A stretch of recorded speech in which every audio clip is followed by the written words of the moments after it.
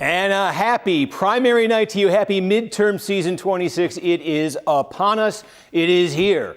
Primaries tonight in Arkansas, although not really intense ones. So Arkansas, we may not give much attention to tonight, but big ones in North Carolina and the mother of them all in Texas tonight.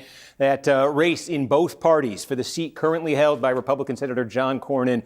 We are going to find out if Cornyn can survive. Can he reach a runoff? Will he be viable in that runoff? And who will the Democrats nominate to oppose whoever the Republicans nominate? We're going to find that out in Texas. We are going to find out all about House races. There are endangered incumbents all across Texas and in North Carolina as well. We're going to be following those House races. We're going to be here for everything tonight. Now, the original plan when we conceived this was I would come on the air right now, and as I did, we would start getting results. We would get them from North Carolina. Polls were supposed to close in North Carolina at 7:30, and the way they do things in North Carolina, you start getting numbers within minutes of the polls closing. However, there's been an issue in one of the counties in North Carolina. This has happened there before. It happened again today. We probably should have anticipated this. And the way the rules work in North Carolina is if poll closing is extended in any one county in the state, then the entire state has to wait to release its votes until the polls are closed in that county. So that is what has happened. There's an issue in one county in North Carolina. They've decided to keep the polls open an additional hour until 8:30 Eastern. And so instead of 7:30 Eastern getting a flood of votes out of North Carolina, we're going to have to wait on North Carolina till 8:30. And so this first 30 minutes right now that you've tuned in for, and I'm so glad you did. And please, by the way, spread the word tonight. If you're enjoying this, if you're liking what we're doing here, please spread the word. It's kind of a big experiment for us. I think you're going to find that out as the night goes on. But we've got 30 minutes here to kind of set the scene in Carolina and in Texas, because I will tell you at 8 o'clock, you can see here, this map is going to start lighting up like a Christmas tree. This is the Democratic primary for the United States Senate in Texas. If you're watching this, you don't need an introduction to the candidates, but I'll tell you it's Jasmine Crockett and James Tallarico on the Democratic side, and in the Republican side here, it is John Cornyn, the State Attorney General Ken Paxton, and also Congressman Wesley Hunt. Of course, the issue here on the Republican side, we know that Cornyn, seeking his fifth term here, is in big trouble. The likelihood, folks think, is this one's going to a runoff, that Hunt is going to get enough votes to keep anybody from getting 50%, and that Cornyn and Paxton, they're considered the most likely to go to the runoff. Is that what's going to happen here? There's been some talk from Paxton. Maybe it's bluster. We'll find out tonight that he thinks he could hit 50% tonight, that he could have a real big day, and he could win this thing outright here. If he were to do that tonight, Cornyn would be the first incumbent senator since 2012 to be denied renomination by his or her party. The last one that happened to? Trivia question for you. Anyone know? If the comments are open, maybe Adam, give a shout out to somebody if they can identify. The last senator who is, this is Adam, by the way. Say hello. Are you on there? This is my producer, Adam. If you've watched me through the years, you've heard me call his name out, asking for all sorts of information. So we mic'd him up tonight. So he's going to have to talk. You're going to get to hear him. You're going to get to meet him. You're going to get to learn all about Adam, unless we get some vote totals here in the next hour or so. But we will at 8 o'clock. We will at 8 o'clock. So anyway, question here is if we end up looking at a runoff tonight, what does Cornyn look like tonight? I mean, is this a strong showing that would send him into a runoff? Could he finish ahead of Paxton? If he did, maybe he'd emerge with some momentum. And I think what he's really playing for here is to try to get an endorsement from President, try to get to a runoff and then get an endorsement from President Trump. Trump has stayed on the sidelines in this Republican primary. I think the Cornyn hope here is that he shows some strength here tonight, and that, on the Democratic side, look, if James Tallarico were to be the Democratic candidate, you're certainly going to hear, in particular, a lot of national Democrats making noise about flipping Texas in the fall, especially if Paxton's nominee. Maybe the combination sort of Democrats doing that and Cornyn being faring better than expected tonight, if those two things would happen. And maybe Cornyn could get Trump off the sidelines, could get an endorsement from him, but we'll see what happens. Those are sort of the dynamics we're looking for, a big picture. I think you know that on the Republican side. I think right now what I'll do here is, first of all, just tell you kind of how the night's going to work, but I think it's pretty obvious. We're just going to show you the results. That's our promise to you. We're going to show you the results in all of the significant House races tonight. We're obviously going to be showing you the results as they come in both of these Senate races, and we're just going to keep doing this until we have calls. Our decision desk is tracking all of this.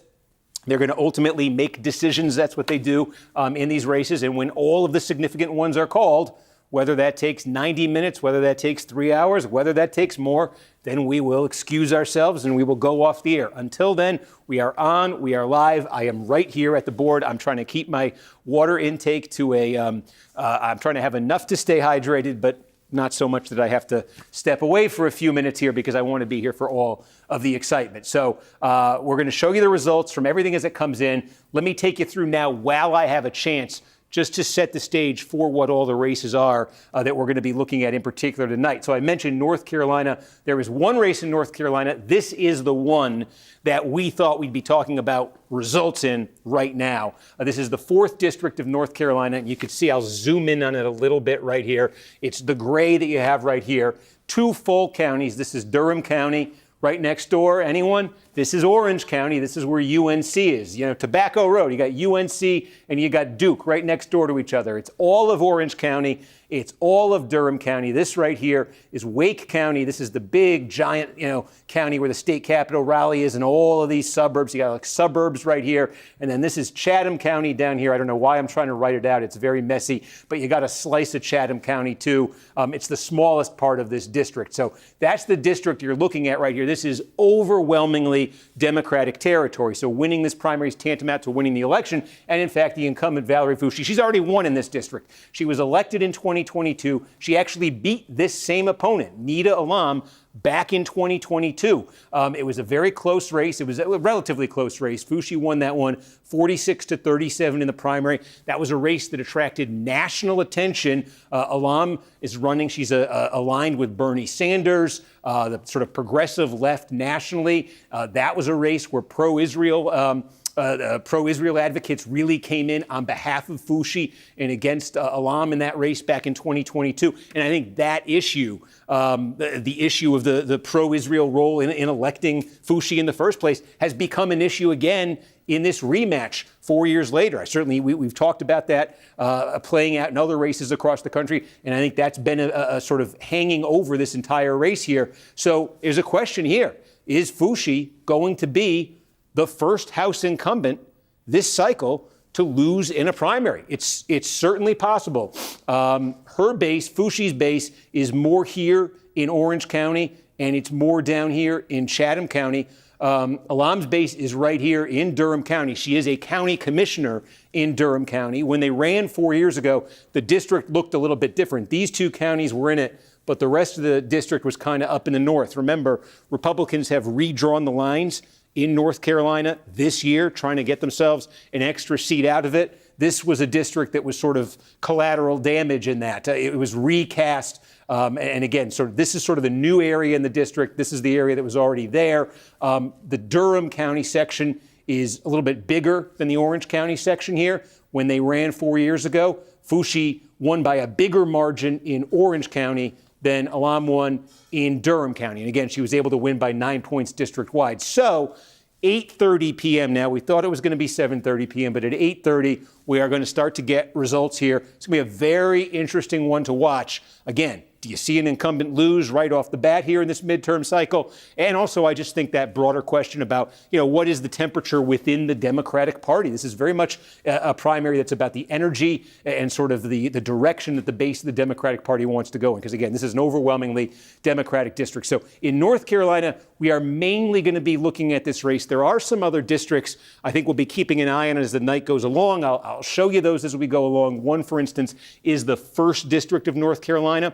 The 1st District is the one that Republicans, in redrawing the maps in North Carolina, are targeting to try to pick up. The Democrat Don Davis represents that now. There's a Republican primary, a pretty contentious Republican primary going on there. Figure out who is going to run against Davis in a district that's been redrawn and is now, a pretty solidly Republican district. I think Davis could be the underdog there, would be the underdog there in the general election. So that's what we're going to be looking at in North Carolina, again, at about 8:30. But the way this is going to go, we're going to have a lot of results in Texas by the time we start to get results out of Orange and Durham counties and the suburbs there. So let's take you over to Texas.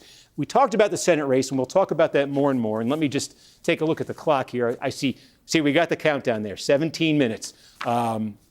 I told him we hyped this as we're starting at 7:30. I put this on Twitter. I put this on Instagram. I put this everywhere, for the last 3 days. Maybe you saw it. I said, we're starting at 7:30. Don't be late. Don't be late. Don't be late. Then they extended the poll closing to 8:30 in North Carolina. So we had a meeting. Do we want to change this to like an 8 o'clock or 7:45? So I said, no, don't worry.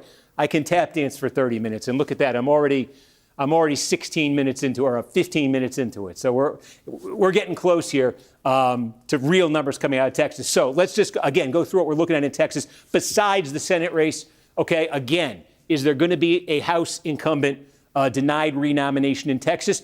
Could it be Dan Crenshaw? I mentioned Cornyn on the Senate side does not have Trump's endorsement. The only House Republican incumbent in Texas who does not have Trump's endorsement is Dan Crenshaw. Trump is not sided with his opponent, Steve Toth, but Senator Ted Cruz has. So no Trump endorsement for Crenshaw, a Cruz endorsement for Toth here.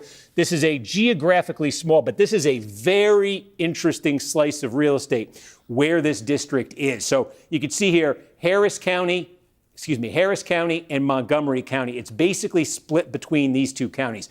Montgomery County is the really interesting one. Not just in this race. You're going to hear me talking about Montgomery County in that Senate race a lot tonight. What are we talking about here? We're talking about the suburbs just north of Houston. We are talking about one of the most explosively growing areas of the country. The population now in Montgomery County, now the entire county is not in here. This is a slice of it that's in here. But this is a county that now has like 750,000 people. I think at the turn of the century, the population in Montgomery County was around 290,000. So in like 25 years, this has been the kind of growth that you've seen here. It's not just growth, though. This is one of the most, maybe the single most overwhelmingly Republican suburban county in the country. Of all the counties in America, this one delivered the biggest single raw vote plurality for Donald Trump in 2024 of any county, Montgomery County. So this is densely populated, fast growing, and this is a very, very conservative and very, very Republican county. That is where Dan Crenshaw is being challenged, that, especially this Montgomery County side of it. Now, the Woodlands, have you heard of the Woodlands? That's it's the big, giant planned community that is in Montgomery County. Part of that is in this district. That's where Steve Toth is from. So this is geographically, this is Toth's part of the district. This is a very, very active, conservative Republican area. I really want to know what Montgomery looks like in the Senate race, obviously, for the reasons I just told you. And this is the turf where Crenshaw is fighting for his political life, is right there in Montgomery County. Again, it's about 55% of the vote is going to come out of the Montgomery County side of this. The other side is going to come out of Harris County. Harris County, of course, is where Houston is, but Harris County is a lot more than just Houston. There are 5 million people in Harris County. It's bigger than like half the states in this country. So you're talking about sort of northern Harris County, more kind of suburbs there. That's the other part of this district, too. Overwhelmingly Republican district. But how is Crenshaw going to hold up here without Donald Trump's endorsement? In the Woodlands, we're going to be looking at that. We're going to be looking nearby here. I don't know why the map just did that, because we're staying right in the Harris County area here.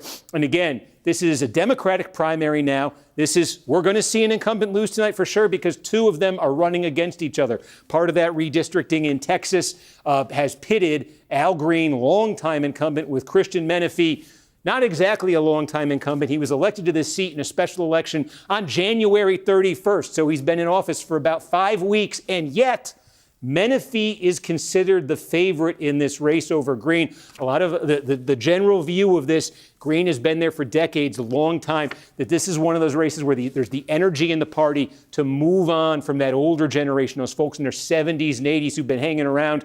So Menifee is considered the favorite here. Again, this is going to be contested, though, right here, Harris County, and a little bit over the border into Fort Bend County. We'll be talking a lot about Fort Bend County tonight. I'm just looking over at the clock because, believe me, I want to stop here, but about 5 minutes to go in the countdown. We got a few districts left, though. Here's another one. Now we're going up to the Metroplex. They're talking about Dallas here. Now, again, this is Julie Johnson is the incumbent, but you know the name Colin Allred. Colin Allred used to represent a district that was sort of in this area. Again, this in the redistricting that Republicans did in Texas, this is a recast district here. So Johnson has only represented part of the turf that's now in this district. Allred previously, from 2018 to 2024, represented part of the turf that's in this district right here. Of course, Allred had started out running for the Senate. He got out of the Senate race, decided to go back, try to win his old House seat. That pits him in this primary against Johnson. I think one of the things you've seen with Allred here, a lot of discussion about this. He had come out there a couple of weeks ago, and he made some accusations about James Tallarico. He's saying James Tallarico had said disparaging things about him, introduced race into it. A lot of that, I think, was that this is also Jasmine Crockett's backyard here. And I think there's an expectation that Crockett's going to do extremely well in this area and extremely well in this district. And that was Allred sort of trying to attach himself to Crockett and try to get his seat back on her coattails. Let's see if he's able to do that tonight. Crockett is going to have her chances statewide really do rest on running up giant numbers in this area. And by the way, it's a good time to mention, we're not going to get numbers from here because this is Dallas County. Dallas County, there's a huge issue. We'll explain it as the night goes along here, but there's a huge issue with voters there today showing up they need to go to their precinct. As it's a change. They used to have to go to countywide vote centers. Now they have to go to individual precincts. A lot of them didn't know that. They've now extended the poll closing time to 10 p.m. Eastern in Dallas County. So we're not getting numbers out of Dallas County until 10 p.m., but put a pin in that because we'll be talking about that when we start getting numbers for the House. And certainly, we did get a bulletin on that. It'll just apply to Dallas Democrats. Just to the Democrats. Yeah. Very important, too. Dallas County is very significant. In the Republican race, about 4.5% of all votes in the Republican primary statewide come out of Dallas County. We will get those votes well before 10 p.m., or many of those votes.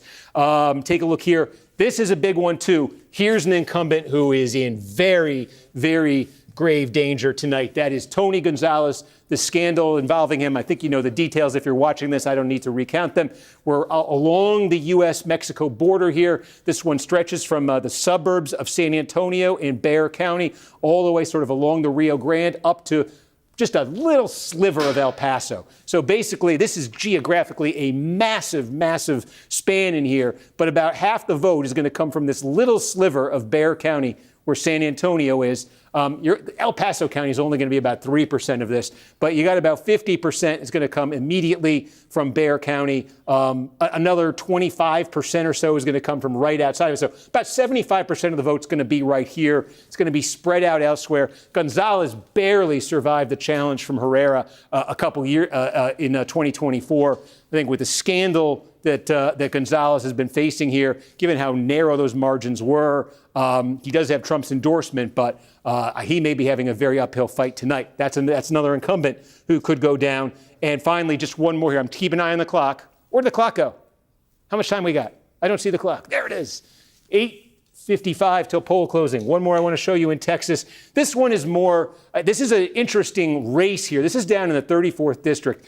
This is a district we are going to be talking an awful lot about this fall. So this is a Democrat, Vicente Gonzalez, who represents this district. This is one of those districts in sort of deep South Texas. You can see city of Brownsville right on the border, sort of anchors this district, goes up near Corpus Christi.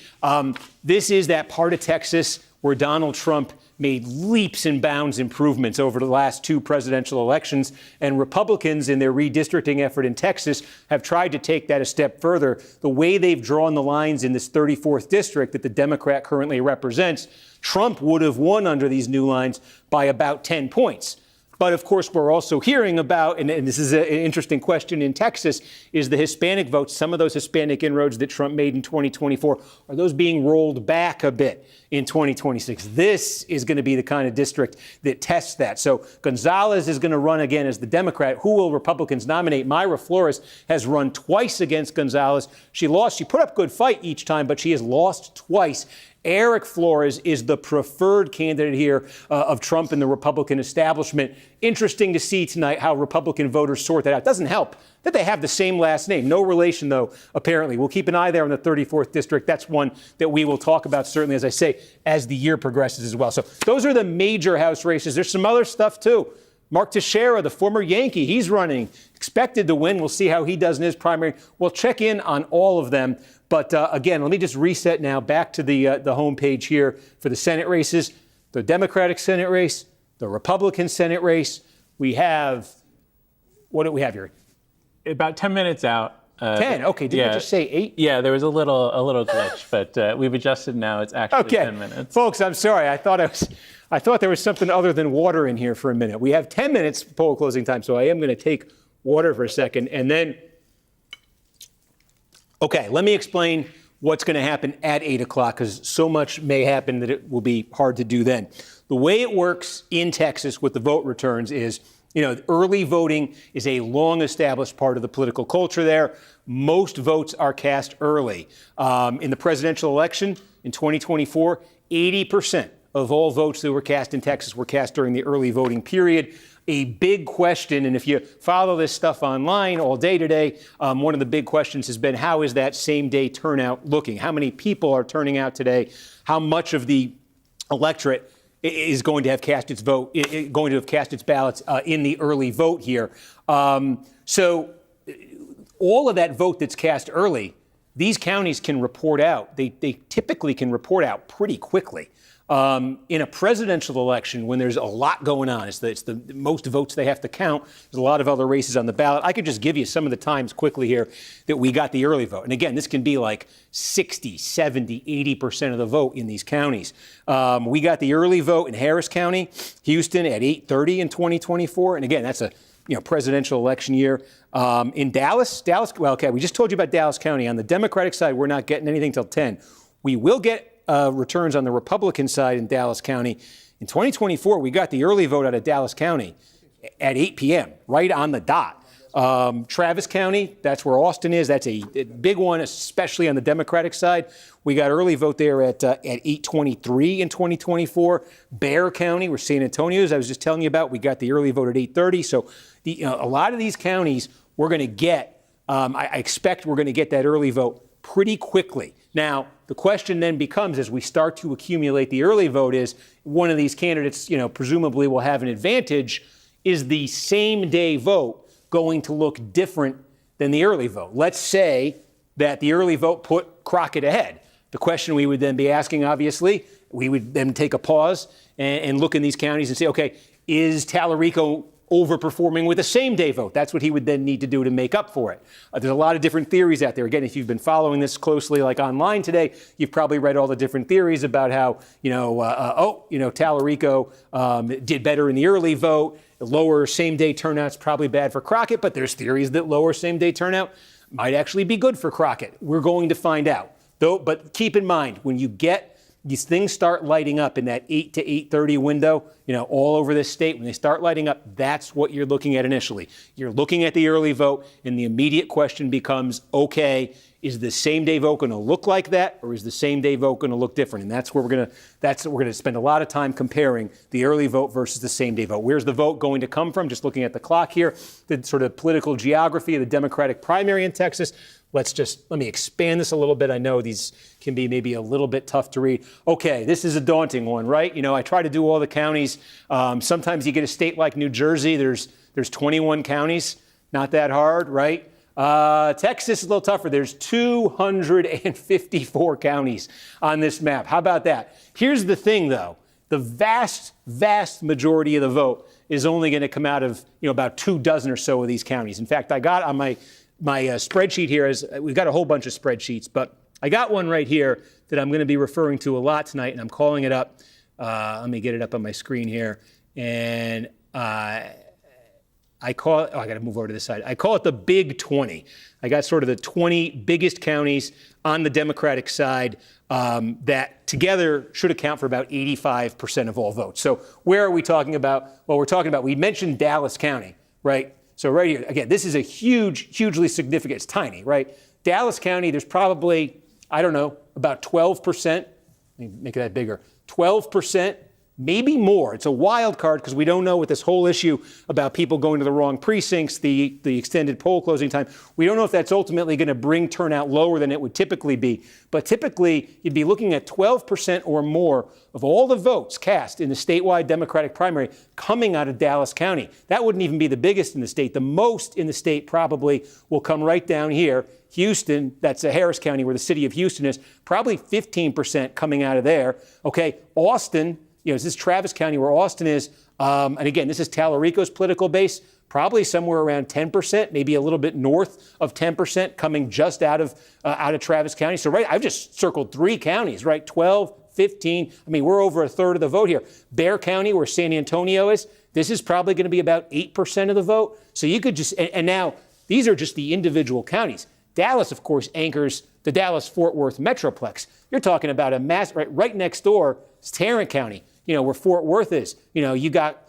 Collin County, you got Denton County, you got big suburbs north of Dallas, you got vastly, quickly growing suburbs, exurbs, the whole Dallas-Fort Worth Metroplex, sort of the area I just circled here. This is probably going to be 30% of all the vote that's cast tonight. And at the same time, down here in the greater Houston area, this is probably going to be, I mentioned Montgomery County, that's much more on the Republican side, but Fort Bend County is going to be a big one on the Democratic side. Galveston County, Brazoria County, you got a whole bunch down here. You're probably looking at 25% of the vote coming out of the greater Houston area, 30, 25. You got a couple big suburban counties outside Austin, a couple more here out of San Antonio. Then you're going to get down into South Texas right here. I mentioned, Brownsville, Webb County, where Laredo is. You got a couple big counties here down in sort of deep South Texas. Probably going to account together for about 8% of the vote statewide. City of El Paso, way out there, looking at the clock, 3:44.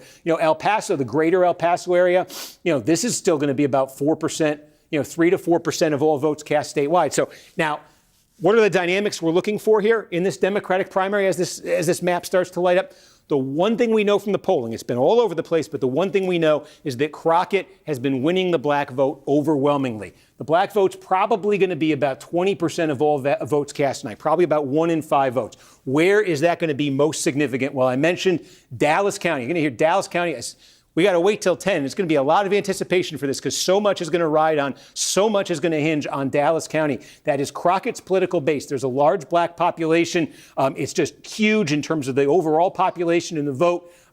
So this area right here, Dallas, the Metroplex, this is where Crockett really wants to run up the score here tonight. She needs to run up the score. Dallas County, but also these other counties, some of these other counties around here. Also, you're going to look in East Texas here, a lot of small towns, but there are some decent-sized, mid-sized cities here with some of the largest black populations you're going to find, at least proportionally, anywhere in the state. This is a place where Crockett's going to want to, Beaumont, for example, Beaumont, Tyler, Texarkana, places like this. This is where Crockett wants to run up the score. This is the political base of Tallarico in and around Travis County, Austin, Williamson County around here. Just looking at the clock, 2:18.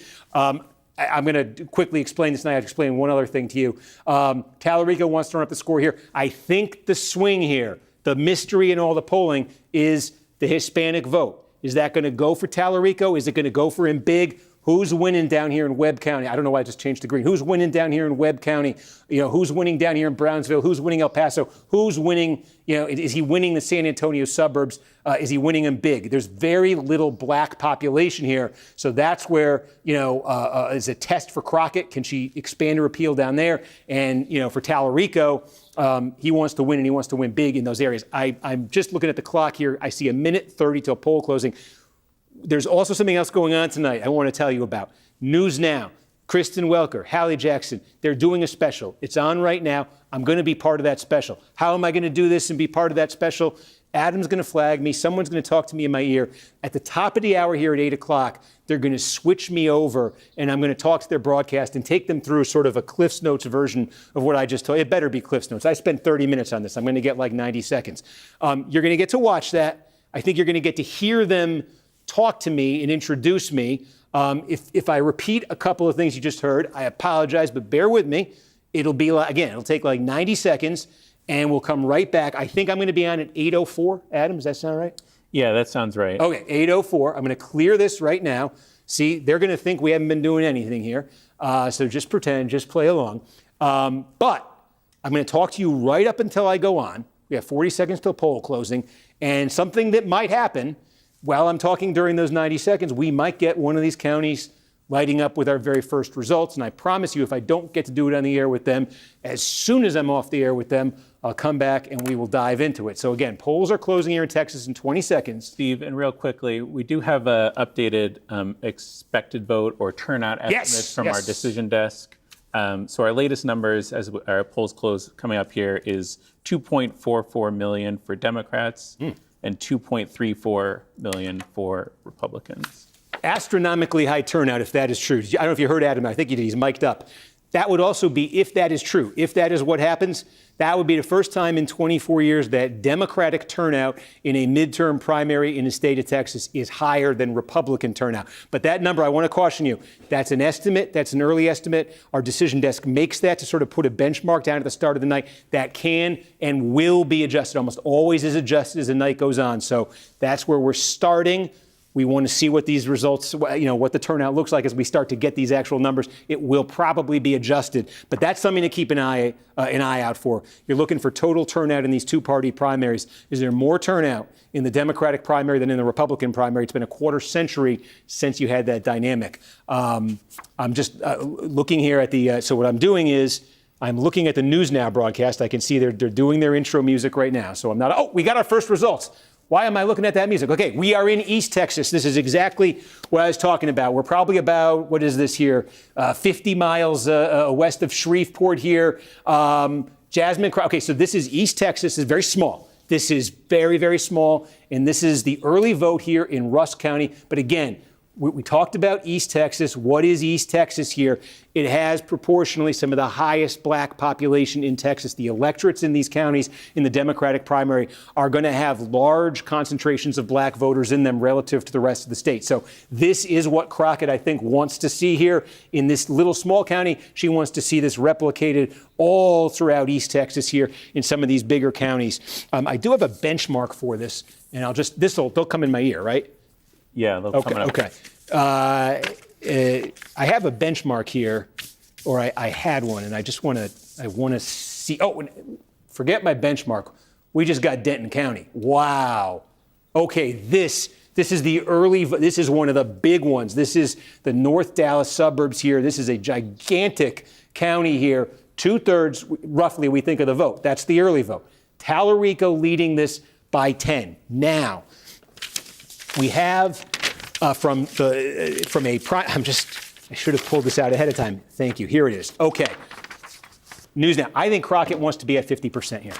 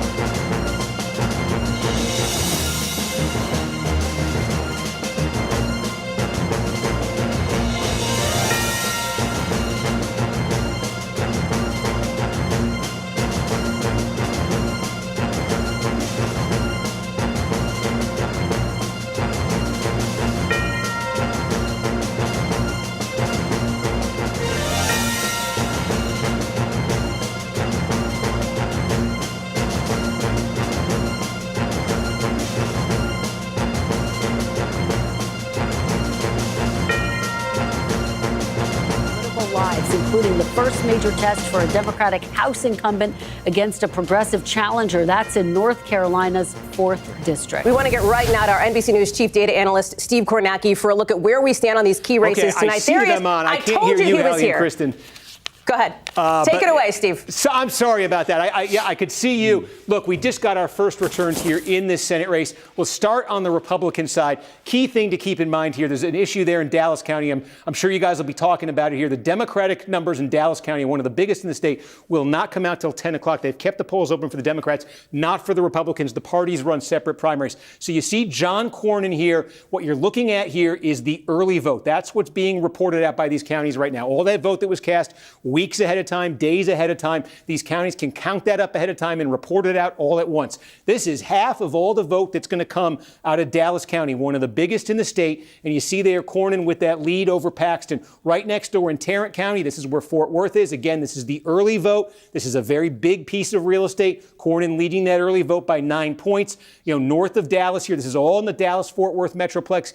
Denton County, you can see an advantage here.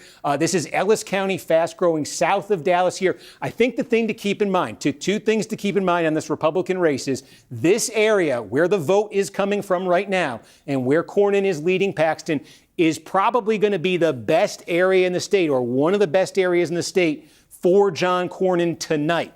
In past primaries, Cornyn has run his best here in the Metroplex relative to the rest of the state. And in past primaries, specifically in 2022, when Paxton received a challenge from George P. Bush, Paxton lagged a bit here relative to the rest of the state. So I'd say right now, from the Cornyn standpoint, they need these counties to be coming in his shade of red here. And in fact, you do see a couple pink. Kaufman County, this is a fast-growing, sort of getting outside of a little bit outside of Dallas here. Paxton leading the early vote here. Get up into sort of Texoma area here. This is much smaller. Paxton leading there, but I think Cornyn wants to be running up the score here. There are the other area that's going to be strong, I think, tonight for Cornyn is going to be around Austin. So let's see as it fills in. This has to be big for Cornyn. Right now, it's a decent start for him. Democratic side here. Let's take a look, though, at what we're getting in that race. Again, we don't have numbers from Dallas. We will not have numbers from Dallas County until 10 p.m. In the Democratic race, but we do have, in Tarrant County, Fort Worth, you have Crockett here leading in the early vote by 12 points. You have Denton. Again, this is a big one, the early vote. Now you see these are two different shades of blue here. This is James Tallarico leading here in the early vote. I think, again, what you want to keep in mind about this area is this is Crockett's backyard politically. Her political base is in Dallas. That is where her congressional seat is.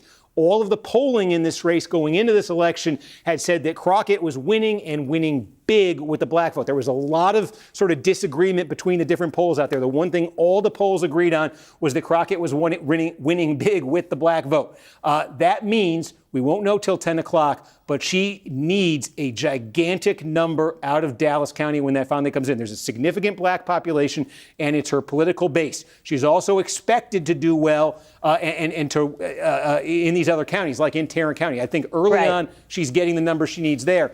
The question is going to become, this is the early vote, when we start seeing the vote that was cast today, how does that look?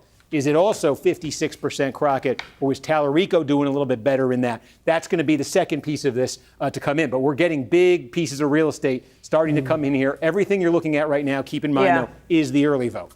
100%. Steve, you're teeing us up, I think, for a really important piece of the conversation, this thing that has developed in really just the last maybe 45 minutes or so. Steve, stand by. I want to bring in our Priscilla Thompson, our Ryan Chandler, our team on the ground in Texas. Ryan's at the campaign headquarters, James Tallarico. Priscilla Thompson, let me start with you from Jasmine Crockett's headquarters in all-important for her, Dallas. And Sorry this about the confusion there, folks, but I think that worked for everybody, right? We got to do we got to take them through it, and I think you heard a little bit of my kind of real-time thinking about that. So let's just reset in both of these races. And, statewide now, this is about a little bit less than 10% of all the vote. You see Crockett leading Tallarico in the count that's in. It's no surprise given where the vote is coming from. I had mentioned to you before, though, before I went to that, and I think this is better to talk about with you guys than on the News Now one because it's a little more nitty-gritty, but I think this audience will get it. We have put together sort of benchmarks here for what we think the candidates need coming out of these counties.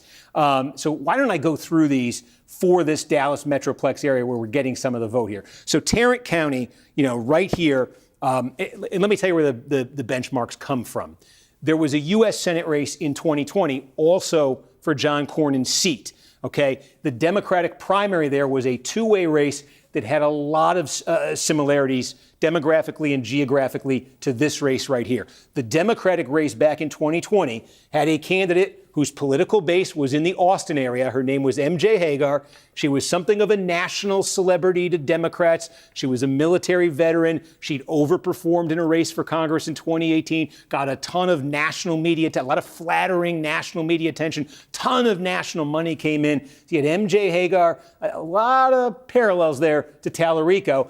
And then you had a candidate, Royce West, who was a legislator from the Dallas area. In fact, his district overlaps with a lot of the district that Crockett represents as a congresswoman. Okay, from the Dallas area, West had deep support in the black community around the state, something the polling is telling us Crockett did too. West was running to the left. His opponent's supporters were saying he was unelectable in the fall. You've certainly heard that from folks aligned with Tallarico about Crockett. So a lot of similarities here between those races. That race was very close. Hagar won at 52-48. So looking at that, but looking at a couple of other things as well, we've put together benchmarks for where we think these candidates need, what they need to be doing in different places. So take a look here at Tarrant County, Fort Worth. This has one of the higher black populations in the Metroplex. So it's a gigantic county. And I think when the night is over, that Crockett probably wants to have near 57% minimum, as close to 60% out of here as she can. Okay. So the early vote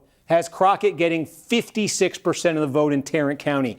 The benchmark that I have here for her is 57. So remember what we're saying. It's the early vote. Now we want to see what the same day vote looks like.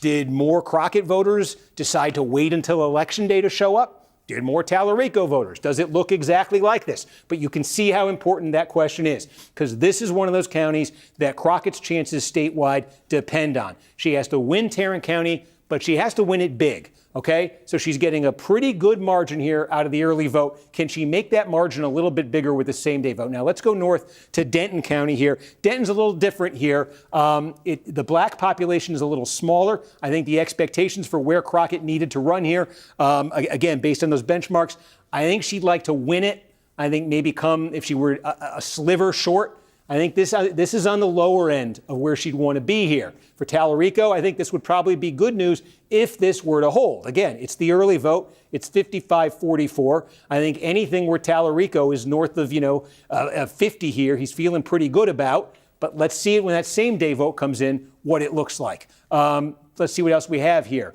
Kaufman County, this is a much smaller one here. Again, I think the benchmark here I have for Crockett is 65. You can see she's running at 71. Take a look at Ellis County here. The benchmark I have for Crockett is 68. She's running at 7. So you can see she's pretty close to her numbers here. A little bit not in Denton County, but let's see. This is a small sample we're looking at right here. But that's what we're going to be doing as these votes come in tonight in this Democratic race. Again, let's just sort of reset statewide. We'll be giving you these benchmarks. But again, the expectation is for the best numbers Crockett's going to get are going to be in this area. Best numbers she's going to get are going to be in this area. These are going to be sort of the two sweet spots for her on the map. A lot of sort of suspense here about what it's going to look like in Bexar County down in South Texas, where the Hispanic vote is a much bigger factor here. And this is going to be right here around Austin. This is going to be Tallarico's, where he runs up the score. And I think, right here, we talked about a quarter of the vote coming out of the greater Houston area. I think there's a lot of suspense here about what it's going to look like. This county, Harris County, in that Democratic Senate race from 2020 I was telling you about, was basically dead even. So I think this is maybe even a bellwether. Harris County tonight might end up being a bellwether. I think Crockett needs to win it. But if she could win it by a couple of points, open up a, 4-point win or something out of Harris County with all of the votes that are coming out of there, I think that'd be a very good sign for her. If Tallarico were winning Harris County, I think that'd be a sensational sign for him. So again, we're talking about vote right now that's basically coming out of Crockett's backyard. That's what it looks like. Flip over again to the Republican side here, I don't know if we have really anything more that's come in. We did get, one county here. Okay, now this is interesting here. Again, this is a small county in East Texas. We talked about this on the Democratic side. I think it'd take you through a little bit of the geography on the Republican side. Didn't get as much of a chance to do that right here. I keep talking about how Cornyn, this is sort of where we think he's going to do the best tonight. This and right here around Austin, Travis County, Williamson County. I think he's going to do the best in those two places. East Texas is interesting because East Texas is a lot of small towns in East Texas. On the Democratic side, it probably adds up to 4% of all votes statewide, 5% of all votes statewide. It is deeply, deeply Republican. This is going to be like 13% of all the votes that come out of the Republican primary are going to come out of East Texas. These are a lot of counties that have significant black populations. They are majority white counties. The voting patterns are really kind of split along racial lines in these counties. So you have counties in here, that Republicans are typically winning 70, 75, 80% of the vote in. Culturally, this part of Texas, East Texas, it sort of I don't know how you think of Texas. Sometimes you think of Texas as the Wild West and cowboys, or, think of it as Dallas and the city. Well, this is the part of Texas that really, I think, is very culturally similar to the Deep South in East Texas. So very interesting that in the early, this is a very, very, very small and isolated sample. But here you are over in East Texas. Paxton, in his past primaries, in that runoff I'm telling you about against George P. Bush in 2022, did very well in East Texas. In the early vote, one county here, very small. Interesting that Cornyn is leading that early vote over Paxton, and that sets up a question. I think when we start to get the same-day vote, if we started to get the same-day vote in this county, and that got replicated throughout East Texas, that'd be very good news for Cornyn. If he were running like this with all the votes in East Texas, that's a huge if. I just wanted to give you a sense, though, of the basic dynamics there. We did get, Galveston, this is a big one. And this is another area I want to talk about on the Republican side. We're getting down into the greater Houston area here on the Republican side. So about 22%. This circle's a little too big, but about 22% of the vote in a Republican primary is going to come out of the greater Houston area. That's going to be Harris County. It's going to be Fort Bend County. It's going to be Montgomery County. Another big piece of it is right here in Galveston County. Do you like island living? Go to Galveston, Texas. This is the part of the state that I wasn't sure what to make of as we were kind of setting expectations for this Republican primary. If you were with us earlier, Fort Bend. Put a pin in that. We just got the early vote in Fort Bend. Okay, this is big. These, again, it's like Sugarland, Texas here. These are the suburbs just south of Houston here. This is a giant piece of real estate. This is the early vote in Fort Bend County. Paxton leading Cornyn by 3 points in the early vote in Fort Bend County. Wesley Hunt far back in third. Again, similar area here. Galveston County. This is outside of Houston. This is a pretty big piece of real estate. Again, early vote looking pretty similar here. Wesley Hunt running distant. Remember, Wesley Hunt's district is in the Houston area, not where I'm showing you on the map right now. But again, just in terms of trying to gauge how Hunt's doing tonight, you're getting closer to his political base right here. So again, Paxton running ahead here. Hunt well in third in the early vote. And again, there's a ton of votes are going to be coming out of Galveston, out of Fort Bend, out of Montgomery, out of Harris County, out of Brazoria County tonight.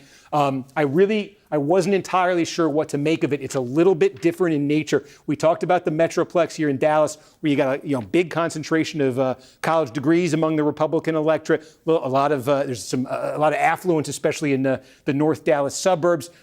There's a lot of college degrees. There's a lot of money in the Houston area as well. But politically, the Republicans in the Dallas area tend to be a little bit more moderate, I think culturally moderate, a little bit more conservative in the Houston area. So the way I was kind of looking at this was, this would be Cornyn's big strength tonight, the Metroplex. This would be the kind of place that, Paxton might have more natural advantages in, but it's such a big part of the state. Cornyn's got to do something here. So look at it. Let's see what I sound like I'm on a broken record here. Let's see what the same day brings. Cornyn is competitive in a little bit trickier part of the state for him here with these early vote numbers. But is that what the same day vote's going to look like? Or is the same day vote going to open up for Paxton? Is he going to open up a big lead here? Because that's how Paxton, you start running up double-digit victories in the counties here in and around Houston, you could start running up statewide pretty quickly. So again, Steve? Yeah. With that Fort Bend update, we got new numbers in the Democratic race as well, and in the Texas 18 when you want to check the House races. Yep. Okay. So now we got Fort Bend on the Democratic side. Again, this is the early vote here out of Fort Bend County, and I'm just trying to looking here at my. Yeah. Okay. So I think Crockett. This is what she'd want to see out of the early vote in Fort Bend. I think she wants to be winning Fort Bend County here. This is a very fast-growing, racially diverse county. This is, again, these are suburbs south of Houston. This is where Democrats have been doing, until 2024, have been doing better and better in presidential elections. So we got the early vote in Fort Bend. This is a county that Crockett wants to win. She wants to win this thing fairly comfortably. Again, same day the question here, but that's probably a good early vote number for her.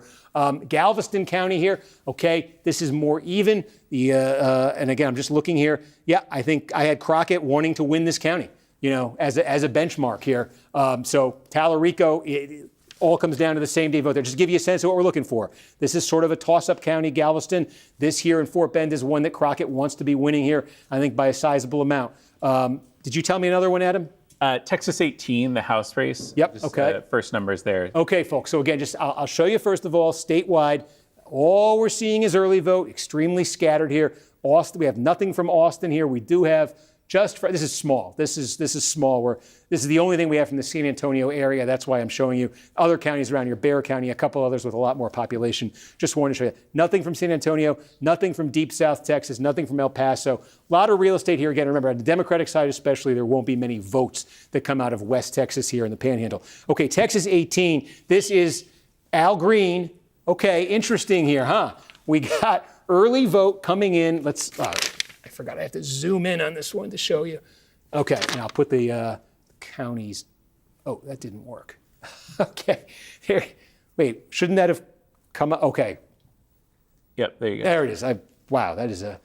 Okay, we got the Fort Bend. Because we got Fort Bend, we have the Fort Bend portion, the early vote from the Fort Bend portion of the 18th district here. Again, this is very newly minted incumbent Christian Menifee. He's like 5 weeks on the job. Al Green, he's decades on the job here. In the early vote, Green, you can see here with a 2-to-1 advantage over Menifee. Most of the vote in this district is going to come from Harris County and Houston. This is where the race is going to be decided. Obviously, if you're Green, though, this is good news for you to be winning 2-to-1 in the early vote in Fort Bend. Although, again, smaller part of the district. What's the split there? Is it like 82-18? Yeah. Yeah, it's 80% of the vote is going to come out of Harris County, Houston, 18%. So we'll keep an eye on that, obviously. Do we have any other House races? Nothing right now. No. Okay, nothing yet in the House races. What do we have time-wise? I want to make sure. Do I have a clock in here? Well, you keep me honest on North Carolina. I know we're nowhere. Yep, it's 8:22. We have, nothing. Okay, we're getting close on North Carolina. Okay, let me go back to the Senate race right here. Let's go right back to the Democratic race. And let's flip over to the Republicans. I wanted to see if anything had changed there. Okay, so again, we do have a little bit more here. Statewide here, Cornyn again leading. And again, I think the thing to keep in mind too, overall, Hunt here running a very, very distant third. So, the polling had mostly been showing that. We did want to see, as the results started to come in, is there confirmation that there really was a big divide between these two and Hunt here. And the question then, let's keep an eye here. Is anyone ultimately getting close to 50%? If somebody could hit 50% plus one, race ends on the spot. It ends tonight. We have a nominee on the Republican side. Otherwise, we're talking about the runoff here. So, again, we Metroplex, this what you're seeing right now is tilted towards Cornyn, much more than Paxton in terms of where the vote has come from. I'm going to put the Democratic vote back up on the screen. And what I want to do here, and Adam, shout if we get anything else. I want to look at my spreadsheet. Yep. And my computer's going to sleep.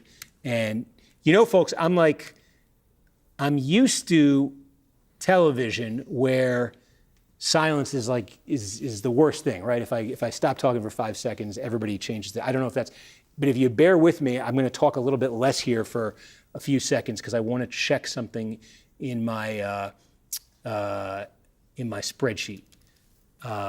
I've got, I think I told you this, what I'm calling the Big 20, sort of on the Democratic side. And I just want to see what I'm looking at right here. Yeah. Okay. 11. Yes, 20. 20. Okay, that's what I wanted to see. Okay. So one thing I wanted to show you, we talked about this a little bit with the benchmarks here. I'm giving you these numbers I think Crockett needs to hit in these counties, or Tallarico needs to. If I give you a number that Crockett needs to hit in the county, the reverse of it is the number Tallarico needs to hit. So, I mean, it's a two-way race here. So, but a big part of it is when you look back at that 2020 Democratic primary, and when you look at the polls now that have shown the black vote going overwhelmingly for Crockett, you really could see in that 2020 primary that the results tracked closely with the black population, how big or how small the black population was in any area. Basically, half of the Democratic electorate in Texas lives in a county where the black population is at least, overall, is at least 10.5%. Not the electorate, but the overall population is at least 10.5%. So half of the overall vote is going to come from counties where the population is at least 10.5% black. In that 2020 primary, Royce West, who was the candidate from the Dallas area, like Crockett is now, won the overwhelming share of the counties where the population, the black population, was 10.5% plus. Then there were 207 counties where the black population was less than 207. And MJ Hagar, the Austin-based candidate with a lot of parallels, I think, there to Tallarico, won 194 of them. So that is one of the things we have been looking at. What is the black population here in terms of setting these benchmarks? And again, like Fort Bend County here, suburbs of Houston, I mentioned the diversity here. I mean, there's a large, it's a very diverse, it's truly a diverse county in that, it's about a quarter Hispanic, white, Asian, and black. There are very large populations of several different groups here. But this is one of the larger black populations you're going to find in a county, especially a county of this size. It's about 20% black, Fort Bend County. So again, when I said Crockett wants to win here and she wants to win big, that's what's going into that. It's got one of the larger black populations of any county in Texas, especially a larger size county here. And again, right here we showed you Fort Worth, Tarrant County, where again, I think Crockett wants to be winning this. I think she wants to be getting close to 60% here. You're looking at a black population here of about 17%. So that's why the expectations here, I think, for her that I've set are so high in those places. Did we just get one down?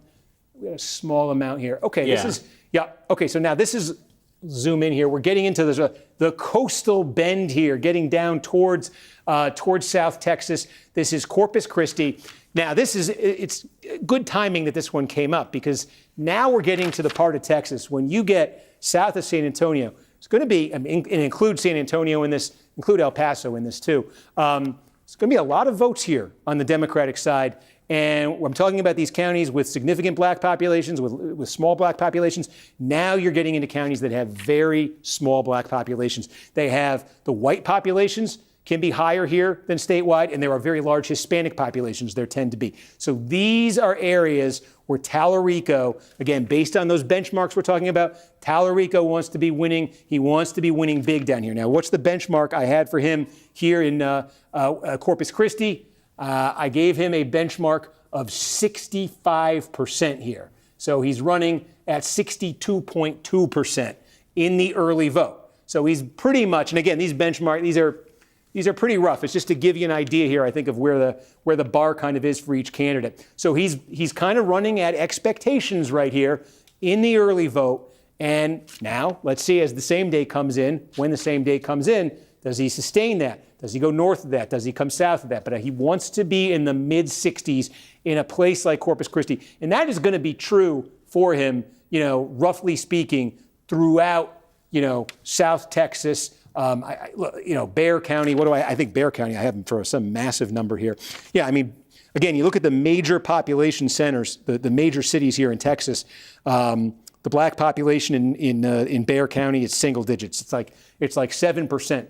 Larger white population, very large Hispanic population. So again, based on what you're seeing here, You know, I think you'd expect and you'd want to see if you're Tallarico. You really would need to see if you're Tallarico. Something in the mid-60s probably, low to mid-60s coming out of Bexar County when we get that. When did we get Bexar County? I have a timestamp here. We got our first report from Bexar County at 8:30 back in 2024. So let's see, that should be coming up soon. How much time till 8:30? It's 8:30 now. Okay, it's 8:30. I'm going to flip over. I'm going to show you. Okay, we're in a sort of stable moment here that can always change quickly. This is where the Democratic race stands. We've taken you through what we've seen. This is where the Republican race stands right now. We've taken you through, what we've seen. I do want to just check in on how Corpus Christi looked here. Quickly, this part of the state too, both Cornyn and Paxton in South Texas underperformed in their last primaries. So there's a little bit of suspense who was going to do better down here. Interesting that in Corpus Christi area here, Cornyn with about 50% of the early vote. That's interesting, but it's limited. Okay, I want to zoom back out.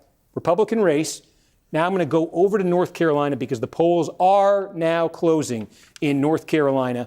And we're going to go to our friends here in the 4th District. Now, remember, this is a Democratic incumbent who's in danger of losing her seat. Valerie Foushee, elected in 2022. She beat Nita Alam by 9 points in that primary in 2022. This is a rematch. This is a rematch in a political climate within the Democratic Party that is different on a major issue. That major issue involves Israel, the support that Foushee had from the pro-Israel side back in 2022. Certainly a lot of comments that Alam has made over the years that were issues back in 2022, but have the politics changed in the Democratic Party between 2022 and 2026? That's something that this race is going to be telling us tonight. We're looking again, Durham County, okay? All of Durham County. This is Orange County, Chapel Hill, University of North Carolina, Wake County, suburbs of Raleigh, Chatham County, piece of Chatham County here, small piece, going to be the smallest part of this. Now, the way it works, again, in North Carolina was they've delayed the poll closing. It was supposed to be 7:30. Now it's a poll closing of 8:30. We've crossed 8:30. In North Carolina, it's a little different than in Texas in terms of how they report the vote out. I don't know if this is going to change now that they've had an extra hour, but typically what they will do is within minutes of poll closing, they'll report out the vote by mail. Okay, so Texas doesn't have a lot of vote by mail. There's more vote by mail in North Carolina. They will report out the vote by mail typically within a couple minutes of poll closing. Then, about a half an hour or so later, you will get the early vote. The early vote's going to be the mother lode. That's going to be the biggest single batch you get in these places. And then after that, you'll get generally incremental reports once every half an hour or so of the same day vote as it's tabulated. So generally 3 phases. Although, again, with the delayed poll closing here, it was only delayed because of one county that is not in this district. So I don't know if that's given them more time here and more ability to get more vote reported out quickly. But I'm leaving it here for a minute because if past is prologue, it's 8:32, we would get a report here.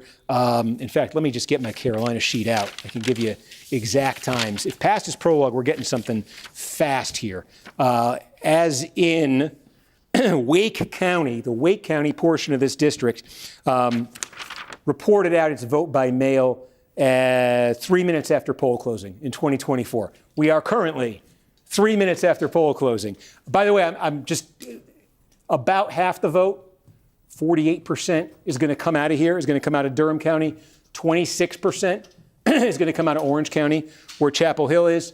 18% is going to come here from the Raleigh suburbs and Wake, and then it's 8% is going to come from Chatham County. So that's the distribution. And again, Alam is a county commissioner in Durham County. Okay, so this is her home base. She did carry this. It was pretty close. She did carry this, though, over Foushee in their 2022 primary. Foushee, born and raised in Chapel Hill. She is from Orange County. She went to the University of North Carolina, and she previously represented, before she went to Congress, a state Senate district that took in Orange County, also took in some of Chatham County, a sliver of Chatham County that's in this district. So this is sort of her base right here. She ran up the score here in Orange County when she and Alam ran back in 2022. It's smaller, but she won by such a big margin it more than canceled out Durham County. see if that's what happens again tonight or if the dynamics have changed. And then you've got this area right down here, Wake County. And again, this district was changed by redistricting by Republicans this year in North Carolina. Okay, I killed time because I knew it was coming. What are we looking at? So again, I think we're looking at, we're clearly looking at the early vote and the mail vote here. So this is not going to be that three-step process because they had the extra hour. We just got it all at once. So we got in Orange County, Foushey's base here in the early vote, and I believe the vote by mail, right? Is this? Yeah, that's right. Okay. And Steve, you'll have a News Now hit coming up in a few minutes here, and you're going to start hearing program in your ear a minute out. Okay, we have a few minutes? You have like 3 minutes. Okay, in 3 minutes, I'm going to do a News Now hit. I'm going to update them on Texas and maybe this. They probably just want to stay on Texas, but let me know, Adam, what they want to do. Let me take you through this while I have the time. Okay, so the early vote, the vote by mail, more than half the vote coming now out of Orange County here. Again, this is Foushey's backyard here. She should be winning big here, but I think also encouraging for Foushey is the early vote and the vote by mail does have her ahead by 2 points here in Durham. This is Alam's political base here. Alam had won this narrowly, but she did win this portion of the district back in 2022. So do I even need to say it? It's all about the same day vote right now. Is it going to look like this? If it looks like this, it's great news for Foushey. Steve, they're going to come to you. They're going to come to me. I'm going back. War, and we've got American guys, troops coming to me being in a killed. second here on News Now, so just bear with me. You'll hear it. They made a call in the Cooper race. And could it depress turnout amongst the president's MAGA base? Not just in these races tonight, but throughout the midterms. Look, we're only into this for a few days. Still talking to him. Look I'm what gonna he keep was talking able to to accomplish our in folks. Venezuela. So they're talking. They're still talking on the News Now broadcast. NBC News has declared. Well, we gave Cooper the nomination. Yes. Okay. Sorry, I don't mean to laugh. It's very serious. It's just obviously it's a foregone conclusion, and he had to remind me. Adam did. He said they called the Cooper race. I said, "Who's Cooper?" I wasn't even thinking about it. But okay, I did want to take a look here and show you something in this North Carolina race, if I can find it. We also got some new vote in Hayes County. Oh, okay, that's big. In the Democratic race. Okay, let's go look at that. I think they're. Yeah, I am.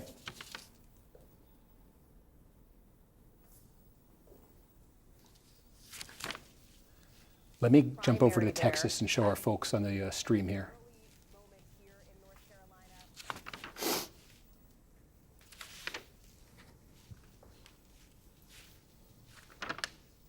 Okay, we got 2 minutes here. So we got, okay.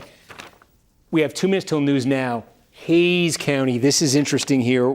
This is supposed to be, I have Tallarico's benchmark here set at 74%. He's getting 74%. Okay, so Hayes County in the early vote here. Let me zoom in here because I think we're kind of, okay. I got a benchmark here of 74% for Tallarico, and he is getting 74% right now. And again, we'll just zoom back out and show you statewide. We're starting to get a little bit, these are, we're in the panhandle here, it's tiny. I just wanted to look here. Okay, I just wanted to look for a county. Much more significantly, Cameron County. This is where Brownsville is. Okay, this is the city of Brown. This is a big one in deep South Texas, right over the border here. We've got the early vote, 2/3 of the vote here. And again, this is what we've been talking about. Very, very small black population, large white population, large Hispanic population here is what I'm trying to say. And the benchmark that I had for Tallarico here in Cameron County was 65%. So again, he's right basically in the neighborhood of where he wants to be here in the early vote. But I mean, you're starting to see that pattern that we talked about is coming into focus here. You see it here around Corpus Christi. You see it here around Brownsville. When you start getting south of San Antonio here, start to get to the large, this suggests certainly that Tallarico is doing very well with the Hispanic vote. There was some disagreement in the polling about where that stood. We got Harris. We got the early vote in Harris. Look at this. Harris is massive. It is 15% of all the vote that's going to be cast in the Democratic primary tonight. Again, the city of Houston's here. It's not just Houston. There's 5 million people in Harris County. Here's Crockett leading by 8 points with the early vote. Again, we talked about, I sort of viewed this one as a bit of a toss-up, but I think this is one that Crockett wants to be winning by a couple points. And when I start to see what's happening here in South Texas, and I start to see maybe the Hispanic vote materializing as pretty strongly for Tallarico, that's what's being hinted at by the numbers you're getting from some of those counties. I think it puts a little more pressure on Crockett to offset it. So in the early vote here in Harris County, she's got the 8-point lead. And again, the benchmark I have there for her is, I think she needs to win it by a few points. If she were to hang on at anything like this in Harris County, that'd be very good news for her, but it's all going to depend on the early vote. Did we just get another? We got, Travis County. This is the heart of Tallarico country, okay? His own state legislative voters, a part of this mix you see here. It's where the city of Austin is. This is the early vote. And again here, Tallarico winning this by 53 points. I will say that the benchmark I have for him here is a little bit shorter than this. It's interesting in that 2020 Democratic primary I was telling you about, MJ Hagar, the sort of somewhat comparable Tallarico candidate, was just about 60% here, in the high 50s here. Tallarico, I think more of a hometown, more of a home area boost here, I think is what you're seeing, at least in this early vote. Okay, again, now maybe all of the supporters were super enthusiastic. They voted early and it's going to look different same day. That's what we're looking out for. But this is a real big boost for Tallarico coming out of his own backyard. I think a little bit bigger than maybe I was expecting if it were to look like this.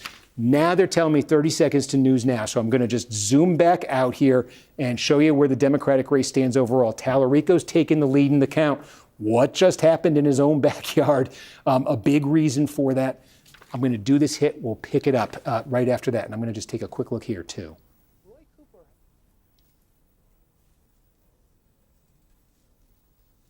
Do we have any same day?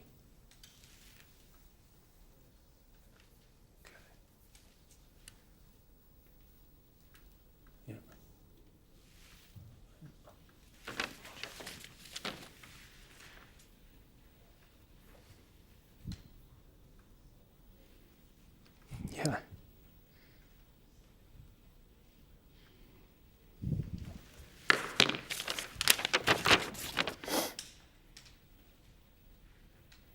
Okay. Did we get anything more out of NC4? If you could, because we've got a lot more to cover tonight. It's an interesting night, Mr. Speaker. You're going to want to hang out. And we appreciate your input, so please stick around. But we do want to head over to Steve Kornacki, who's, of course, still at the big board. Steve, you're looking at Texas. Of course, the Cornyn-Paxton race. What's the latest? How much do we have in? Yeah, I think the headline here on the Republican race so far, again, we're looking at early vote, meaning there's a lot of suspense about what the vote that, was cast in person today at the polls looks like. Is it different than this? Does it change the complexion of the race? But I think the big thing you're seeing, too, is that divide here between Cornyn, Paxton, and Hunt. You certainly see Hunt pulling enough votes here to keep both of these candidates in a statewide tally under 50%, but you see a big divide right there between them. So the idea that if there's a runoff, it's going to be between Cornyn and Paxton, certainly looking like that would be the most likely thing here, just based on the vote that we've seen so far. But the Democratic side, I wanted to update you on there. James Tallarico just took the lead statewide here because, in no small part, this happened. Travis County, this is where the state capital, Austin, is. Now, we knew this was going to be big for Tallarico. Remember, he's a state legislator. This is where his district is. This is the early vote. So, you always have that sort of caveat there. Would the same day vote look different, and would this number come down as the rest of it gets tallied? But I'll tell you, if it's anything like this, if he's getting 3/4 of the vote or so out of Travis County and getting real big turnout out of Travis County too, he's getting a real bang out of his backyard here. I think maybe a little bit bigger than expected. It was enough to vault him into the lead in the statewide count. But this is very patchy in terms of where we're getting the votes from. And remember, Crockett's own political backyard, Dallas County, we have nothing from, and we won't have anything until 10 o'clock. Yeah. So one way to look at this is, Tallarico just landed a pretty big punch from his home county. Now, when we get Dallas, can Crockett do the same thing? The pressure, I think, is going to be on her to do that. Can I ask you, press pause on Texas for just 1 second. Take us to North Carolina. We just made those projections here at NBC News. Again, not altogether surprising. The front runners have been projected to be the winners. Tell us how they did it, what you're looking at, and then this other critical House race that we're watching as well in North Carolina 4, and what you're seeing sort of on the early side as votes are coming in there.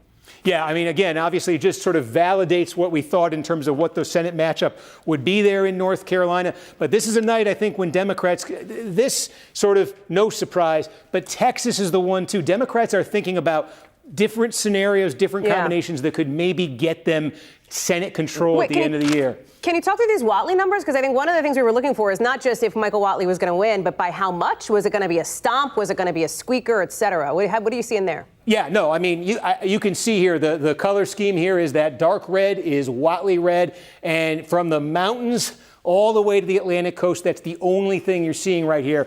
Look, it's a 50-point margin statewide. It is only the early vote. So, again, there's some room for change here. But it's going to be a landslide for him. It clearly is. Cooper, obviously, was essentially the de facto nominee to begin with. So this is just one where it's set now, what we all thought it would be. And this is going to be one we spend an awful lot of time talking about heading into in the general election because, Senate control, all Senate control scenarios, I think, you're really kind of run through what happens in North Carolina.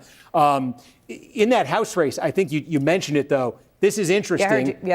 Yeah, let's zoom in here. So what we have, there are 4 counties that are part of this district. Valerie Foushee, again, she's the incumbent elected in 2022. This is a rematch. Nita Alam ran against her in 2022. It was a 9-point race back then. What you have here is the early vote in 2 counties. This is Orange County, Chapel Hill, University of North Carolina. This is Foushee's backyard. Politically, she's winning this by 15 points. She represented this in the state legislature before becoming a member of Congress.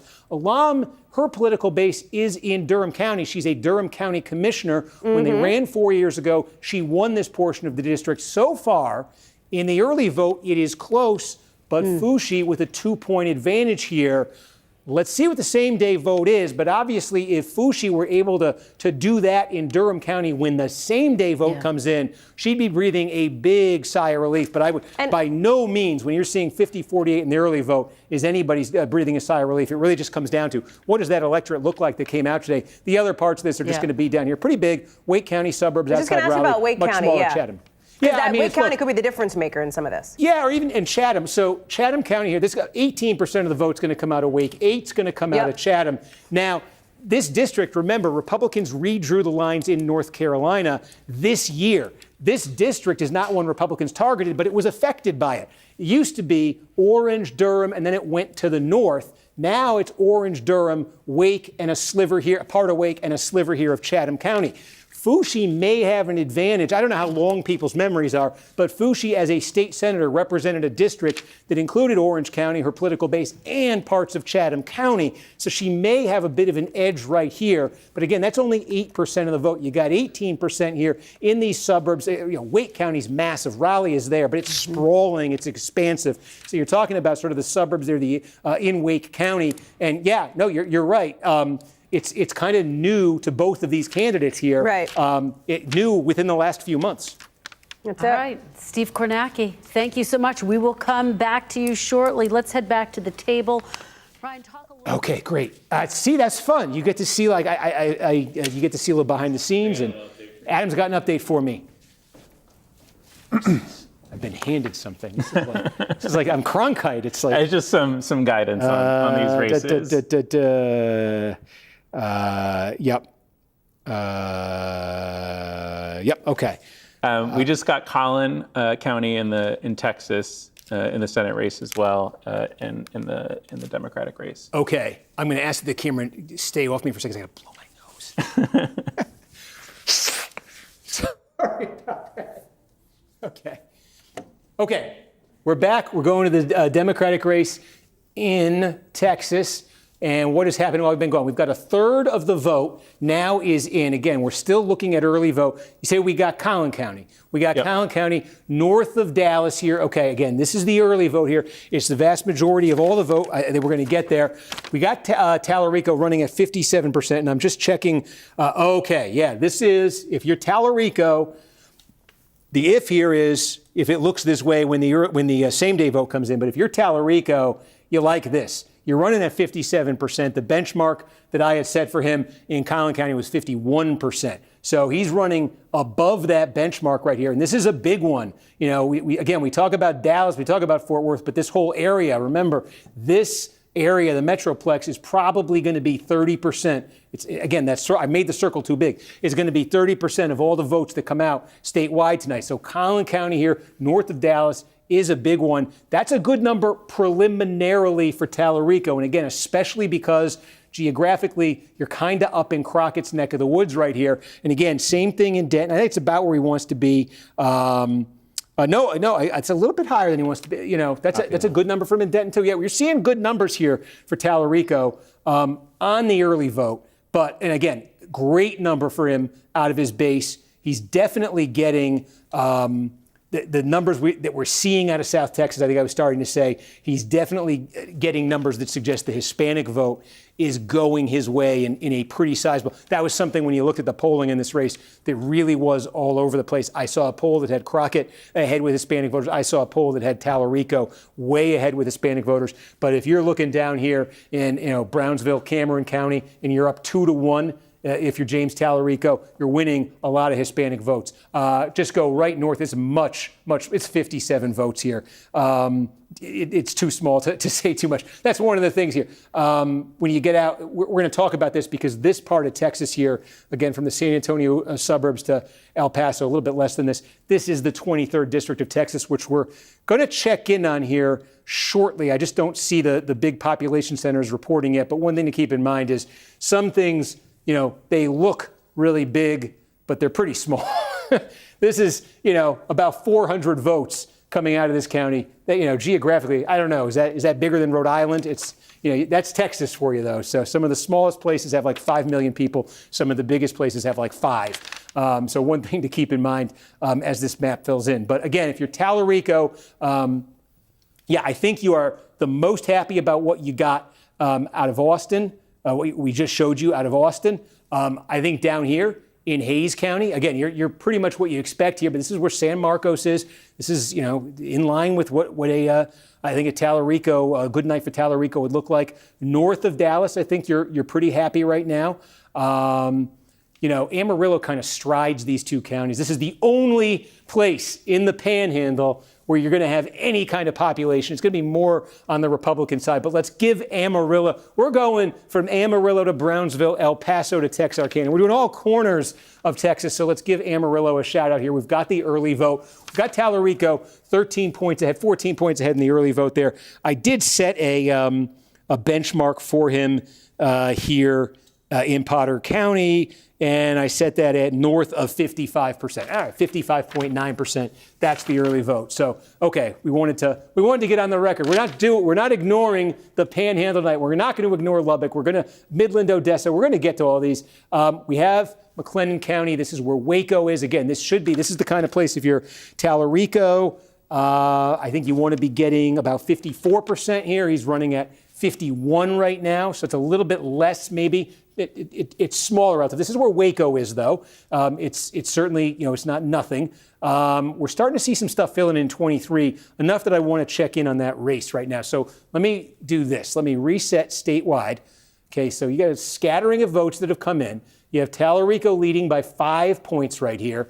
And again, we took you through the dynamics that have gone into that. Let's show you the Republican race here. And again, clear separation here from Cornyn to Paxton, back to Hunt here. And I wanted to point this out. This happened, I think, while we were waiting on News Now. On the Republican side, I said there was some suspense here about Harris County. Yeah. News Now is going to come back to you, Steve. What do they want to talk about? Texas. Okay. We're about to do News Now, folks. So I'm going to say a lot of that. that I was just about to tell you on News Now.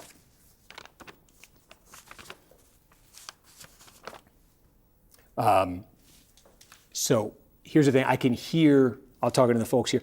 I can hear the News Now broadcast. They're still in the middle of an interview. So I'm going to continue, and we're going to talk about the Texas Senate race with the News Now folks. But because we're starting to get these, again, geographically big, population small counties in, I want to put this on your radar here because probably the single most endangered incumbent tonight in the House side in either state is right here, Tony Gonzalez, in the 23rd District of Texas in the Republican primary. This is Brandon Herrera, who opposed Gonzalez in the primary 2 years ago and nearly beat him then. Of course, there's been a scandal around Gonzalez in the closing weeks of this campaign. A lot of national sort of Republican grassroots media energy has sort of been on his side in this. Gonzalez does have Trump's endorsement in this race. So all we're getting right now, again, is just very, very small vote totals from some very small counties here. I'm just showing you what talk about small. 1-0 in the early vote in Loving County. That's what we're talking about here. This district is going to be decided. Okay, zoom in. This district is going to be decided here. This is Bexar County. This is San Antonio. This is the San Antonio area. Half the vote is going to come from this slice of Bexar County. Okay, you go next door to Medina County, 16% of the vote, is going to come out of here. About 10% of the vote's going to come out of Uvalde County. So you're going to have, this is really, there's a couple other smaller population centers, but this is really where the district, I think, is going to be decided tonight. Gonzalez owes his victory in 2024 over Herrera in the primary to being able to win the Bexar County portion by 8 points. The largest part of this district, he won it by 8, and he just eked out a win district-wide. So I think kind of keeping that in mind here in this as the returns come into tonight. When you get that Bexar County, anything getting around 10 points, around a 10-point lead or so for Gonzalez, if he's looking at that, I think he's in the game district-wide. If it's down mid-single digits, low single digits, I think he's really starting to get in trouble. If he's ever losing the Bexar County portion of the district, I think he's lost his seat. So just starting to get some, now I'm hearing this interview on News Now. I think they're still interviewing, so I got a little more time with you guys. So that's what's happening in 23. Adam, did we get any more House races? We have some in the Crenshaw race. We do. Let's show you Crenshaw. Okay. And we also got Lubbock County. Oh, good. Okay. So we got early vote in here. Let me get the, So this is the Harris County portion. Now this is interesting. Remember, folks, Toth is from this is Toth Crenshaw. Toth is from this part of the district. This is Montgomery County. This is the Woodlands. This is Toth's base here. This is the Harris County portion of the district where we have the early vote coming in from, and Toth is leading that. And he's leading that by 9 points. That's very interesting. Nobody really knew what to make of this race. Crenshaw, remember, the only House incumbent on the Republican side in Texas who didn't have Trump's endorsement. They're coming. Right. Which is this race with Senator Cornyn, Ken Paxton, and Wesley Hunt. And you heard the former speaker there, Steve, talk about the way that the vote has quite frankly been split up, how it is all but guaranteed to go to a runoff. Yeah, I mean, again, the divide here now is very, clear here in terms of, Hunt so far back here, but enough that, look, in the count right now with a third of the vote, Cornyn well short of 50, Paxton well short of 50. So they're each doing well enough, I think is the story that I'm seeing right now. Cornyn and Paxton are each doing well enough that they're not letting the other one run away with this thing. And Hunt is getting enough votes to make sure that neither one of them gets close to 50%, gets close to that runoff territory. So again, I'm just sort of I think we introduced this with you a little bit earlier. We expected that Cornyn was going to do best, like, I show you here, it was going to do best in a place like, in Dallas County, Tarrant County, Fort Worth next door, north of Dallas. You see him, we're starting to get same day vote here too, right, Adam? Okay, that's the big question we've been looking for is, are we getting some same day vote? But this is Cornyn doing very well here. I think when you get, it's going to take a while on the Republican side, when you get Travis County, it doesn't have the same kind of wallop in terms of vote share that does on the Democratic side. I think Cornyn's going to do pretty well there as well. Interestingly, Harris County, this is 10% of all the vote in the Republican side, basically a tie there in the early vote. But there are still some areas on this map here that I think Paxton could get could really squeeze some juice out of. This is the one I think I talked to you guys about this at the start of the broadcast, but Montgomery County, there is no county in America that produced a bigger vote plurality in 2024 for President Trump than Montgomery County. The growth here has been explosive. The population's grown like 400,000 people this century, 750,000 people. It's some of the most deeply Republican, deeply conservative turf you're going to find on the map anywhere. And I'm very curious to see what the number is that comes out of there, because I think the Paxton folks are probably expecting some big things there. In the next couple of seconds before we hit the top of the hour, Steve, I know you've also been looking at the Crenshaw-Toth race too. What's interesting about that right now? Something very interesting, and that's in the exact same area I was just talking to you about. I got to zoom in, geographically small, but okay. Okay. Sorry, there's a lot going on here, but this is the district. This is the district. Okay, there's 2 counties in this district.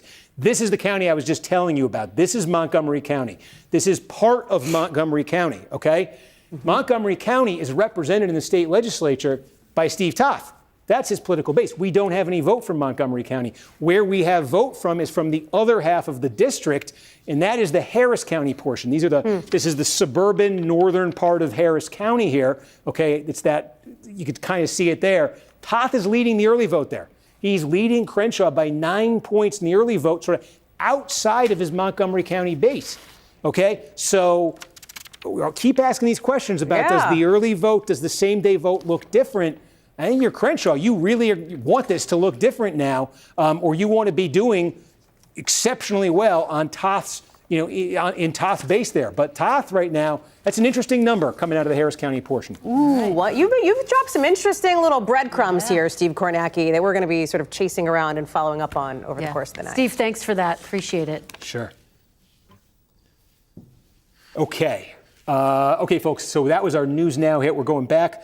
Let me pull the Democratic primary back up here for the Senate. Okay, not much has changed.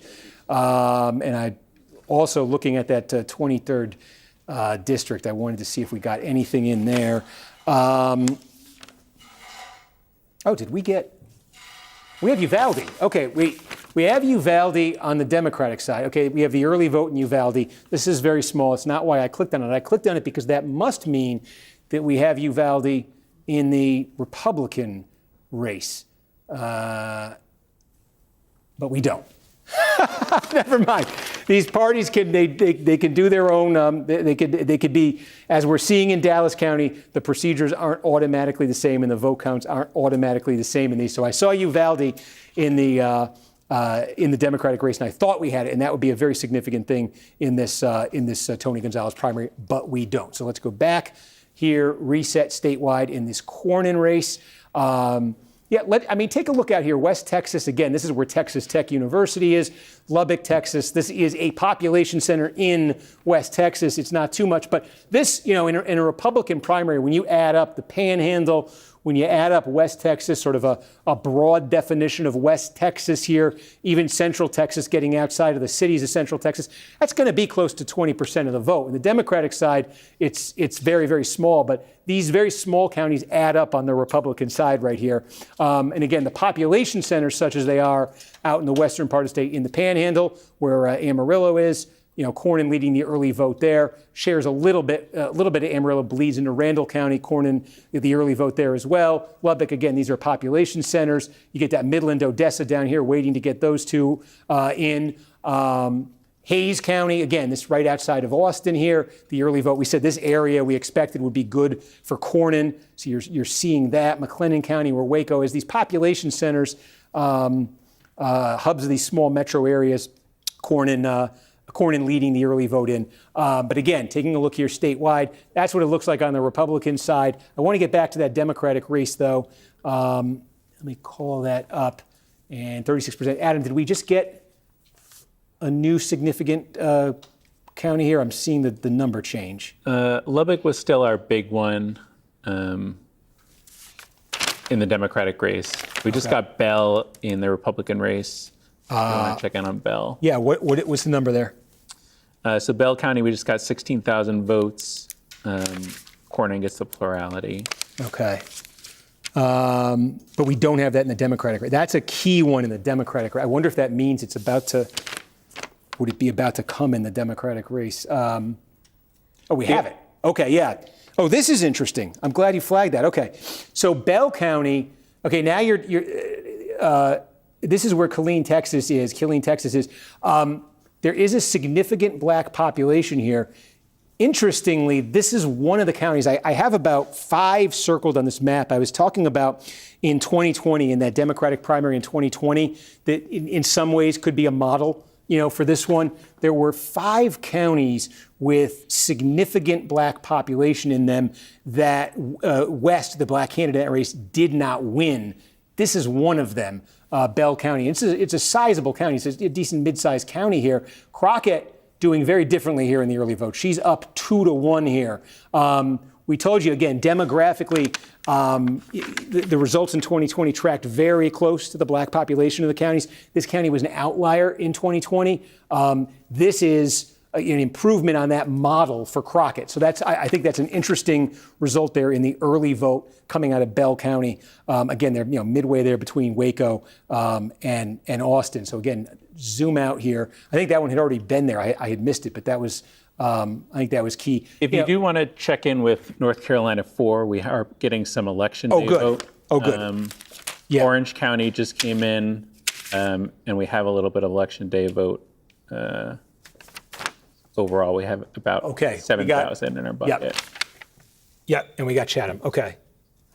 Shouldn't this... Okay, folks, we're back in North Carolina 4 because we have a lot of same days coming in now in Orange. So remember with Orange County, we had just gotten the early vote in the mail. Now the same day is coming in, and Foushie's lead is 11 points. How is that same day looking? It's breaking about even, 48-48 right now with about 9,000 election day votes. Okay, so the same day vote is more friendly to Alam than the early vote.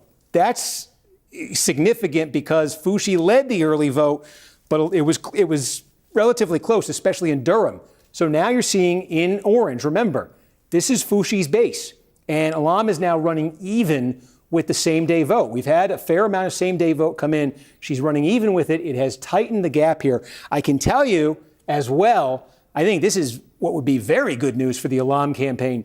In Orange County in 2022, when these two faced off against each other, Foushie won it. She won it 49-35. So it was a 14-point margin for Foushie in the Orange County portion of this district back in 2022 when she won district-wide.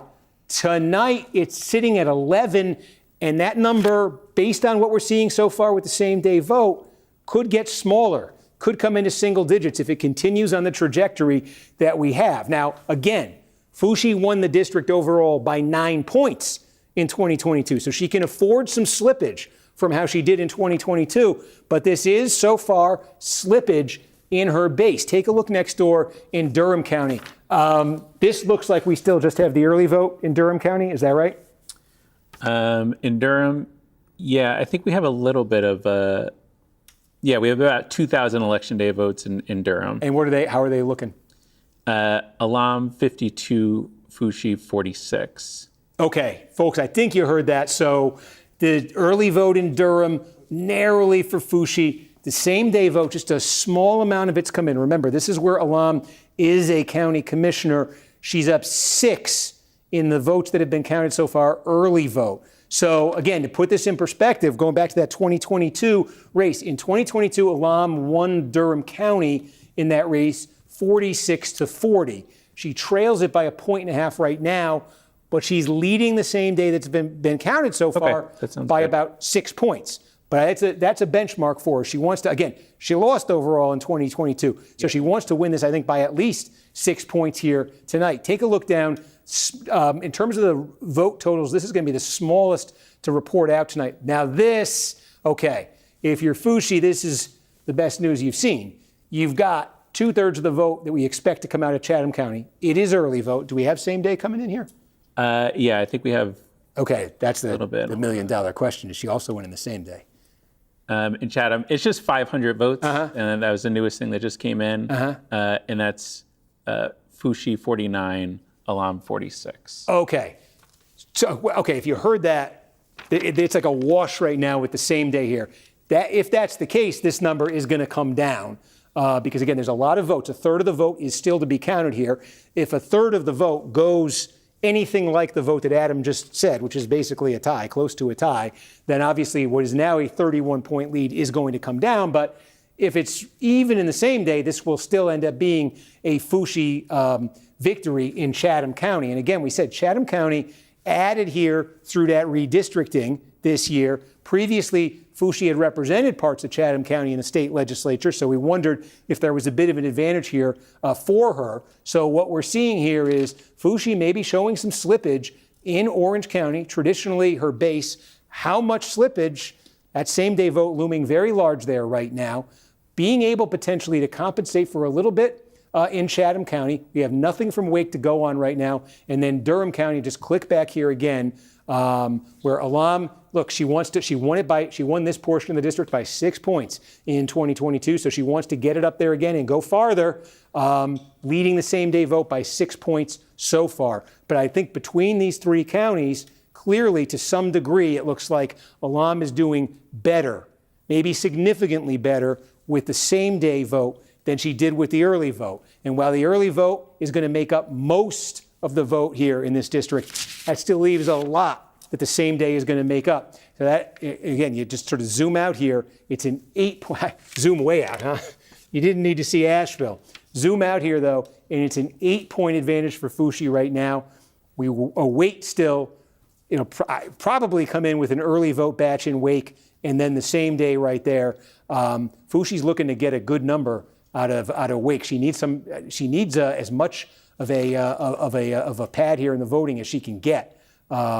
With Alam right now, I think in that same day voting, those numbers Adam's telling me are pretty encouraging. I think if you support Alam in this race. Okay. I do have a little bit more guidance coming up for News Now. Yeah. So we'll have another hit with them coming up in 4 or 5 minutes. I also have this note for you, Steve. Okay. So we'll have a hit with News Now coming up in 4 or 5 minutes. They want to talk about the majority Hispanic county votes in both the Republican and Democratic races. So just coming up in about 4 minutes. Majority Hispanic counties. Okay, good. So let's go back. We have a hit in 5 minutes coming up. Let's go back over to Texas here, check in. Do we have new numbers that have come in since we've been talking? I'm looking 30 Yeah, we have a little Uvalde vote that's come in. On the Republican side? On the Republican side. Okay, let's go right over there. 2,000 votes. Okay. So, okay, this is that Herrera-Gonzalez primary. We've got the early vote now in Uvalde County, I think is how you're supposed to say it, right? You've got the early vote there, and you're looking at about 10% of this district. The vote in this district is ultimately going to come out of Uvalde County. And I just want to, I have benchmarks here as well, which I am furiously scrambling to find in this great, neat pile of paper that I got here. Bear with me, if you would. Where do I have it? Yes. So, okay. Yeah. About 10%, this is interesting, about 10% of the vote in this House primary is going to come out of Uvalde County. In the early vote here, you can see it's a 9-point advantage for Herrera. I think what is significant is in this same county in 2024, when Gonzalez was narrowly survived the primary, Gonzalez won this county in 2024 over Herrera by 10 points, okay? In the early vote, he's trailing it by 9. All right, so you can see, again, this is probably close to 10% of the vote. When all is said and done, probably close to 10% of the vote in the district is going to come out of here. And Gonzalez, at least in the early vote, is not tracking what he got in 2024. 2024, he narrowly survived a challenge from Herrera. But again, the lion's share of the vote, we can just show you a few more counties here where we have some vote. Webb came in for Tallarico. Oh, we got Webb. Okay. Laredo, this is one of the big counties and big population centers in South Texas, deep South Texas. Let's take a look at the Democratic primary for Senate because we've got, here it is, Webb County. And there you go. The early vote is in. Tallarico, 65. Crockett, 31. I have my benchmarks. Let me bend over here. All right, I have my benchmarks. And yeah, I got Crockett sitting here at Tallarico at 62 in my benchmark. He's running at 65 in the early vote down here. Again, this is totally consistent with what we've been talking about here. As you get into South Texas, where that Hispanic vote looms large, Tallarico is clearly winning it. He's clearly winning it by a substantial margin here, and he's right sort of at those benchmarks that I think he wants to be at in this place. That was just looking here at Cameron County. Do we don't have any same day from South Texas, do we? I see go ahead. Yeah, tough to say right now. Okay, on the Democratic side, Montgomery County just came in. Does that mean it came in on the Republican side? This is Trump's biggest county in America. Let's take a look here at the Republican race. Yep. Okay.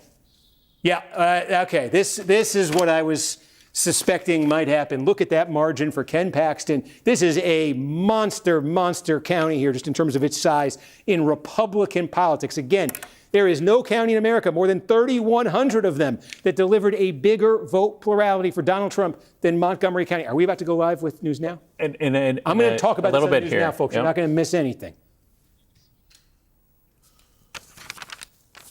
We'll be about a minute out. Okay.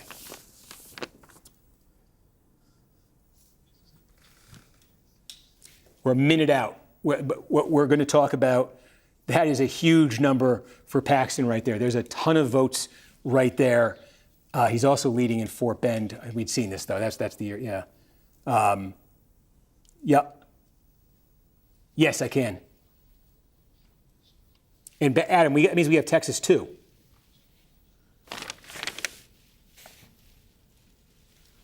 No?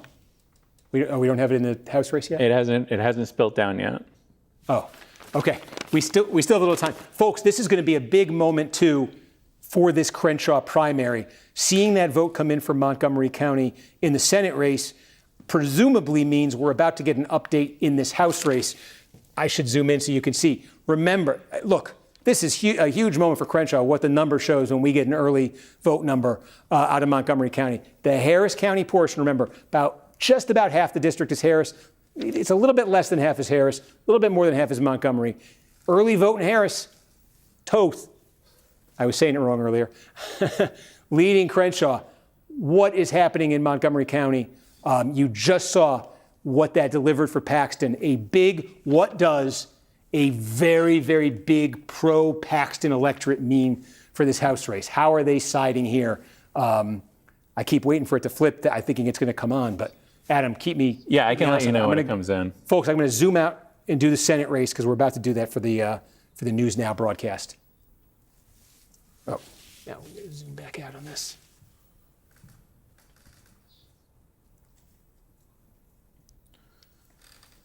Okay, they're just the guest is finishing up, and they're going to come to us.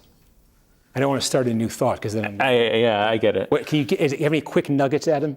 Anything you've been looking at? Yeah, the latest, we're getting small reports from Falls, Rockwell, Cameron counties in Texas. Those are the most recent updates.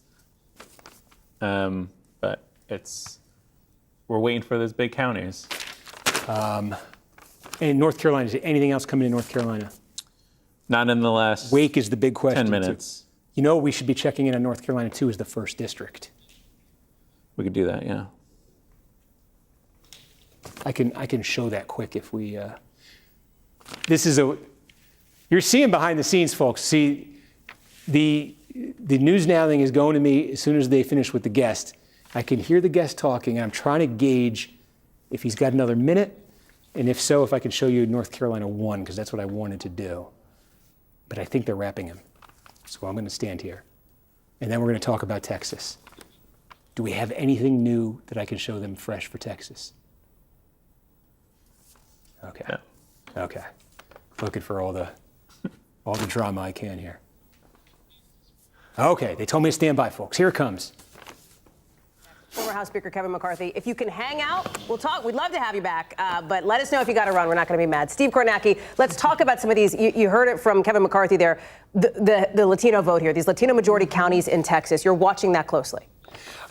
We are, yes. Although, if you'll permit me, we just got a big piece of real estate that what were we talking about on the Republican side the last time I came out with you guys? The biggest pro-Trump county in America, Montgomery County. 750,000 people live in this county. It produced the biggest plurality in America for Donald Trump in 2024. And I was really curious. This is north of Houston here, the Woodlands, if you know the area here. The Paxton folks, I think, were expecting big things out of this county. And boy, if they didn't get them. This is the early vote in Montgomery County. And look at that, a 30-point margin here for Paxton over Cornyn. There's a ton of votes that come out of here. This is one of the most conservative, very active politically counties you're going to find anywhere. And you can see that energy behind Paxton coming out of that vote right there. Again, with the early vote, what that did to the statewide vote. Again, a lot of population centers. I think we have more vote, sort of from the population centers than from the more rural parts of Texas here, which have been, I think, helping Cornyn's overall number. You're seeing there Cornyn ahead by 3 points in the count right now.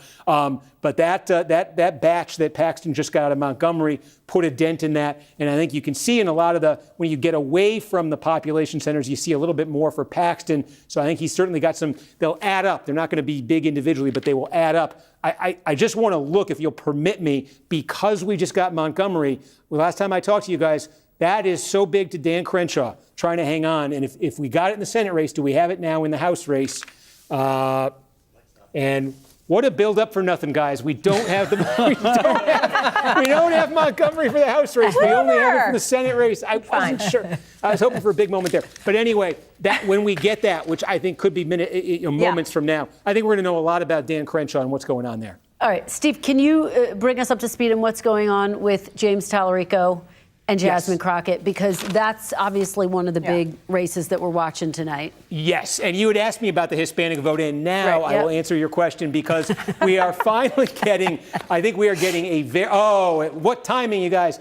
Bexar County. This is San Antonio. This is 8% of all votes in the Democratic primary. When all is said and done, we just got the early vote out of Bexar County. So this is a very big one here. This gets to what you're talking about, certainly with Hispanic vote. Tallarico winning the early vote in Bexar County here, 56-42. Now, what's interesting is I've been looking at I've been talking about this on the live stream here, benchmarks that I've kind of had in these counties for these candidates. I think from what we'd seen elsewhere that Tallarico perhaps wanted to be doing a little bit better, or wants to be doing a little bit better than 56-42 in Bexar County. I think he wants to be in the 60s here. I think he wanted to be in the 60s here. We'll see as the same day vote comes in here if this number ticks up for him. But I think it's interesting, because the bigger point I was about to make is that elsewhere, south of San Antonio, we are starting to get some big counties here, okay? This is where Corpus Christi is. You see, what you're talking about here is small black population, large Hispanic population, okay? And look, Tallarico, 25, 26 points ahead here around Corpus Christi, Brownsville, okay? 30 points there for Tallarico in the other fight. Here's a huge one, Webb County, where Laredo is, 34 points. These are all numbers in deep South Texas there that are very consistent with Tallarico winning the Hispanic vote, and I think winning it sizably. So that was one of the mysteries that we had in the polling coming into tonight, was what that Hispanic vote was going to look like in South Texas here, deep South Texas. I think we're getting a very clear look. Although, again, I will say I'm interested here. Based on what I've been seeing there, when I clicked on Bexar County, I was expecting to see a bigger number for Tallarico out of there. So overall, what that adds up to here, again, this is early vote that's been coming in. We're waiting to compare it to the same day, and I can't stress it enough, we don't have Dallas County, Crockett's home county here, but in the early vote, 7-point advantage for Tallarico right now. I was just going to ask you, do we have a sense, obviously we don't have Dallas County yet, but any sense of how the African-American turnout has been? Obviously, Jasmine Crockett making the argument that she's the candidate to best turn out the African-American vote. Yeah, I mean, again, so the counties that have sizable black populations, where you would be looking, East Texas here, This thing, I gotta get this right here. So here you go. This is where Beaumont is. Jefferson County has the largest share of black population of any county in Texas. There are no majority black counties in Texas, but Jefferson County has the highest concentration of black voters. And look at that. Crockett running at 80% here. This is the early vote, but this is 2/3 of the vote. And again, this is expected, I think. I in fact have a benchmark written down here for Crockett. 80%. I think she needs to get 80% out of Jefferson County. She's running at 80% in the early vote right here. So let's see if that continues. But that's consistent with the candidate who is winning the black vote by overwhelming margins. So, Steve, we're about 36 minutes away from, obviously, the poll closed there in Dallas County and in that section of Texas there. I would never ask you to make a prediction on a crystal ball, but if you were looking at sort of the next big places where you're looking to see vote drop in, and either in Texas, what's the thing you keep refreshing? Bring us up there with you. Yeah, look, I don't mean to take the easy way out on this, and I'm not refreshing as we know it's 10 o'clock, but it's Dallas. Okay, because, fine. This is, how many Garrett's votes are coming asking, out? what about Harris? What about Harris County? Yeah, so we've got this is the early vote from Harris County here. Crockett leading this by 8 points. So yes, I think this is a county that Crockett needs to win. I think she needs to win this, county by several points. I think when we looked at this one going in, it looked sort of like a toss-up, like a swing county. I think this is one, if Tallarico is winning this, Tallarico is feeling great about where he is statewide. This is early vote. So yeah, what happens here? Now the warning I got to give you on Harris County is go. They're notorious for giving you the early vote, and then the next day you get the same day, like 2 a.m. you get the same day vote. So let's see. Okay, we will see. We're hanging out with you. Guys, we got Crenshaw. Do you want to see it? Yes, go. Let's go. Yes. Do we ever? Okay. Wow. Wow. Okay. This is Montgomery County. The Woodlands. Wow. This is the early vote. Again, this is Toth-based. I apologize. I've been saying it wrong. I only read these names on paper sometimes. But look at this. A monster margin in the early vote over the incumbent. 28 points. This is Toth-based Montgomery. This is Harris, the other half. He's also leading the early vote there. What that means is 60% of the vote is in this district, and it's a 7,500 vote margin, nearly a 20-point margin for Toth over Crenshaw. Would need to win the same-day vote in the mother of all landslides if he's going to catch Toth at this point. Remember, Crenshaw, the only Republican without Trump's endorsement, incumbent in the House side in Texas, and starting to look like he needed it. Steve Kornacki delivering the drama. Wow, that is high drama. And Ryan, this goes back to your point about a purity test. Dan We talked about it on the Crenshaw, Democratic side. But yes. We got it. Yeah, and the other race you can check in on too is the Green Menifee race. We haven't checked in there since we got that Harris vote. Guys, I think we should just dwell on this for a minute here, though, because that's. Wow, what a mission. Let me zoom in a little bit more. But wow, this is a big moment. We went into tonight saying, are we going to see, no Cornyn's in trouble on the Senate side. Are we going to see House candidates, are we going to see House incumbents, lose? Look at this Crenshaw result here.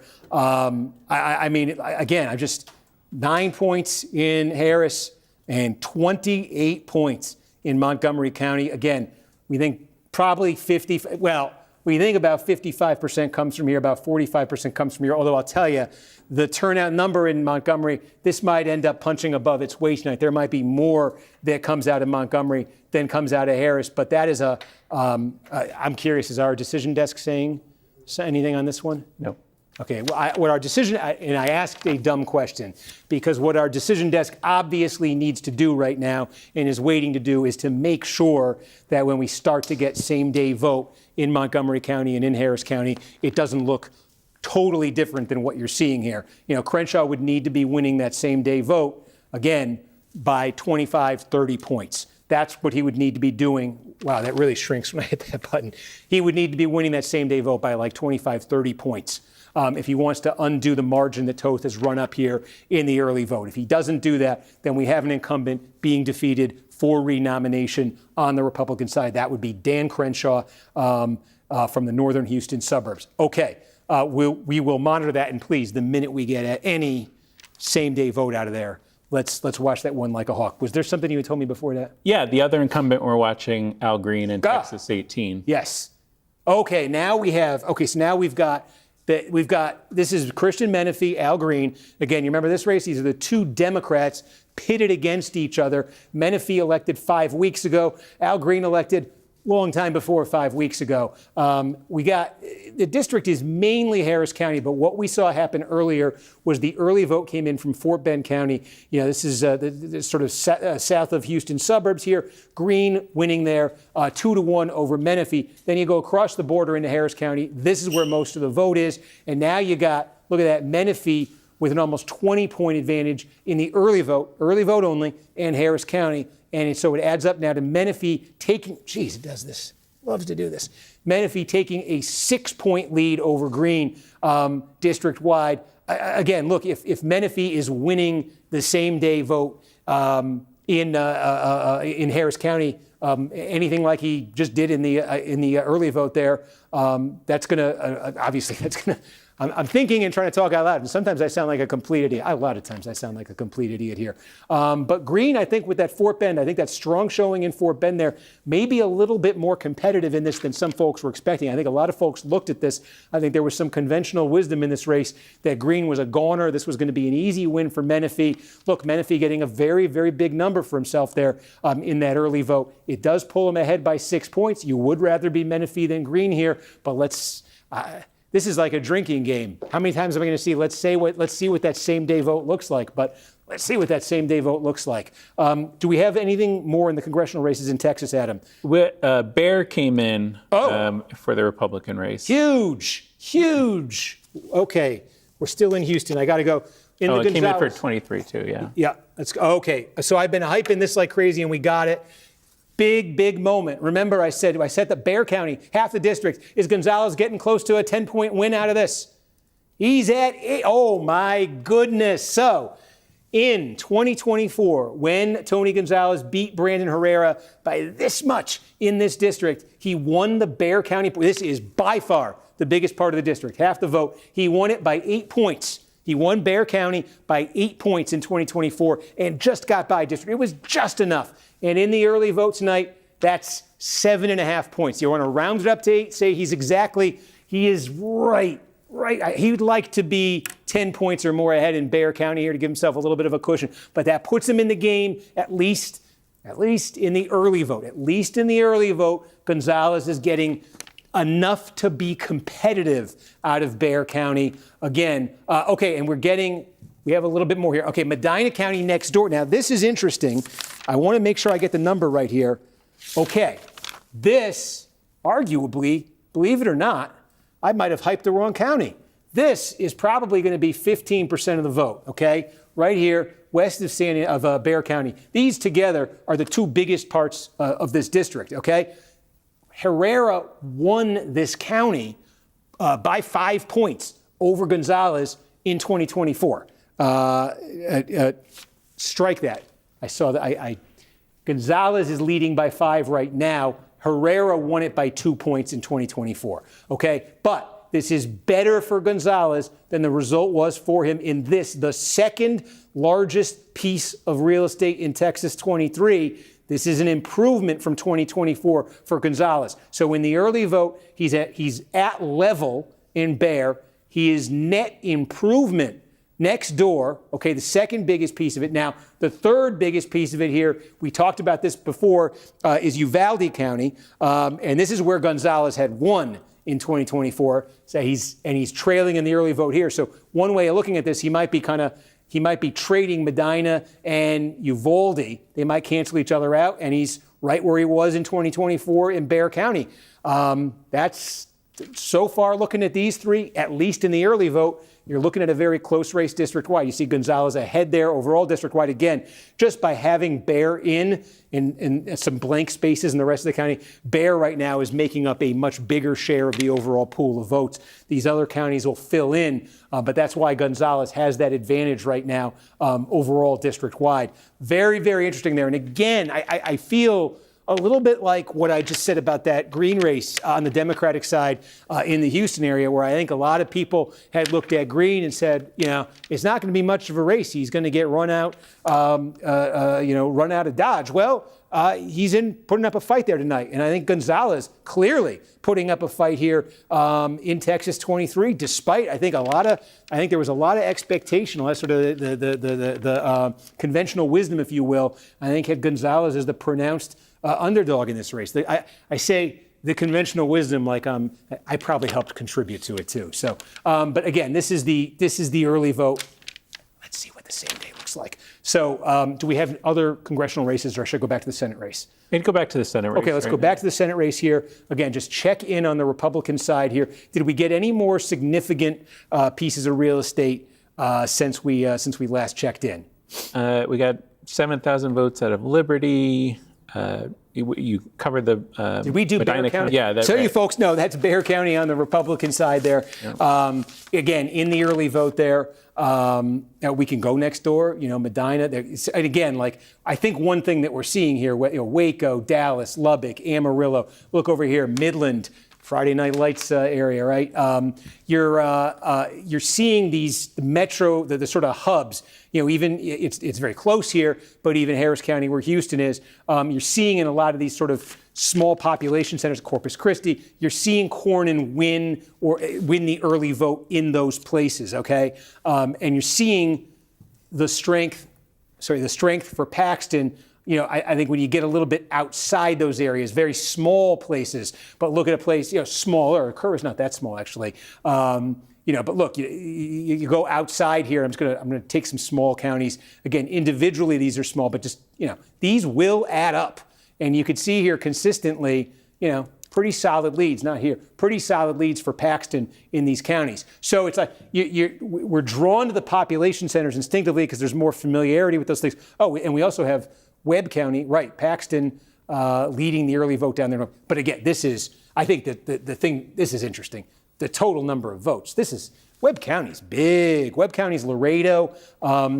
And this is the area of Texas that we talked about as Trump has made these 50-point gains in presidential elections down here in deep South Texas along the border. He's become competitive. He's won some of these counties. He won some of these counties big. One of the things to keep in mind is these counties are traditionally Democratic, meaning they don't do registration, but the loyalty to the Democratic Party, even though they voted for Trump, there's still a ton of built-in identity with the Democratic Party. And I think you're seeing that tonight. Just the number of people voting here in Webb County in the Republican primary here at least in the early vote, add that up. It's just a little bit over 2,000 right there. Let's flip over to the Democratic side. What are they looking at there in Webb County? You're looking at 17,000 votes, on the Democratic side. So you really see that traditional association of the voters in deep South Texas, even though they become very warm toward Donald Trump. A lot more warm toward Trump than other Republicans. You're not seeing it in turnout in this Republican primary. So I show you Webb in the Democratic race, and it's a very big deal. I show you Webb in the Republican race, and much less so just in terms of the weight that the county has with that vote. But anyway, you can see what is happening there. So take a look back again statewide here. It hasn't changed too much since we last looked at it, which means North Carolina 4. We don't have anything new in North Carolina 4, do we? Nothing new in North Carolina 4. I can talk a little bit about the Republican Senate race. We get small election day votes around all these counties. Mm-hmm. So we're about cumulatively up to about 20,000 election day votes. Yes. In the Republican Senate primary. Yes. So currently in Election Day, Paxton's leading 45-37 over Cornyn. And based on our records, the early vote was 44 Cornyn, 41 Paxton. Did you get that? They can't hear you, right? Yes. That's what Adam just said is wow. It's okay. It's a small sample there, but what you're essentially looking at here. This is essentially or it's not all early vote, as Adam just told you. But I think you're seeing, Cornyn obviously with a slight advantage now. I think if you filled everything in with all the early vote, there's more opportunities here for Paxton in these small counties to shake things up. But the possibility that Adam's hinting not hinting, he's just saying, is that as this same day comes in, this is going to change, and that Paxton's going to be able to leapfrog Cornyn if that is the trend. And we need a lot more vote to say that, but if that is the trend, then Paxton really can leapfrog Cornyn here and maybe take a lead or open up some kind of lead on him. And I think that really is the game here on the Republican side. Our decision desk has not called this race. And what time is it right now? It's 9:30. Our decision desk has not called this race, but I think you can clearly see here the likelihood of a runoff between Cornyn and Paxton. And I think the dynamics in that runoff so much may be sort of dependent on,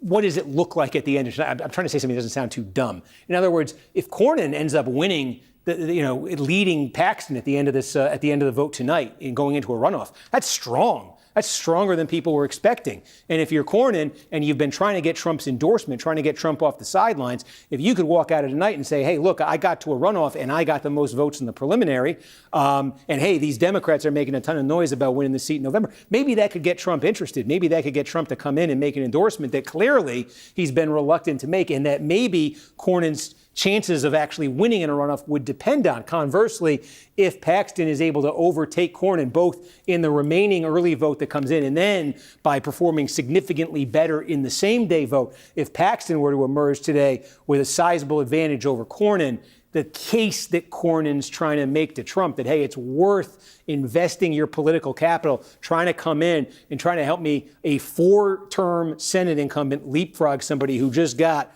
significantly more votes than me in a primary, to do that in a runoff, that's a much tougher sell to make. So what Adam said is very interesting there. And I think even more than sort of the county by county results right now in this race, I think that's the big thing is I'm going to just be asking you, and I'm going to be updating folks. Do we have any more that's come in since I've been talking? Yeah, it's a little bit here and there. It's tough to say because they don't get categorized right as they come in a lot of these areas. So it's tough to keep a cumulative total, but I'll keep you updated on that. Yeah. We've gotten a few more counties in Texas 23 if you want to check. Okay, we got more in 23. Very small votes, but. So again, it's a net 10-point shift is what Adam's describing in that Senate race toward Paxton in the same day vote. Small sample size there. Okay, we got more in Texas 23. Okay, we probably got some real small stuff here, huh? Okay.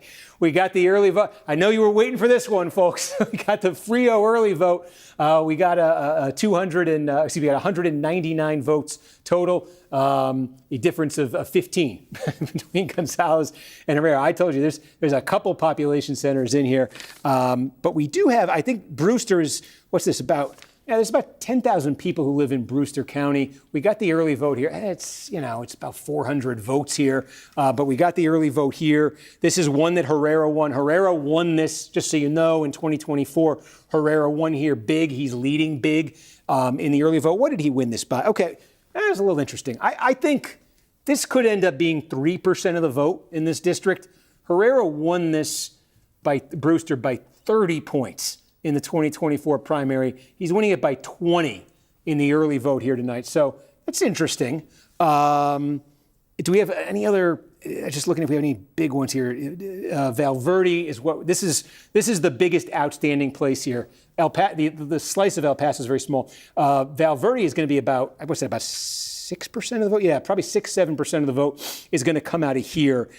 I think the next update I'm interested in here, unless we start getting same day, is Valverde County. Valverde County, Herrera won big in 2024, and it's the biggest piece that we don't have some same day or some Valverde. But again, overall here in Texas 23, where Tony Gonzalez is fighting for his political life, he leads by 6 with early vote, about half the vote in right there.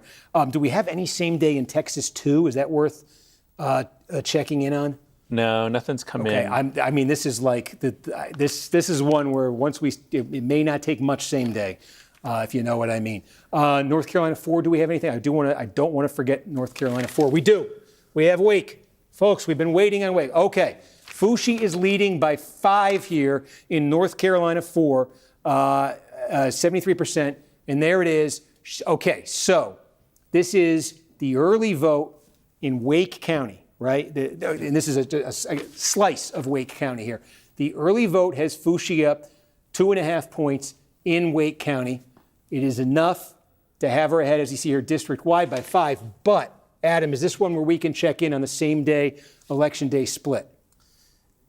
Yeah, I can check in on that. So right now, election day split, we have about 23,000 votes, total votes for election day. We have Alam 51, Fushi 46, and the early vote, Fushi 53, Alam 45. Okay, so you had an 8-point advantage for Fushi in the early vote across this district. We have the early vote from everywhere. That's what getting that piece of Wake in means. An 8-point advantage for Fushi. Now, the early vote, we think, is bigger than the same day vote. There's more in this bucket than there is in this bucket, okay? So an 8-point advantage for Fushi from the bigger bucket, and currently a 5-point advantage for Alam in the smaller bucket. And that's why that nets out with what did I do to lose the vote there? Okay, and that nets out district-wide with about 3/4 of the vote in to a 5-point advantage for Fushi over Alam. I don't mean to put Adam, my beloved producer, on the spot, but do we have that broken out by county at all? Is that possible? Yeah, what county are you looking for? Okay, I would like Durham. Yeah, so Durham, we have 10,000 election day votes. Alam winning that 55-44. And the early in person is about 30,000 votes, and that's a 2-point Fushi, 50-48. What is the expected vote out of Durham County? Do we have Durham, that? we're expecting 54,800. So we think 45.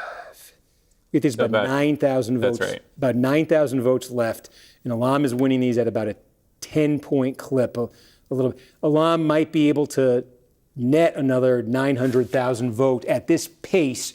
Might be able to net another 900 to 1,000 votes And out we just of got some more vote in there too. Durham. Okay, yeah, and she's trailing by 3,500. Where did the new vote come from? We got Chatham, Durham, and Orange. About 900 votes from Chatham, 5,000 from Durham, and 2,000 from Orange. Okay, let's go through these one at a time. How did the votes that just came in Chatham break? So Chatham, Fushi got 539 votes, Alam 317. So that's interesting. That's same day vote that Fushi's winning. Yeah. Okay, in chat, she's doing well here. Okay, Fushi's doing well here. You said Durham. Yeah, Durham was 4,700 votes. Alam wins that 59-40. Ah, okay. And Orange was the last one, 1,600 votes. Yeah. And Fushi's netting out of that one. She's winning at 48-46. So Fushi just won 2 same-day batches, one from Chatham, one from Orange, but Alam just won a big batch from Durham by a larger margin than she'd been winning it by. And it has, so the net effect, that was a big batch. The biggest batch was Durham, right? Yeah. Yeah, okay. So that puts Alam now inside of 4 points behind Fushi. And I want to, do you have a new running total for the same day out of Durham based on that? It was 55-44. She just won that 59-40. Yeah, it's 56-42. So now it's 14 points. And we think how much is now left? Just for Durham? Yeah. It's still about 9,000 is what we have here. So if she were able to win, she just won that by almost 20 points. If she could win the rest of the vote coming out of Durham, and do we have any same day out of Wake? No, nothing yet. Okay. So little unclear coming out of Durham here. That last batch was really good for Alam. If she were to win the rest of the vote out of Durham by a similar margin, she could cut off half of this Fushi advantage right here. But what Fushi just got out of Orange and Chatham was really good news. And again, for her. And we are waiting same day in Wake. So bit of a mixed bag right there. But I think, again, this is one, I don't know, if folks were looking at this race and saying, the energy was on the Alam side because of what we'd seen in some other primaries. I think it was that New Jersey one we covered a couple weeks ago here. Fushi, we said this about Gonzalez in Texas. I said this a little bit about Green in Texas, and I think we say about Fushi. Very, very in this game with 80% of the vote now in there. We'll come back to that. Let's go back over to Texas. I know the Senate race is the star here, right? Both sides. So we're at 45%. I think we just got something decent size here in the Democratic race. Is that right? Bunch of small updates since the last time we checked. Okay. Do we have any same day early split on the Democratic side?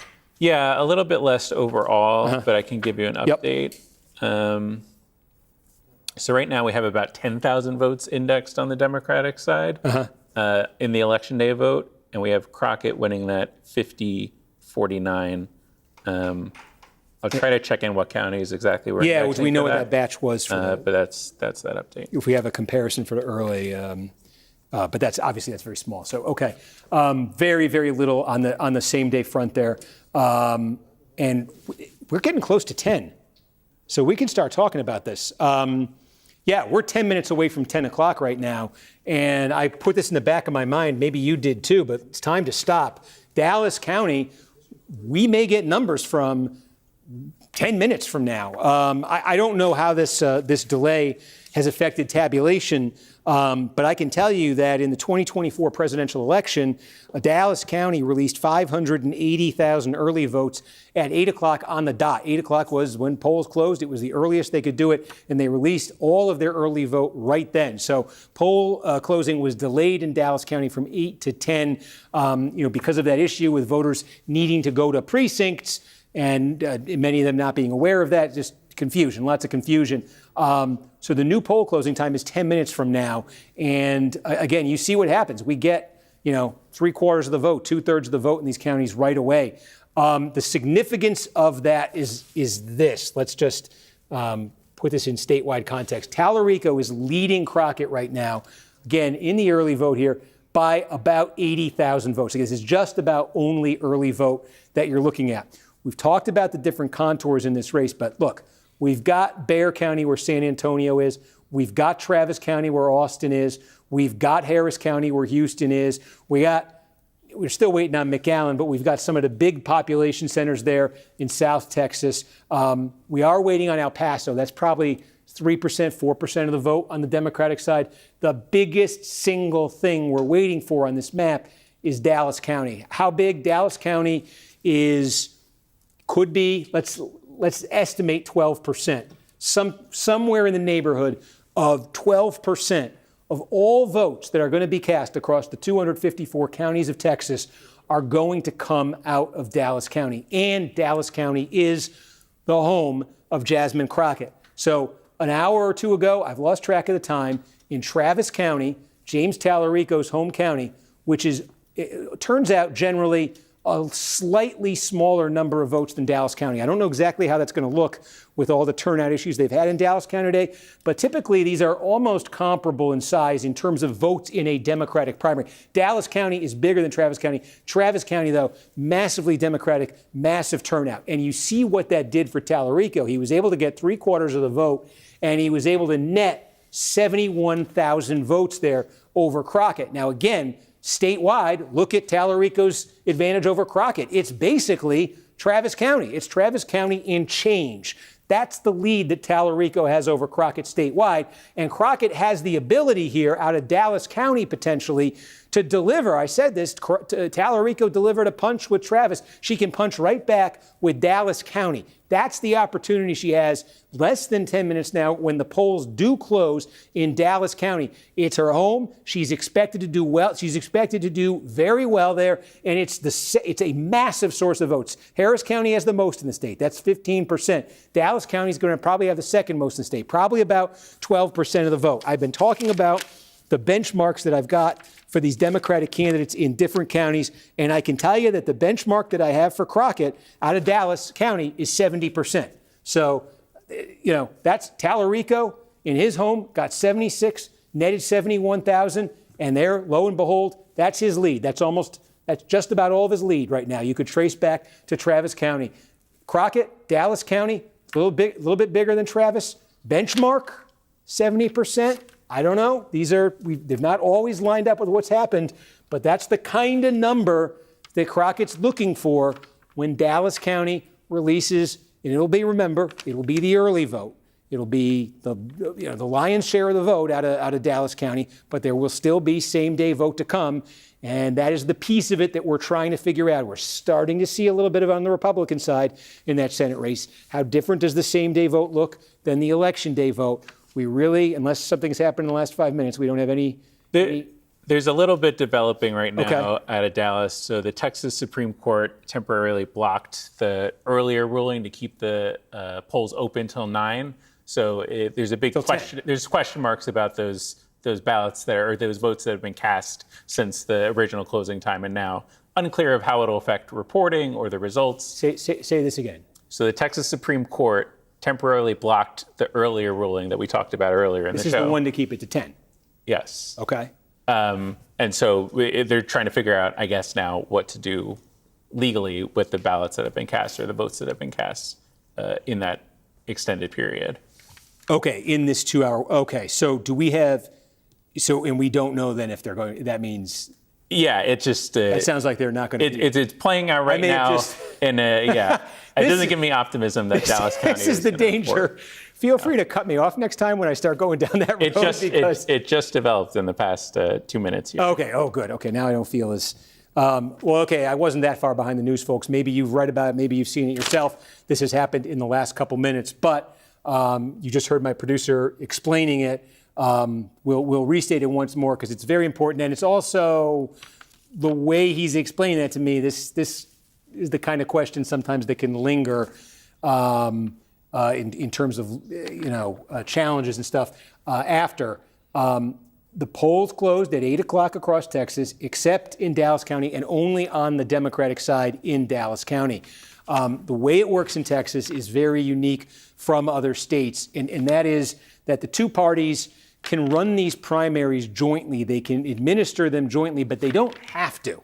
And in Dallas County, that's what happened. The tradition in Dallas County has been that the two parties run them jointly, and what they've done is they've had these county voting centers that you could go to. You didn't have to worry about finding an exact precinct and going to the exact correct precinct on election day. You went to the county voting center, you voted, and that was it. That worked that way for the Democratic and for the Republican primaries. The Republicans in Dallas County, Texas, said they did not want to do it that way this year.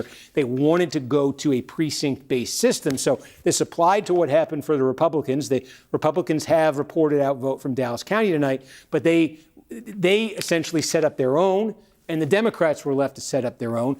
And so this, based on precincts, based on voters having to now go to these individual precincts. And there were reports all throughout the day of voters on the Democratic side who were showing up at where they traditionally gone, being told, well, this is no longer your precinct, you got to find your precinct, all of that confusion. So there was a court ruling to keep the polls open in Dallas County till 10 p.m. Now a higher court has stepped in and invalidated that. And so the question is, these last 2 hours, while voters have been casting votes after 8 p.m., they've cast them, a higher court has stepped in. What's the status of those votes? What are they considered?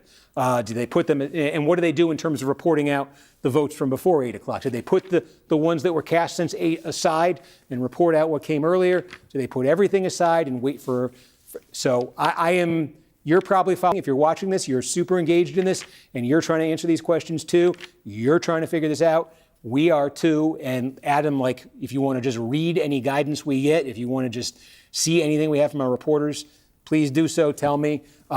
Because again, this primary, I don't want to say it's too early to say that it hinges on Dallas County, but you can see what I'm describing there.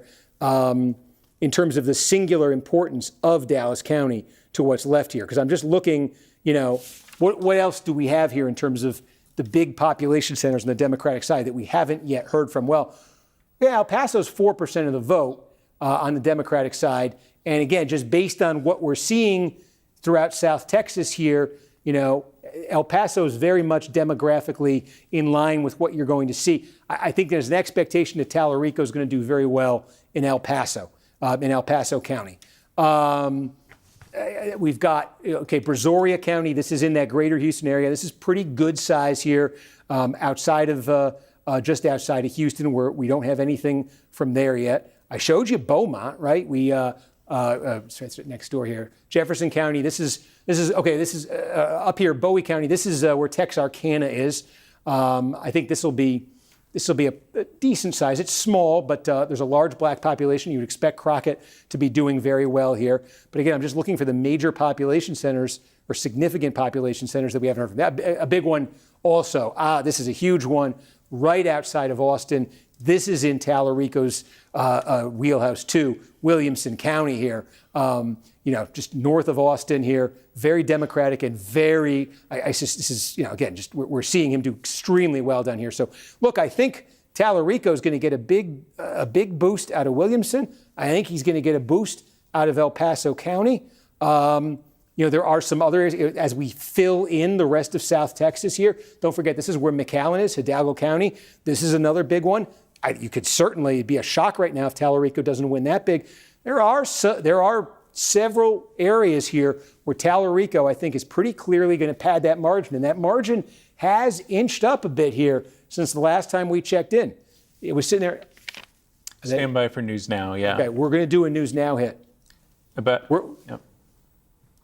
Okay, folks, they're resetting on News Now, and they're going to come over here in a second. Okay, let me just.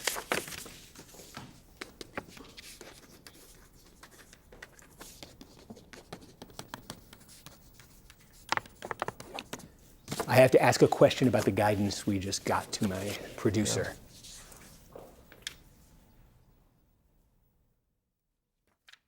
Yeah. Yes? Everything I've seen, yeah. Okay. Okay. We're waiting here to go on News Now, probably in about 90 seconds. So I'll complete the thought. And we don't have anything from Texas 2. The only thing we got recently, we got a little more election day out of Fort Bend County, which affects the Green Menifee race, but small amount of ballots there. How did the election day, how was that breaking? So 300 new votes in Fort Bend, 218 for Green, 87 for Menifee. Okay. And that was the county he was doing better. Yeah, right. Okay, so now he's going to have to. He's going to have to big. I was just telling you about the Al Green race in Houston 18. We have about a minute. I just wanted to complete the thought here. It is when you look at what's left here in the early vote, you do see some clear opportunities here for Tallarico to pad this margin. And again, it's just ticked up a little bit. A lot of it is from small, counties just kind of filling in. But it's ticked up since we really started talking about Dallas County a few minutes ago. It was in the 70s at that point. Now it's up to 82,000. So, again, huge question mark around Dallas County, all the reasons we were just saying. I think this really, when you look at the rest of this map, when we do get numbers out of Dallas County, I had set a benchmark of 70, for Crockett. That might need to be revised up for her. I think she may need something bigger than that to offset what you're seeing from Tallarico and some of these other places. But I'm just, I think they're coming to me here in a second. So I'm just. Let me ask my producer one more question before we go on the air with them. Same day Republican Senate. Where are we standing right now? Let me look for the latest update. So we're up to 33,000 same-day votes. Yep. Paxton 43. Yep. Cornyn 40. Okay. So it's and do you have the comp for? Oh, I thought 43, 40. That was the early. That was the early, yeah. For Cornyn. For Cornyn, yeah. So it's a flip, yeah. Okay.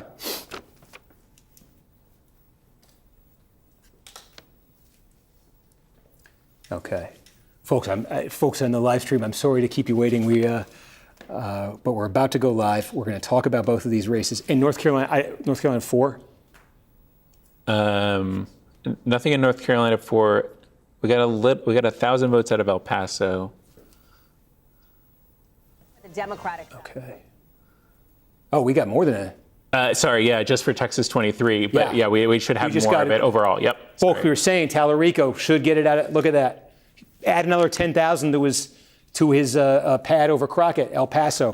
Again, totally in line with what we're seeing there with him in the Hispanic vote.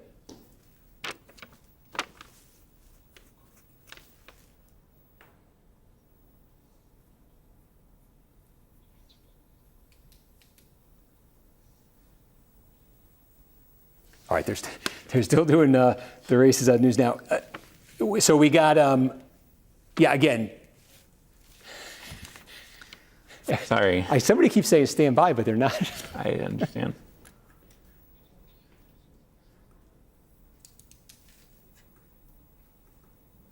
I'm sorry, folks. They're still in the thing. El Paso. Kornacki, who's tracking all of it here. Steve, take your pick. There's a bunch of stuff that's been interesting that's developed here. Obviously, the Senate race, what's happening in Dallas. We may want to start there, but can we also talk about some of these House races? Yeah. What's up with Dan Crenshaw? What's up here with Tony Gonzalez, too? Yeah, look, Gonzalez is in the game there in 23. I'll call that one up right here. Sure. The way this is gigantic geographically, this district, but the majority of the population is right here. This is Bexar County. Okay, this is San Antonio metro area here. Early vote, and this is the early vote that you're looking at right here. This is half the district just in this slice of the county. Gonzalez is leading this by, it's 7.5. You want to round it up to 8 points. That's the exact same margin he won this county by in 2024 when he beat Herrera by this much. And if you look at some of the other counties right here, you're seeing a lot of stuff that kind of, it's looking right now in the early vote there like it's close like it was in 24. So I think a lot of folks looked at Gonzalez maybe because of the scandal as a goner coming into tonight, but he's certainly putting up a fight. The incumbent right now, who you definitely do not want to be, is Dan Crenshaw calling up that race. It is where it stood when I last talked to you. And I'll zoom in on the area here. We're in the northern Houston suburbs here, okay? This district covers some of Harris County, small part of Harris County. That is where Houston is, but this is suburbs here. This is early vote. Toth, the challenger, leading there, high single digits. And then Montgomery County here, Toth's base. Look at this, nearly a 30-point margin in the early vote. Crenshaw, what we're waiting on here, the reason you're looking at this and you're saying, well, how come there's no check mark or anything? The decision desk here wants to see, this is what we do for every race, what the same-day vote looks like. That's only early vote you're looking at. They want to make sure, it may seem unlikely, but they want to make sure that Crenshaw isn't winning the same-day vote by like 30 points. Something, I mean, he would have to be winning it by 25, 30 points, something like that. Enough to offset that massive advantage that his challenger has gotten. So when we start getting early vote, if it looks anything at all like it did in the same day, when we start getting same-day vote, if it looks anything at all like we got in the early vote, that's probably it for Crenshaw. All right. Steve, can we check out what's happening with the Tallarico-Crockett race? Yeah. Obviously, Yes. that's one we're watching really closely. Yes. So, and again, this number, you see the margin that Tallarico has. Just about all of this, again, is early vote. We barely have any of the same-day vote in.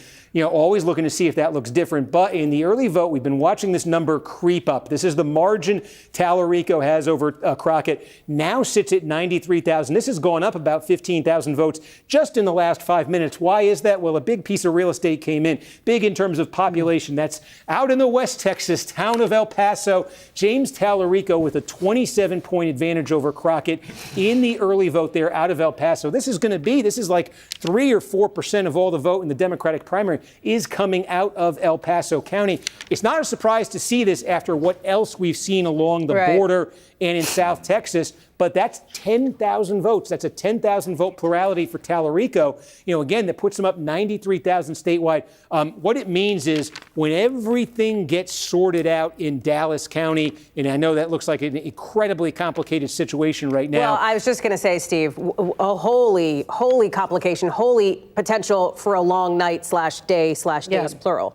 Yeah, and I mean, we were just talking through here. I mean, what do you do? The vote that was cast in the last 2 hours, do they put it aside? Do they release everything else? Do they not release any? So I have no idea, and I'm hoping you guys maybe can fill in some of the blanks. But the point is, when we do let me let vote, Ryan Noble jump in here. So, Steve, I guess the question would be, you know, obviously Dallas and that county are crucial to Crockett.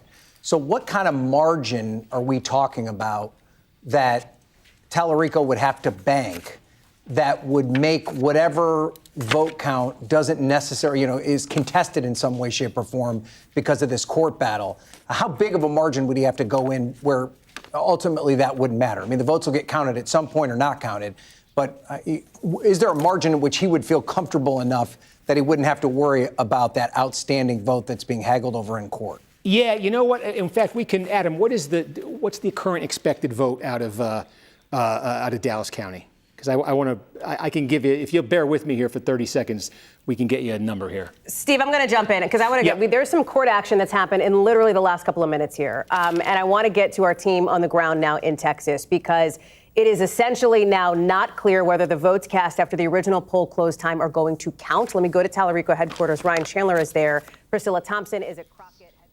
Oh, well, okay. But now we can talk. Now we can do what I wanted to do for the News Now folks here in the stream.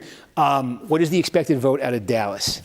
And this comes with a lot of asterisks. We don't know what they're describing now. Is we have no idea votes cast for the last 2 hours if they're even going to end up counting. But I would. Yeah, stand by with me. I'm having a little difficulties. Okay. What I was going to say on the air was a version of what I think I was saying before before we went on the air. I was saying to you folks, and that is, again, I had a benchmark of 70% here for Crockett. I think she needs to be higher, and maybe significantly higher. The way, again, it ticked up again, that Tallarico margin. He is collecting votes, and he's going to get. This is going to be, Williamson County, when this comes in, is going to be very good for him, I think. That's going to drive that margin up. I think if that came in right now, he'd go over 100,000.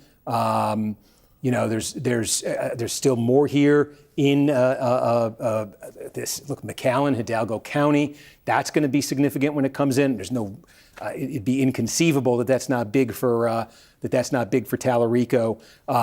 So again, you could just see it does get to the point here where if you're Crockett, I say you got to go over 70. I mean, that's what I'm trying to figure out with Adam. How far over 70? Because it is getting that number is going to have to be. I have an estimate for you. Pretty high. Yeah, here we go. So Dallas County, the estimate that we currently have is 330,000 votes countywide. Yep. For the Democratic race. Okay. So here we go. Pull my old calculator out here. Hidalgo County also just came in. Oh, okay. I want to get back to the board. Yeah, and again, we just said it would be inconceivable if Tallarico is not running up the score in Hidalgo County. And look at that, a 36-point margin for him there in the early vote. And he's now well over 111,000 votes. I'm sorry, give me the expected Dallas County again. 313. Okay. Right, so 94, 119, 120. Yeah. I mean, if she. Let me take you through what we got here. Our expected vote, and this is subject to change. And again, the issue in Dallas County is to give you an expected vote in Dallas County when we just have no idea the fate of these ballots. So this is purely sort of a theoretical exercise, but I just want to kind of take you through it. Let's say the expected vote out of Dallas County, is 300,000. Let's use a nice round number there. I think it might be somewhere in that neighborhood. So we say if Crockett were to get 70% of that, right, that would be 210,000 for her. That would be 90,000 for Tallarico, right? Okay, so be a difference of 120,000 votes. And you just look at the margin right now that Tallarico has. It just continues to rise with more to come in, sitting at 111,000. So when I say she's got to go over, I think she wants to go. If you were Crockett, you'd probably 75%, something. It's going to have to be super high because we're looking at one county for her, and we're just looking at kind of Tallarico building a plurality kind of in different corners of the state right here. And it's not really, we're talking about, it all comes down to Dallas. It all comes down to Dallas for Crockett. It doesn't come down to one particular place for Tallarico. Again, we told you El Paso, we saw that. We told you McAllen, we just saw that. We're still waiting on Williamson. Let's see if, that one's going to drive his number up further. So she could make a very, very big dent in his lead out of Dallas County, but she's going to need something massive. Something massive out of there. Because again, just look at this whole area of the state. These small counties, they're not going to be much, but they are going to add up, they're going to add up, net in the thousands for him. Steve, we got some election day vote out of North Carolina 4, Wake County. So we got about 2,600 votes. Alam wins it 50-46. Out of 2,600 votes. Okay. So this is now it's 3.5 points for Fushi. Alam just won a same-day batch out of Wake County. We have 80% of the vote. Two questions. Do we have an expected vote for the district? Yeah, the expected vote total for the district is 121. 121, so we have about 25. 25-4-6 right now. And you said it's 121? Yeah, and there's a minor candidate that's getting 2% of the vote. Okay, 26,000 and change. And what is the same day tracking at? Go ahead. Yeah, the same day's tracking overall, 51-46 for Alam. Okay, but what's the same? We're pretty much done in orange. What's the same day tracking in Durham? Durham, 56-42. Okay, Chatham? Fushi's winning it. There's about 1,600 election day votes there. 55-40. Okay, and then you just gave us Wake. What was the number you gave us out of Wake? 50-46 for Alam. Yeah. Okay. That's look. Fushi is she's won Orange County. This might be about all we get out of Orange County in terms of results. 2,200 vote margin, about 8 points for Valerie Fushi. She has padded that lead. Chatham County has come in huge for her, and she is winning the same day vote in Chatham County. Now, Chatham County is the smallest part of this, but that's helping to chip away, to offset a little bit of the same day advantage that Alam has here in Durham County. Look, again, we're at 85% here in Durham County. Alam now has pulled ahead by 3 points, but remember what we told you at the start of the night. Alam won this county in 2022 by 6 points. So Alam has not even reached her 2022 level when a 6-point margin in Durham County was not enough for her to win district-wide. And then Wake County, Alam winning the same day vote that we've seen. But she's not winning it by a massive margin. So the most outstanding vote in this district is in Wake County. See, we got Dallas County in Texas. We got Dallas. Geez. Same day, early vote. Okay, wow. Okay. Do we know if this is the 8 to 10 o'clock vote? Do we know the status of that vote? We don't know. We don't know the status. Okay. Exactly. Before I get into this, we want to we're going to go on to News Now and talk about this, folks. Not a good number for your Crockett.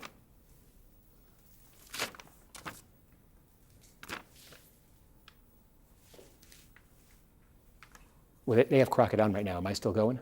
They've given us the cue. Yeah. Okay, folks. They're taking Crockett is speaking right now. I'm just. She's saying, there's going to be nothing in terms of result till tomorrow. But I want to say this whole legal issue about these. Sorry, I'm stumbling because I think they're going to come back here. On this, because Steve, I think the question now, and you heard her lay this out. She says, if we don't have the results in Dallas, where she's expected to do fairly well, a stronghold for her, we don't have the votes for tonight. So let me ask you, I don't know if we know, will the vote in Dallas make enough of a difference at this point in the race?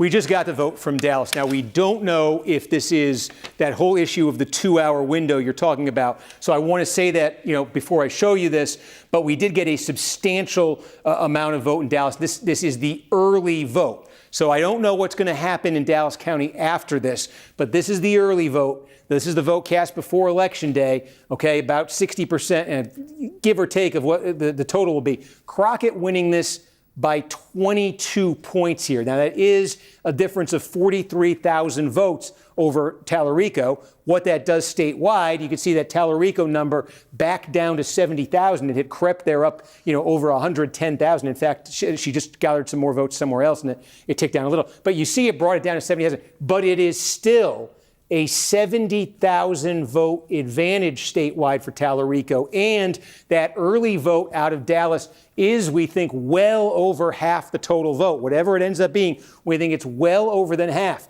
She was able to net 43,000 plurality with well over half of it, and she still trails statewide by 70,000 votes. So even if the rest of the vote in Dallas County came in and looked just like that, she would still be well short here of that margin that Tallarico has built. I want to say I've been, our audience on streaming tonight, we have been showing benchmarks for these candidates as the counties have come in. Are they hitting the numbers they need to hit? The number we had established in Dallas County for Jasmine Crockett was 70%. This is 61%.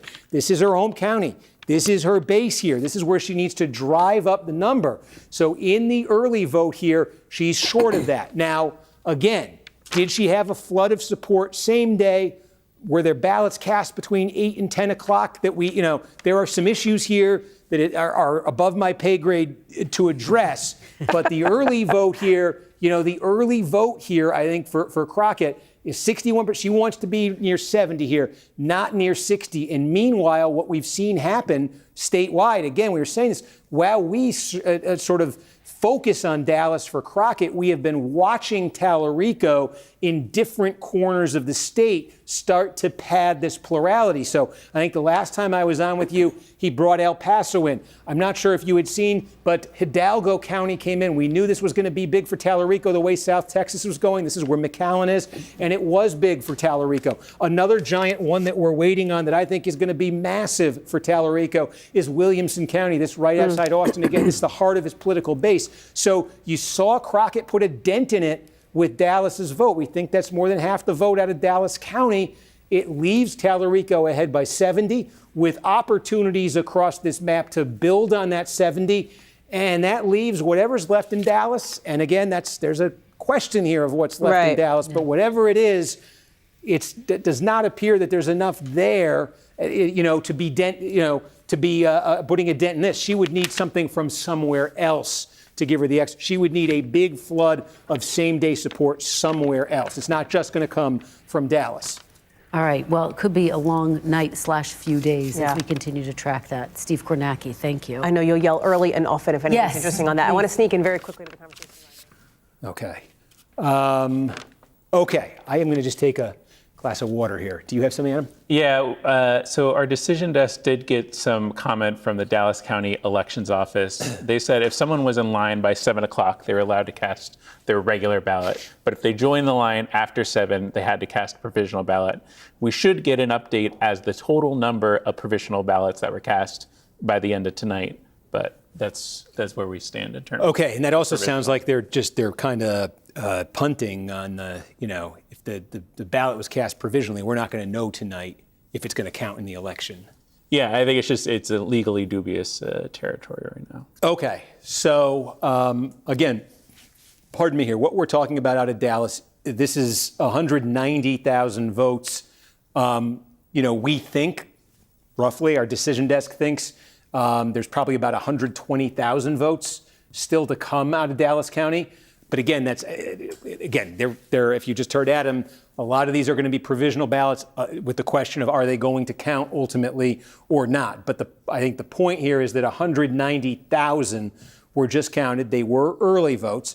And from that 190,000, Crockett was able to build a plurality of 43,000 votes. Now, in the same day vote, she has a much smaller pool to draw from. It was 190,000.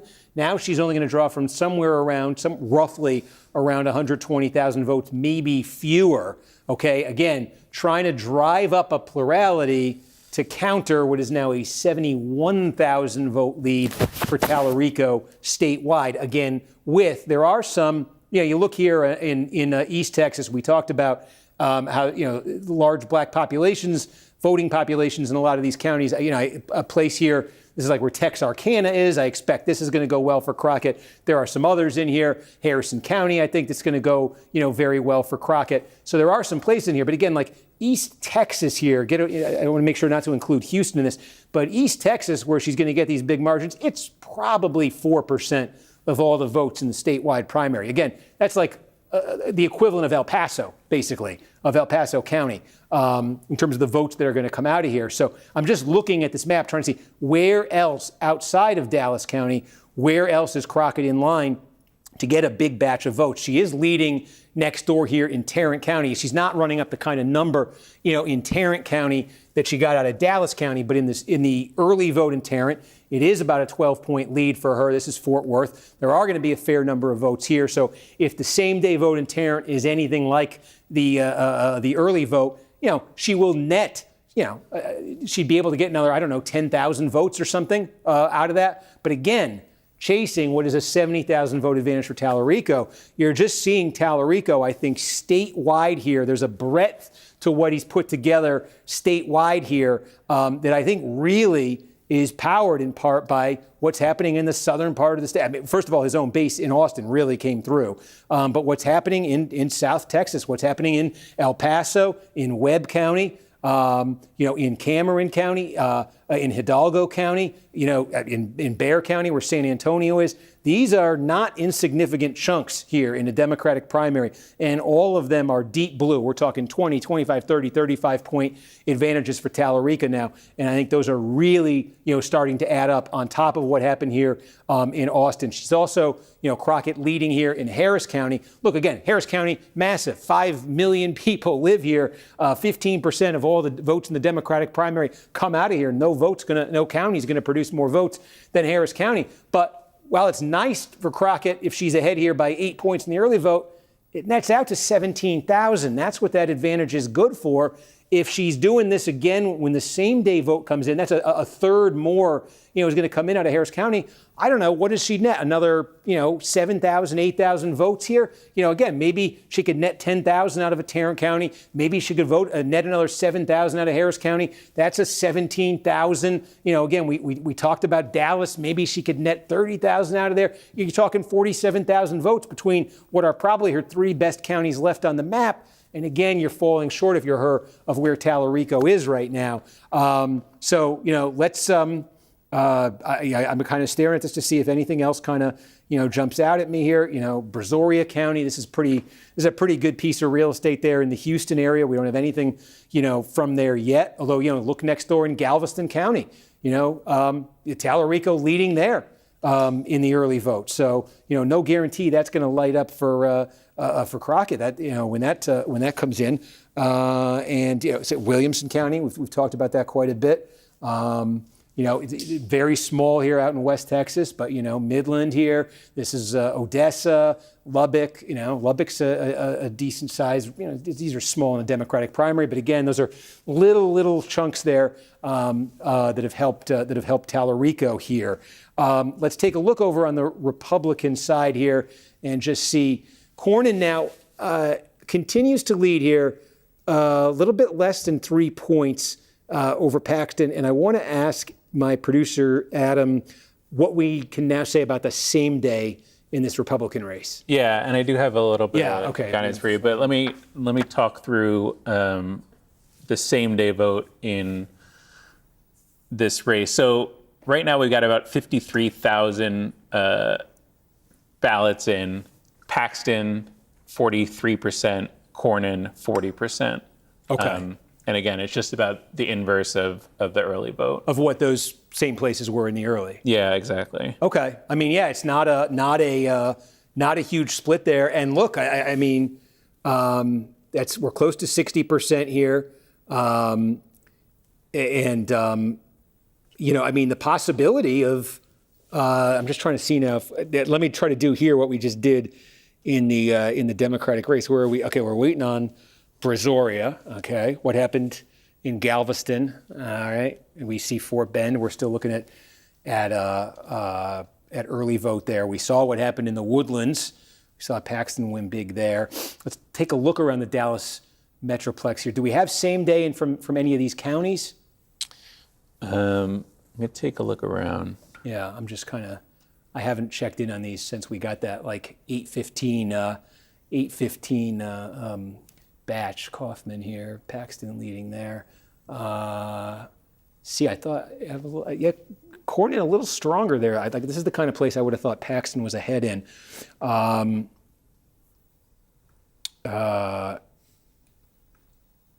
Okay, so the next thing here, sorry, I'm just thinking to myself here. The next thing, to come here is we're waiting on, where the drama is right now.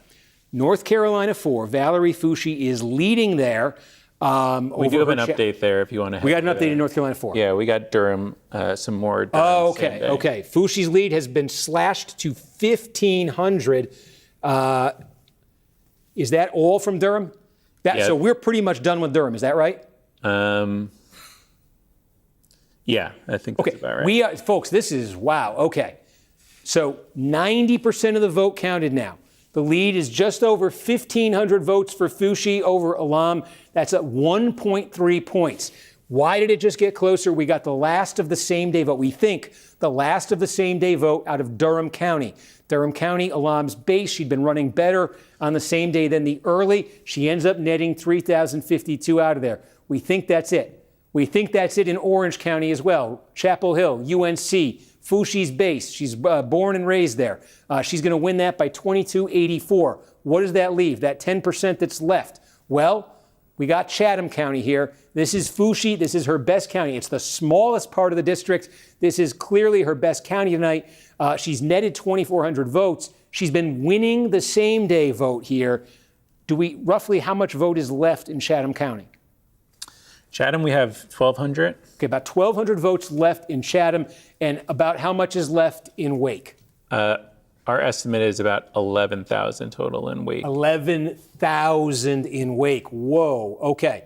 So, from the 1,200 votes that are left, actually, I should have done this on the, let me do it on the main screen here. Okay. So from Chatham, 1,200 votes roughly left. From Wake County, 11,000 or so we think are left. The margin is 15-18. Chatham, Foushee's been winning the same day by? Chatham, 54-43. About 10.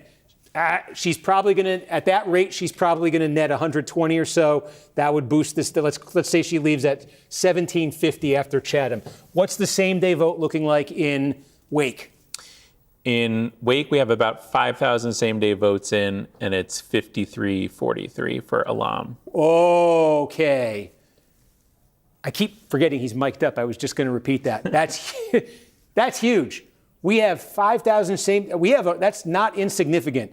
That's a 10-point lead for Alam with the same day vote, and we have an estimated remaining vote of 11,000. You can do the math on that. That would be 1,100 votes. If she wins the rest of it by 10, that'd be 1,100 votes, and it'd be 1,750. We think coming out of Chatham. That may not be enough. She may need to win. Alam may need to win the Wake vote by more than the 10 points she's currently winning it. She's probably going to need to win it by more than the 10 points she's currently winning it to overcome the lead that Foushee has. But this is extremely close.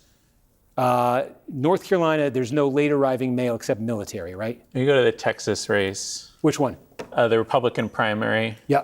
So our decision desk has made a call that we're going to go to a runoff. Okay, folks, you knew this one was coming, right? But it is now official. Our decision desk is calling John Cornyn and Ken Paxton. Do they want to talk about this on the News Now at all? Yeah, they'll come in. News Now is going to come to talk about this. How much time do I have?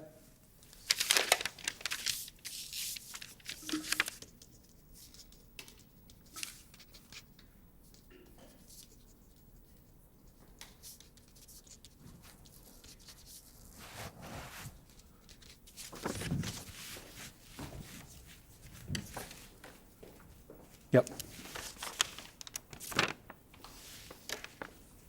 We're about to go on News Now, folks. Projecting, in fact, it will be a run-up. Let me bring in Steve Kornacki now, who's following it. Not a shocker, but maybe where the numbers landed is what's a bit surprising here to the point that we're making. Yeah, I mean, look, about 60% in Cornyn ahead here by 3 points. Keep in mind, this is basically, most of this is early vote, although what we've been tracking, we keep saying, what's the difference between the early vote and the same day vote? So as the rest of this comes in, is it going to move? there's not a ton of same-day vote that's come in, but the same-day vote so far that's come in has been 43-40 for Paxton. And in those same places where it's come in, where that same day's come in, it had been 43-40 Cornyn in the early. So let's see if there's a trend that develops there. It's too early to say here. But I mean, I think, look, so much of this now is just about positioning for this runoff. Obviously, we've talked about, Cornyn wants Donald Trump to come off the sidelines. He wants to go to a runoff. What does Donald Trump want to see? He wants to see a candidate, I think, who has a chance to win, right? So how much will how these two finish relative to each other drive that decision by Trump? Can Cornyn finish ahead of Paxton tonight? Yeah. They're both going to runoff, but can he finish ahead? And can he make the case that he's got more life here than maybe some folks had thought, versus finishing behind Paxton and having to say, well, I'll make up for it in the runoff where I couldn't do in a preliminary. And Steve, just walk us through what it looks like, because we're just talking to Phil in Dallas, who kind of mapped out the fact that John Cornyn's a strong closer here. Where was, I mean, and I understand we're still counting the vote, and this is very close, and it's all going to a runoff. But again, here he is with a narrow lead, which is, Ryan's pointing out, no one expected that. Yeah, I mean, look, a couple of places here. We figured that he was going to run the best.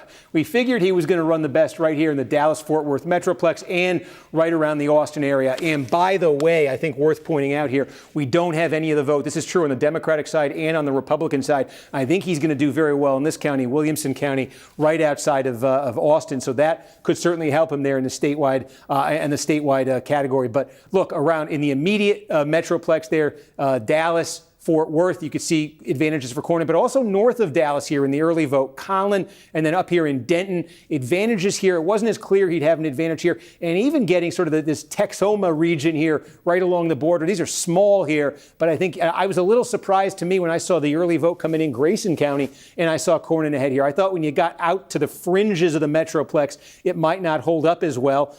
Additionally, the fact that here in Harris County, it's essentially a tie right now. I think maybe a bit of a surprise here. Paxton actually had done very well in Harris County when he was challenged by George P. Bush from the Bush family with deep ancestral ties to Harris County. It's where it's where George H.W. Bush launched his political career. Paxton had run very well there in his 2022 runoff against George P. Bush, but Cornyn holding his own in Harris County.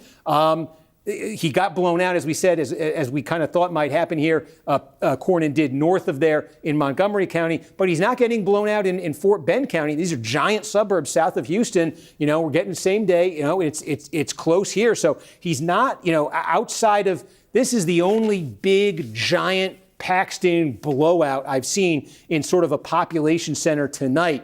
I think there was a sense that there'd be more of these, maybe not 30 points, but more double-digit Paxton places than we're seeing right now. How about Collin County, Paxton's home county up there north of Dallas? Obviously that's another fast-growing part of the Metroplex there, and a place I would think Paxton has to do well. Yeah, no, I mean, again, so this is what you find in the Metroplex in Republican politics is you find the Republican electorate, I think there's a higher concentration than elsewhere. It's a little more affluent, a little more college educated. It's a little more culturally moderate. So I think, these were places that were musts for Cornyn coming into tonight. But they've been delivering for him. Again, we talked about it immediately in Dallas and Fort Worth, but this is when you get north of Dallas and you're, Collin, Denton counties here, north of Dallas, you get into a lot of those kind of well-to-do suburbs, and, Cornyn is doing quite well there. Still some vote to come in, but enough that as we reset statewide, he's got an advantage there of almost 3 points. Steve, thank you. We're going to come back to you. Ryan, I want to sneak you in here because when you look at this, right, now that we have projected. Okay. We still have no same day in the second? No same day in the second. Okay. We haven't checked in on Texas 33 tonight. Do we have, we now have vote in Texas 33. Oh, yeah. Okay, folks. Here we go. I put this one out of my mind a little because we were waiting on that 10 o'clock poll close. So that early vote in Dallas County means we now have 61% of the vote. This is a Dallas County district here in this unusual race where Colin Allred, who held a seat in this area, not a lot of this district. It was only part of this district. This district is a product of this summer's Texas Republican redistricting effort. It's now an overwhelmingly Democratic district. Allred had the sort of ancestor district here. Allred represented from 2018 to 2024 before he ran for the U.S. Senate. When he gave it up to run for the Senate, Julie Johnson came in and took it. Allred, after losing that Senate race, started running for the Senate in that Tallarico-Crockett primary, got out of it and said, I'm coming back to run in this district against Johnson, the incumbent who succeeded him. And maybe that was a wise decision on his part. An 11.5-point lead here for him, 45-34, 45 and change, 34, with the early vote here, 5,400. One of the things that I think was notable about Allred's strategy in this race was, remember, we're talking about Dallas County where we just saw the early vote come. I think it was a little disappointing for Crockett, but it was still over 60% for Crockett. This is still a heavily pro-Crockett county. And we saw a couple weeks ago, Allred kind of wade into, it looked awkward to a lot of people, wade into that Senate race between Crockett and Tallarico, where he made some accusations about Tallarico. I know it certainly didn't sit well with a lot of Tallarico supporters, but I think one read on what Allred was trying to do there was tether himself to Crockett, who he knew was going to do very well in this district where he's trying to unseat Julie Johnson. And so you see here, again, we just saw Crockett do very well in Dallas. I mean, I say very well. It's not well for her in the context of the statewide challenge she faces, but she won more than 60% of the vote in the early vote. And you see Allred here, he's getting not all of that clearly, but it's enough to give him a pad here over Julie Johnson. So interesting dynamic there. This would be, if Johnson cannot reverse this in the same day vote, this would be an incumbent losing. We've got an incumbent, certainly, just trying to zoom out here. There we go. We've got an incumbent. We've been talking about this in just absolute grave danger here in Texas, too, with Dan Crenshaw. Again, if you're wondering why there's no call here, we've just been waiting for same-day vote out of the second district to make sure that Crenshaw isn't getting something, off the charts to reverse this. Otherwise, Crenshaw goes down. You have a defeated House incumbent. You now have, in Dallas County, a Democratic House incumbent facing a double-digit deficit. Julie Johnson in trouble there, in big trouble based on that. You have there was definitely going to be an incumbent losing in this district, the 18th district. The question was, would it be Menifee or would it be Green? Now we've got more same day. I'm going to pause on this one for a second here because I think it's tightened a touch. It's a 5-point difference here, 3,200 votes between Menifee and Green. And I'm going to ask Adam, what do we know same day in Fort Bend and Harris in this district? Yeah, that was that Fort Bend update that came in. That it was about 300 new votes, but Green won it 66-26 over Menifee. Okay, how much vote do we? Oh, I should zoom this in for people. How much vote do we think is left in Fort Bend County?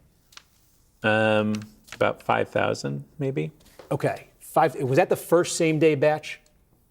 Yeah, first and only. Okay, and Harris, do we have any same day out of Harris? No, not right now. Do you know what the expected vote, how much vote is expected, how much remaining vote is expected out of Harris? Harris, the estimate is 23,000 election day. 23K. Okay, so 18,000 more votes left out of this portion of this. So this is Harris County. This is 82% or so of the district. This is where Menifee is doing well. This is the Fort Bend portion of the district, suburbs just south of Harris County here. And this is where there's about 5,000 votes left. This is where Green has been doing very well. So with those remaining 5,000 votes, it looks like it might be trickling over to the same day. Green may be able to, net another couple thousand votes. Probably not the full difference that he faces, but he'd be able to dent that. And then the question would just be here in Harris County, where the same day vote, though, was 18 points in Menifee's favor. So I think the dynamic in this race, honestly, is the best case scenario. Oh, why does it do this? The best case scenario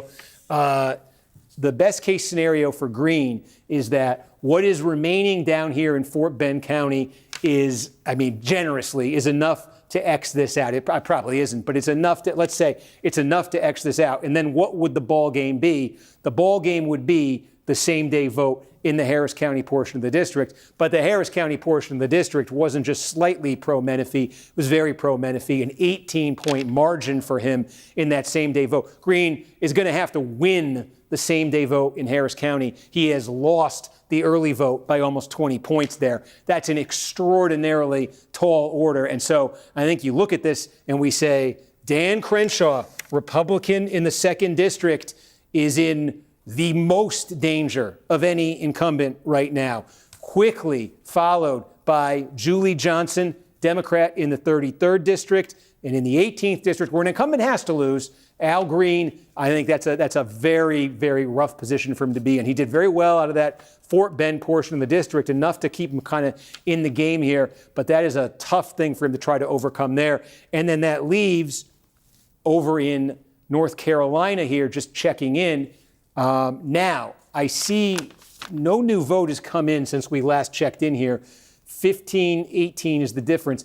I do see, have we changed expected vote a little bit here? This is something that happens, we say a little behind the scenes, where our decision desk tries to, we sometimes adjust the expected vote. That might have happened here. Yeah, there's about 13,000 remaining overall, 1,200 still in Chatham, 11,000 in Wake. I think maybe, I don't know, they moved Durham up maybe a little bit, but we might have a little bit more out of Durham.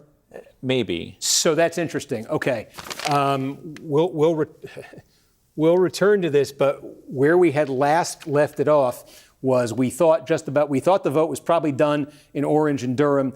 We thought Foushee was going to net a small amount here, a couple hundred more votes out of Chatham County, and Alam was leading the same-day vote here in Wake County by 10 with 11,000 votes to go, meaning at that clip she would net an additional 1,100 votes or so, which might leave her just short of Foushee. But again, when we put, there was a little bit more. Did they count? Yeah, there's a little bit more in Durham, and that's Alam's base, and she's been doing well there. So now, same day in Wake and Durham, that's a little bit more for Alam to draw. This is a real close race, folks. This is just a real close race. Foushee could win this, but this could also be another House incumbent who goes down. Texas 2, Texas 18, Texas 33, North Carolina 4. You got 4 in trouble. Let's take a look at the 23rd District. We've got more here. This is Texas. This is Tony Gonzalez. And let's just see what we got. We got the, I see what we're waiting on and what we got. We got the small, El Paso County is big, but not in this district. This is a sliver of it, and this is Republicans in El Paso County. So you can see here, this is only going to be like 2 or 3% of the vote in the district. Nonetheless, a lot of these are 2 or 3%. It's about 800 votes, about 750 votes here. Gonzalez leading that by 6. This is in 2024. Herrera won the El Paso portion of the district by 20 points. So Gonzalez in the early vote here by 6. When the numbers are this small, they can be a little volatile. Let's see what the same day brings. But again, if you're Gonzalez, you're ahead by about 4 points overall. I'm looking to see. We do not have any same day yet out of Bear. This is where it's been. We got basically all of Medina. So this is the second biggest county in this district, 16% or so of the vote. And Gonzalez is going to win here by 2 points. In 2024, Herrera won this same county by 2. Gonzalez, this is a good development if you're Gonzalez. You've taken a county that you lost in 2024 narrowly. Tonight, it looks like you're on track to win it narrowly. We got to make sure there's not any more, a vote that's going to come in here. As you just saw, sometimes there's a little scatterings, as you just saw in Durham County. But right now, that might be, when it gets to 95, that might be it. So 2 points there. So Gonzalez, we saw in the early vote in Bear, this is 8 points. 8 points is what he won it by in 2024. Round that 7.5 up to 8. He's a little bit outpacing himself in Medina. Next door in Uvalde County. I do think we now have same day in Uvalde. Is that right, Adam? Sorry, what was that? Can you check Uvalde County in this Republican race? I have a note here that I think this reflects more votes since we last checked it. And I flag this one, folks, because this is 10% of the vote. I know this looks small, but in this district, this is probably 10% of the vote right here. And the significance is we have Herrera by 14. I believe just check my my notes here. That yes, this was a Gonzales County. This was a 10-point Gonzales County in 2024. So this would, as much as you say Gonzales got a little boost next door in Medina, this would more than wipe it out. Do we know it all? So yeah, we have a little bit of Uvalde. There's some election day vote in Uvalde. There's about 800 election day. Yep. And Herrera is winning that 54-28. Okay, so it is. So yes, so Herrera is building his lead with the election day. This, if you're Herrera, is good news for you. Again, like 50%'s coming out of Bear, like 15, 16's coming out here, 10%'s coming out of Uvalde, and he is running better than in 2024 there. And this is Valverde County we're waiting on still. This is of everything that you're looking at here, this is the biggest piece where we have nothing. So take a look at that. But I really think so much now is going to be when we finally start to get same-day vote out of Bexar County. Does that move in Gonzalez's direction? He wins. Does it move in Herrera's direction? He can win this election. But that's another incumbent who's in trouble. So all these districts, we're showing you, we flagged as potential trouble for incumbents. Texas 2, Texas 18 was going to be an incumbent in trouble. Texas 33, Texas 23, North Carolina 4. All of them right now, to various degrees, the incumbents are in trouble. Let's go back to that Senate race here. I know people are I'm sure, itching to take a look here. Okay, again, on the Republican side, the picture hadn't really changed here, about 2.5 points. That's Cornyn's margin. The ball game now is just about who's going to finish first here, who's going to be able to say going into the runoff that they finished first, that they had the most votes. If you're Cornyn here, this would be the expectations were pretty low for Cornyn. So if he is able to finish on top of Paxton in this preliminary, I think he may go into that runoff with a bit of an unexpected head of steam. And then depending on, how do Republicans react to the Democratic result? Does that shape their thinking as they weigh that? May 26th, that's when the runoff would be, May 26th. Real short campaign. Democratic primary, let's call that one up and just see if we got any new. So that Tallarico margin, again, it's hovering right where it was the last time we checked in, right around 70,000 votes. We still have yet to hear from Williamson County. That's a big piece of real estate. Williamson, Brazoria, that'll be, that's a fairly significant one when we get it. We do have a couple election day comparisons in this race if you want to go through let's do that. So like Fort Bend County, we have about 10,000 election day votes, 10,000. Those are breaking 53-42 for Crockett. Okay. She was winning the early vote 60-36. She won the early vote 60-36, and she's winning the same day 53-42. Yeah, that's right. So that's interesting because she wins. That has the effect of bringing down that initial number that you saw, right? It was, when we first checked in here, she had 60% in this county. You could see 59.4. You would maybe round that down to 59. That's because while she is winning the same day vote here, she's only getting 53%. So obviously that's gonna bring the number down. So while it's good news for her to be winning the state. You want to win the same. She wants to win it by more. She wanted the number to go north here. It's actually going a little bit south, even though she is winning the county overall. Hayes County would be another one. Okay, we have about 7,000 election day votes. Yeah. Tallarico winning 72-27. That's the election day. The early vote was 74-25. Okay, so and that's an interesting comparison. So you're taking two big counties here. Now maybe Hayes County, you're in the Austin area. I don't know if it's a little unfair because this is sort of Tallarico's backyard. But what Adam's telling you, right, is the Tallarico number. It's down a slight tick here, but this is a 3/4 Tallarico County. It's where San Marcos is. All right, let's reset to the statewide here.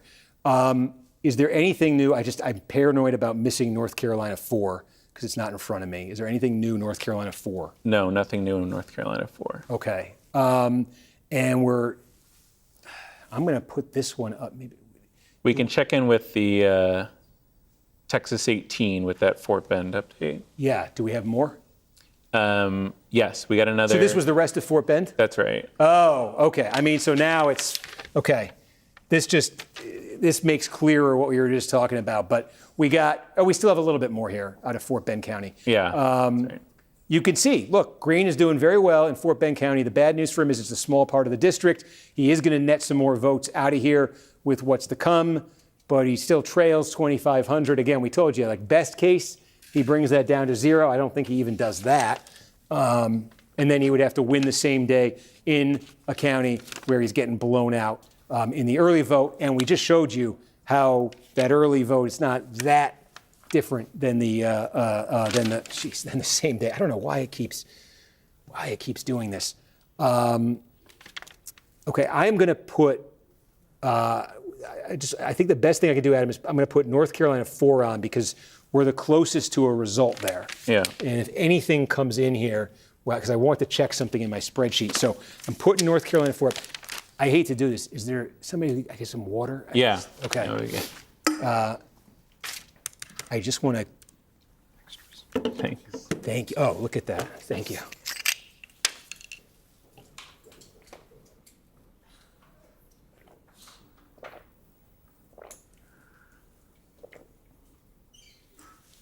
Oh, excuse me. Okay.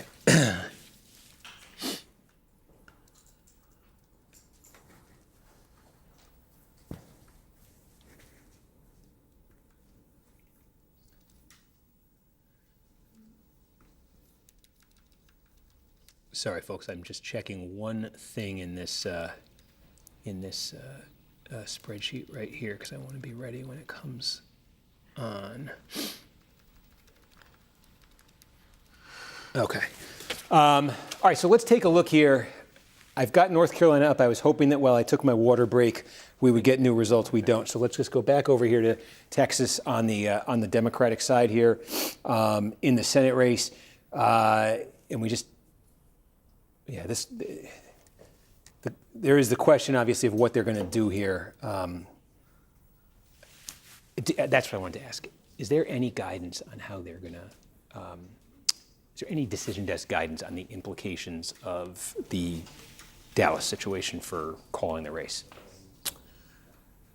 Outside of that guidance that we got earlier about the provisional ballots, I think that's a big, we want to see how many total votes were cast in that interim period, and we're supposed to get an update on that before the end of the night. So we're waiting for them to continue reporting votes, but until we get an approximate number of those provisional ballots, that'll probably hold us up there. Okay. So again,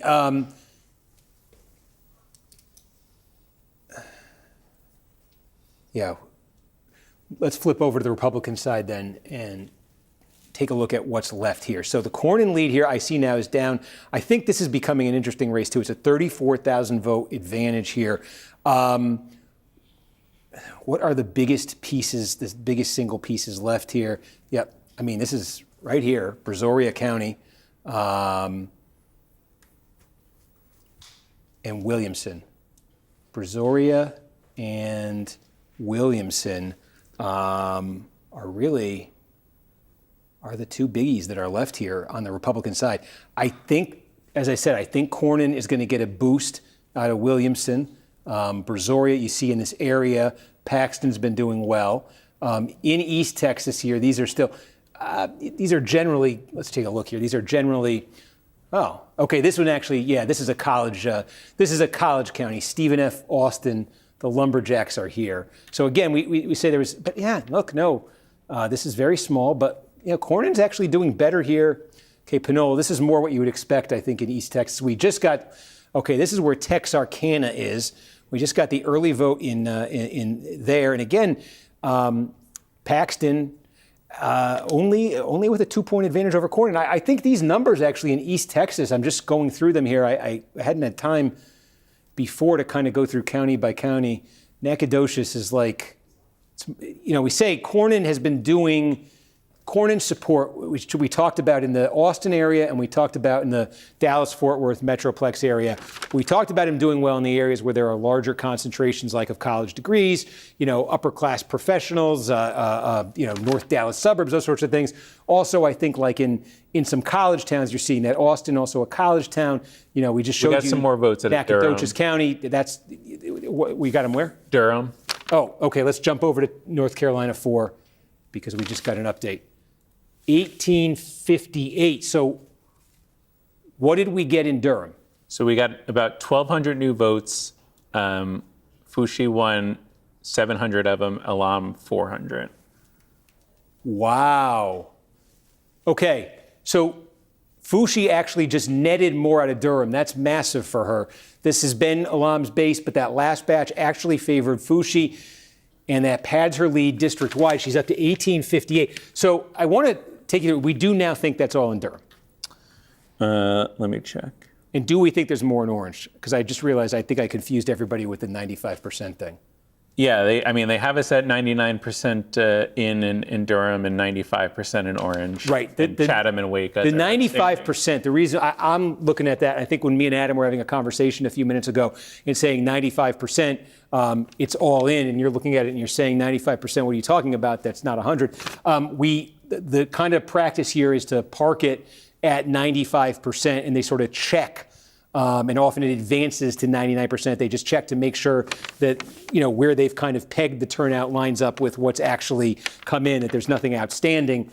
When they got to 95 in Durham, they realized they were a little off. That was what that extra vote was. So we're checking on Orange. Want to make sure there's not any more out of Orange. You just saw what happened in Durham. There was a little extra there, although that bid at the end was very good news for Fushi. So this could be all that there is in Orange. There might be a little more.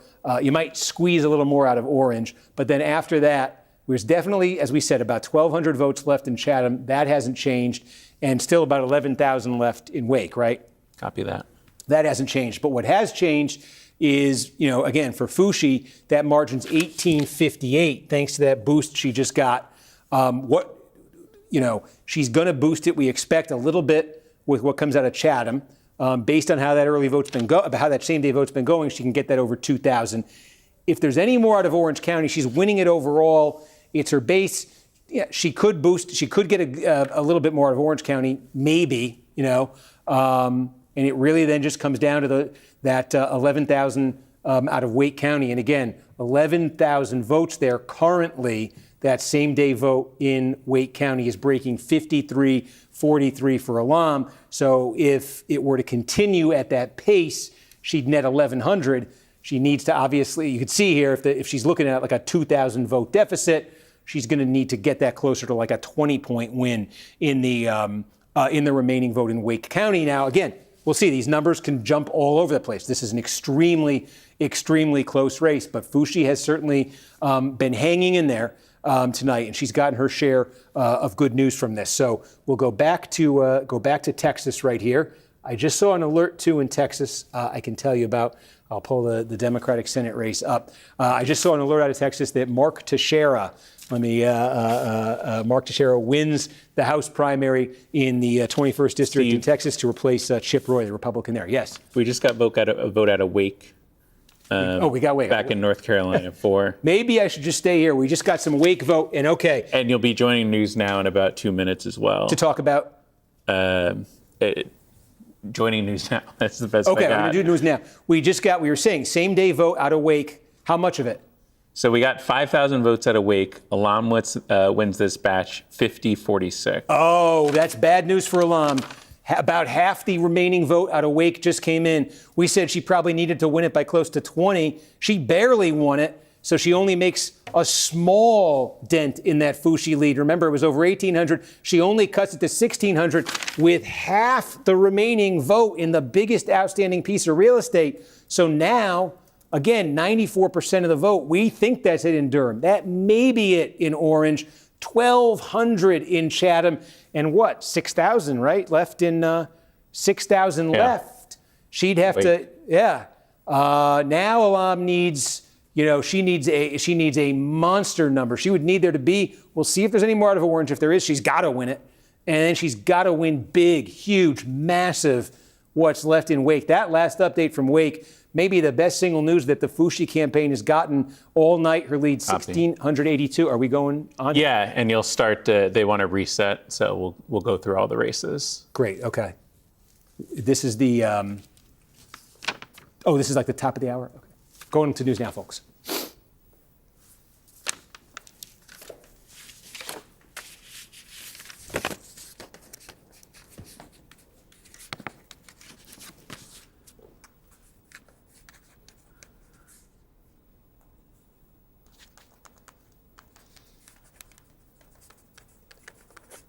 I'm going to pass a note to my producer while I wait to go on. Oh, okay, we got 60 seconds here, folks. Let me get this ready. I'm just checking our notes from our... Say again? Do they want me just to go through them or wait to be prompted, or...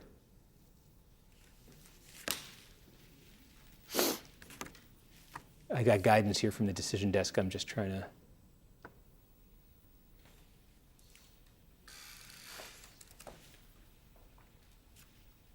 Yeah.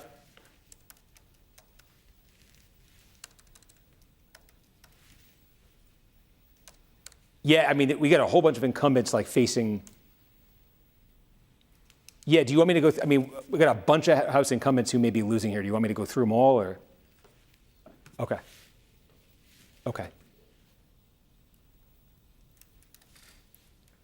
Okay. Okay, guys, we're going to do a, folks on news, on streaming, we're going to do a comprehensive look here at the picture right now.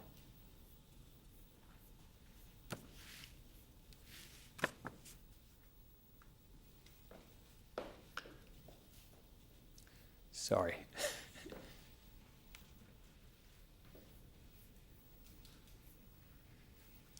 I'm hearing it, yeah.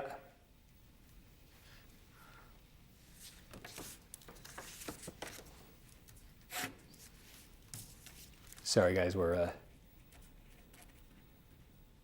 it's one of those things where I don't think there's enough time to start a new thought, so I'm... And there's no characterization on this? So that's like up in the air? Yeah, other than runoff. Okay, okay. Do we have... What just came? The Tallarico went up to 75. Did he just get a? I wonder if I missed something. Kleberg, Polk, Montgomery, 3,500 votes. And maybe we'll get an update in that Crenshaw race shortly then, but nothing there. We got more out of Montgomery. Yeah. Right, okay. Something else? Oh, we got more South Texas. Is that what it is? Yeah. It's a bunch of small updates. Yeah. Bastrop. Okay. I don't know. Kamal, that's the big one.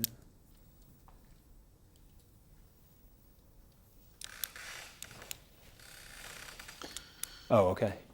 Folks, they're going to Ken Pax. Okay, so we're gonna just pick this up. Have we got any new numbers in any of the House races since we were last talking to the live stream folks? No. Okay. And do we have, I'm just looking at the decision desk notes here, things I can share with people. A couple of things quickly we haven't gotten to. Texas Attorney General, Chip Roy, Mays Middleton going to the runoff on the Republican side. We told you Chip Roy's House seat, the one that he gave up, Mark Teixeira, the Republican, the former Yankee, has won the Republican primary there to replace him. I want to go to Texas 34 because I'm curious about this. Right? Wow. Okay.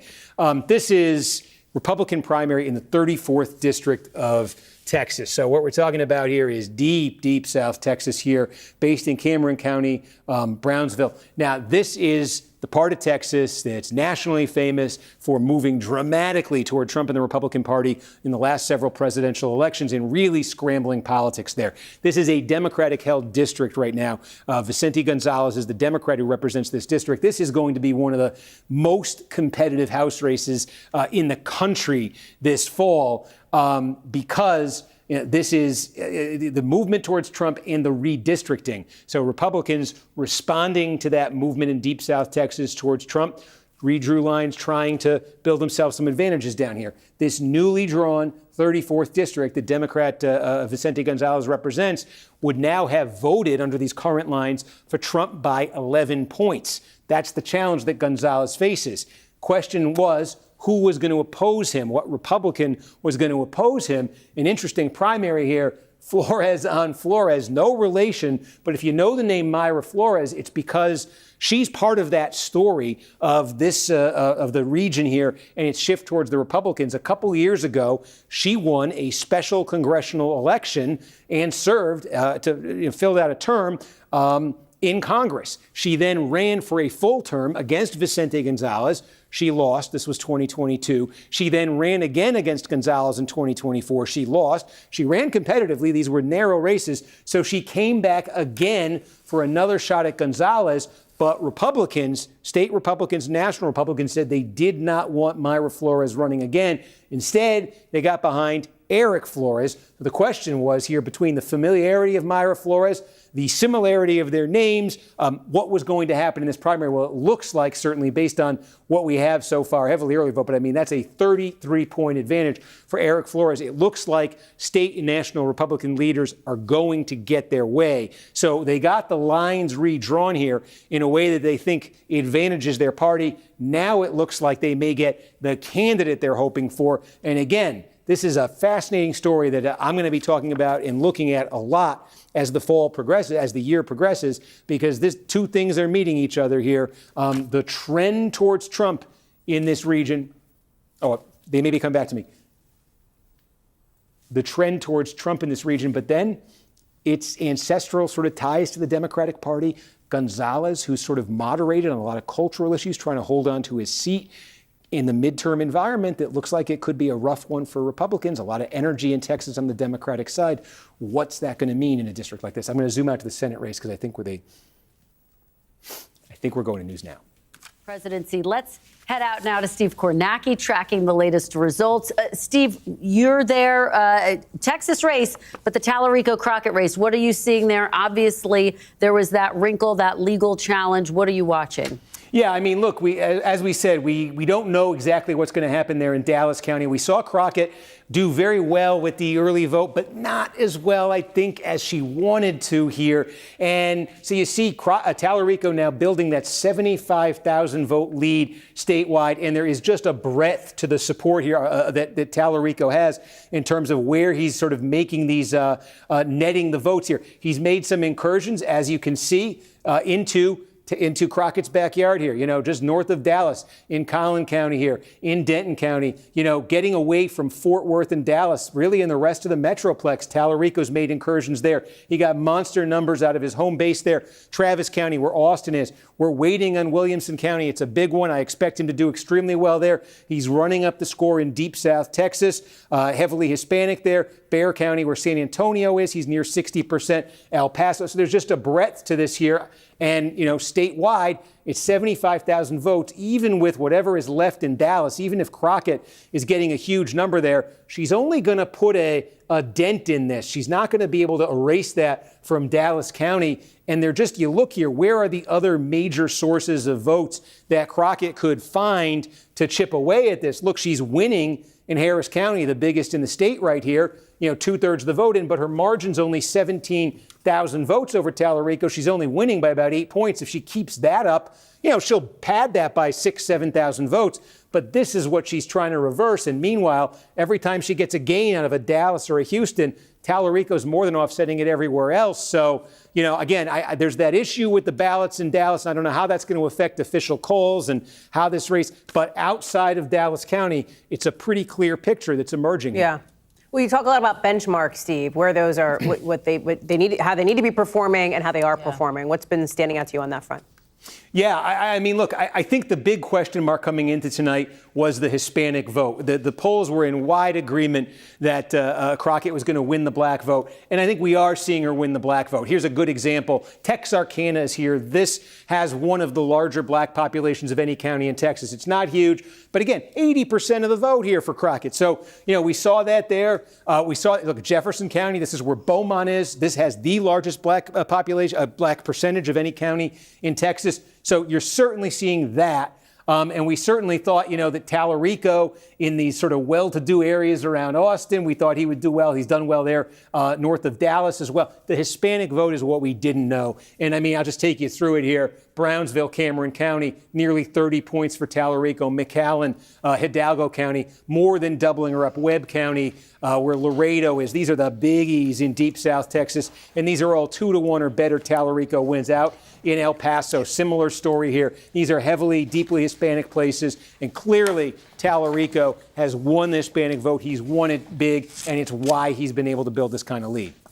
And Steve, we've got a lot of vote in North Carolina 4. How's it looking there? What a nail biter. We've got all sorts of House incumbents here who are in trouble. So this is 94% of the vote is in. Valerie Foushee, the incumbent, leads by 1,600 votes. She just got very good news with a batch that came in here in Durham County. Basically, what's left here is Wake County. We think there's about 6,000 votes left here. Alam, her opponent, is going to have to win massive numbers in the remaining vote here in Wake County. This is basically it here. If she's going to, I know it's very narrow, but to reverse that with the small amount of votes that's left, that's what Alam's going to have to do. This has been very, very close, but Foushee has been resilient through the night. She's delivered numbers when she's needed them, and she does have that small, but it is significant lead at this point. Are we thinking we'll get that vote tonight? It's been coming in. Yes, it has been coming in painfully slowly, but it has ultimately been coming in these places. So we keep looking at it to see if we get it. Isn't it all painfully slow for you? I mean, let's be real about that. I know you'd prefer the instantaneous piece of it. There's that window between 8:01 and 8:03 when 20 of them come in and it's too much. Otherwise, yes. Okay, fine. Very good. Steve Kornacki, stay close to it. Cam, thank you very much. Appreciate that. Yeah, we appreciate it. We're going to go now to Okay. I need some water. We did the Montgomery County update in Texas 2 populated. So this is election day vote. Oh, we've got it in the Crenshaw race. Guys, this could be the moment here. It's just some of it, yeah. Okay. It's an additional We've been saying we're waiting ballots. on Montgomery County same day, and so we've now got some. Yeah. What is it? So this is 3,000 election day votes in Montgomery. Mm-hmm. It's 58-38 for Toth, and it was 62-33. Folks, that's okay. I mean, you just heard Adam. Oh my gosh, I don't know what that is. Crenshaw way behind in the early vote. We have been waiting for same day vote. We just got a big batch of it here, and it's looking the same. Toth is blowing out Crenshaw in the same day. So there's no reversal of trend. Crenshaw would have needed the mother of all reversals of trend. So now, 62% of the vote. Any guidance? Folks who've watched me on these TV through the years probably know what I'm doing right now.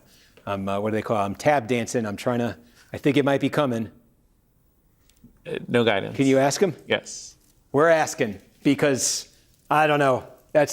You got same day now, and it's not budging. Well, Adam does. They might be waiting for more same day in Harris as well. They want to see the other part of it. This is me speculating. No, it's fair. It's fair. I don't mean to. No, and I don't mean to. I mean, the decision desk knows what it's doing. Let's just take a look here. Of course, we're not going to get more out of Texas 33. Texas 18 is where I meant to look. I think we got a little bit more here out of Fort Bend would be a little bit more. Yes, but I don't know why this is happening. We'll take a look in Texas 23 if we got more. It looks like we do have some more in Texas 23. Let's find out what's going on here. So let's move this. I don't think we're lucky enough to get same day out of Bayern. No, we're not. Uvalde. We're getting more out of Uvalde. So again, this is where Herrera's doing better and better. I think it was 46-32 the last time we checked in here. Gonzalez won this county in 2024, so Herrera was able to cut the gap a little bit more in this district. We're waiting on Valverde. Again, of all the blank counties here, this is 6% of the district. We've got vote elsewhere here. Brewster, we told you. So yeah, we're waiting on. I think Valverde is a little interesting here, and yeah, we're waiting on these Bexar County, the outer edges of Bexar County. I have a time guide here for Bexar, and I want to look at it. In 2024, the next batch. Okay, so in 2024, we had our first. You know how this is going. We get the early vote, then we wait and wait. The early vote came at 8:30 in Bexar, and then at 10:46, we were getting same day. So we're past 10:46. We don't have same day yet. Is that true? In this, are you still? Have you heard from them at all? Yes. No news there. Okay. I want to see if we have. No, we don't have any same day from Bexar. Okay, so we should. I mean, look, if past is prologue, we should be pretty close to getting some same day vote from Bexar County, and that's going to be like maybe definitive in that Texas 23 race. So again, Fushi may be able to hold on in NC4, but let's see with those. It's razor thin. We're just going through our endangered House incumbents here. Gonzalez really looking like those. Bexar County, same day. We're kind of on hold here. Again, just to remind you, Julie Johnson, though, those early vote numbers, if you're her, were not encouraging. Al Green needs a Hail Mary pass in Texas 18 with the same day vote in Harris County. And we just took you through Toth and Crenshaw, and now the same day matching the early. So let's return to the Democratic Senate primary here. We have another legal update from our colleagues here at NBC, this time on Williamson County. A similar situation played out to Dallas County there, where there were folks who I guess were able to vote after the original poll closing time, and the new legal guidance there is their ballots should also be kind of put to the side or pending further review. The Williamson County, similar situation to Dallas. The ones who didn't show up at the precinct, at the correct precinct. The ones who were not in line to vote at 7 p.m., but still voted after 7 p.m. Okay, I see what you're saying. We're in a big hold in two big places on this map right here. I mean, it's these are the. We did get Brazoria. Okay, and we got Brazoria. Okay, so Crockett winning the early vote there, and you could see. Okay, that she nets, 5,400 votes here, Gulf Coast, and. Yeah, she was able to, meanwhile, Tallarico has countered that in small ways. I mean, again, like we've talked about this, it's not going to add up to a ton of votes, but it will add up to something. And, winning all these, sort of small counties, small town counties here. And for Tallarico, what that means is Crockett, gets a nice little boost out of Brazoria, and he offsets it by, netting small amounts out of like 10 of these. So continues to lead by that wide margin. We're not going to find out anything in Williamson soon, it looks like. We're not going to find out more in Dallas soon. Those are the two big pieces, puzzle pieces that are left here. Again, I think like in Harrison County, we have nothing. It's a small size, but there's, I think a small city, Crockett can do well there. And I mean, this is like we've been going for 4 hours right here, and now I'm hitting the point where it's sort of like without getting Williamson, without getting Dallas, we'll start getting some. The next thing is to get some big same day batches here to make sure, nothing dramatically different is happening there. So far, we're not seeing that. That's what Crockett would need. She would need a big turnaround. Do we have like a running same day? Yeah, stand by with me on that.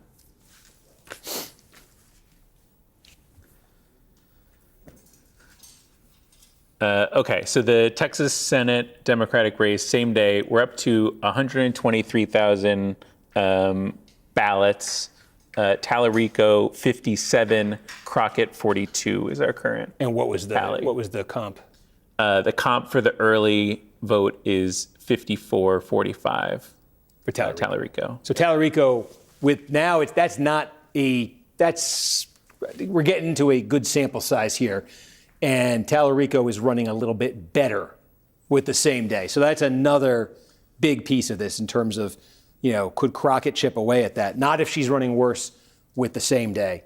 Let's just flip over to the Republican primary. And again, the story here. So Paxton now pulling within 2 points here.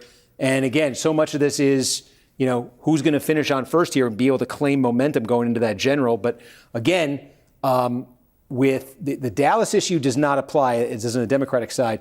But in Williamson County, that issue Adam was just describing, that's going to be important because again, look at the area here. It's just this is Cornyn country. So that's one piece of real estate where Cornyn is going to do well, but you're in kind of an indefinite hold on there. But Paxton has now cut that lead within 3 points. What's the same day early split that we have now for the Republican side? Yeah, so for the Republicans, we have about 200,000 ballots that have been categorized as election day. Paxton winning that 43-40 over Cornyn. And still the early in person was about 44-40 for Cornyn, the inverse. Okay, so it is, again, we're in both of these primaries, we're getting decent sample sizes here. And I think that's what you're seeing. You're seeing, that's why Paxton is able to cut this. Although, again, there is more early vote than same day vote. So if Paxton is only winning the same day by 3 and lost the early by 4, that would net out to Cornyn's advantage there because it's not a 50-50 split. This is, as you can see, this is more like a 2/3, 1/3 split. So that is actually, that update on the same day vote is very encouraging if you're Cornyn for wanting to stay in first place in this thing. Paxton needs to be winning that same day vote by a bigger margin. So you're seeing him cut into it with those numbers Adam's describing, but he's not on pace to cut into it enough. We'll see if those numbers adjust. One way they might, I'm just seeing, do we have any, yeah, this will help him with the same day, I think. Montgomery County, where the Woodlands are. Let's go over to the Democratic race. Let me just ask, do we have anything new in these House races? No, not a ton new in the House races. We've gotten a trickle in Texas 23 and some of these smaller counties. But yeah, still waiting for major updates. Okay. Here's what this is embarrassing. I think you know what I mean when I say I need a quick break. Can I take a quick one? And while I'm gone, folks, I'm just going to put up where, maybe there'll be an update here. So I'll put this one. No, you know what? I'll put North Carolina 4 up. That's the one where we've been getting more steady reports. And again, this is sort of the ball game here right now. This is Wake County, okay? We think there's probably about 6,000 votes left here, and Alam has got to win them overwhelmingly if she wants to catch Fushi. There may be more. Okay, clear for the break. I'll be right back, folks.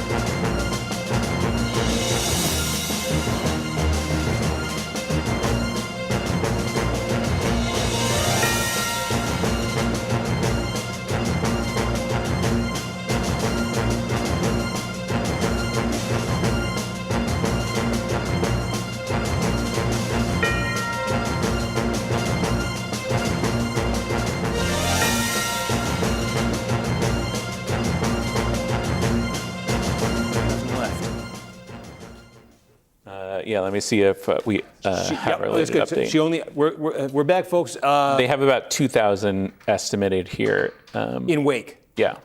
And is there any left in, is that 1,200 still left in Chatham? No, they revised that down to 100. So There's 100 left there? yeah, and I mean, these remaining votes can be very subjective. What about Orange? Did we get that up to 99? The Chatham, Durham, and Orange are all at 95 now. Okay. But we have all the markers are in that they're basically done, but they could still report. But they think there's about 100? They think there's a small amount in Chatham? I think these numbers are very subjective, but they have Chatham at 100, Durham at 700, Orange at 300. Okay. The perils, folks, of, we have the estimated vote and then these late reports. But half of that. Got some more same day in Harris. Yes. Texas too. Okay. Okay. I tried this before. We're about to try it again. So, okay, you just saw about half the remaining same-day vote came in out of the Wake County portion. Elam won it. She didn't win it by that much. She didn't cut that much off Fushi's margin. We are still trying to figure out exactly how much is left. It is not much. The most of it is probably in Wake, but there is not much left.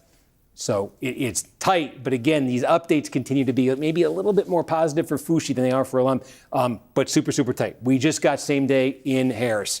You know the story here. Let's just check it out. Okay, this is Dan Crenshaw overall, okay?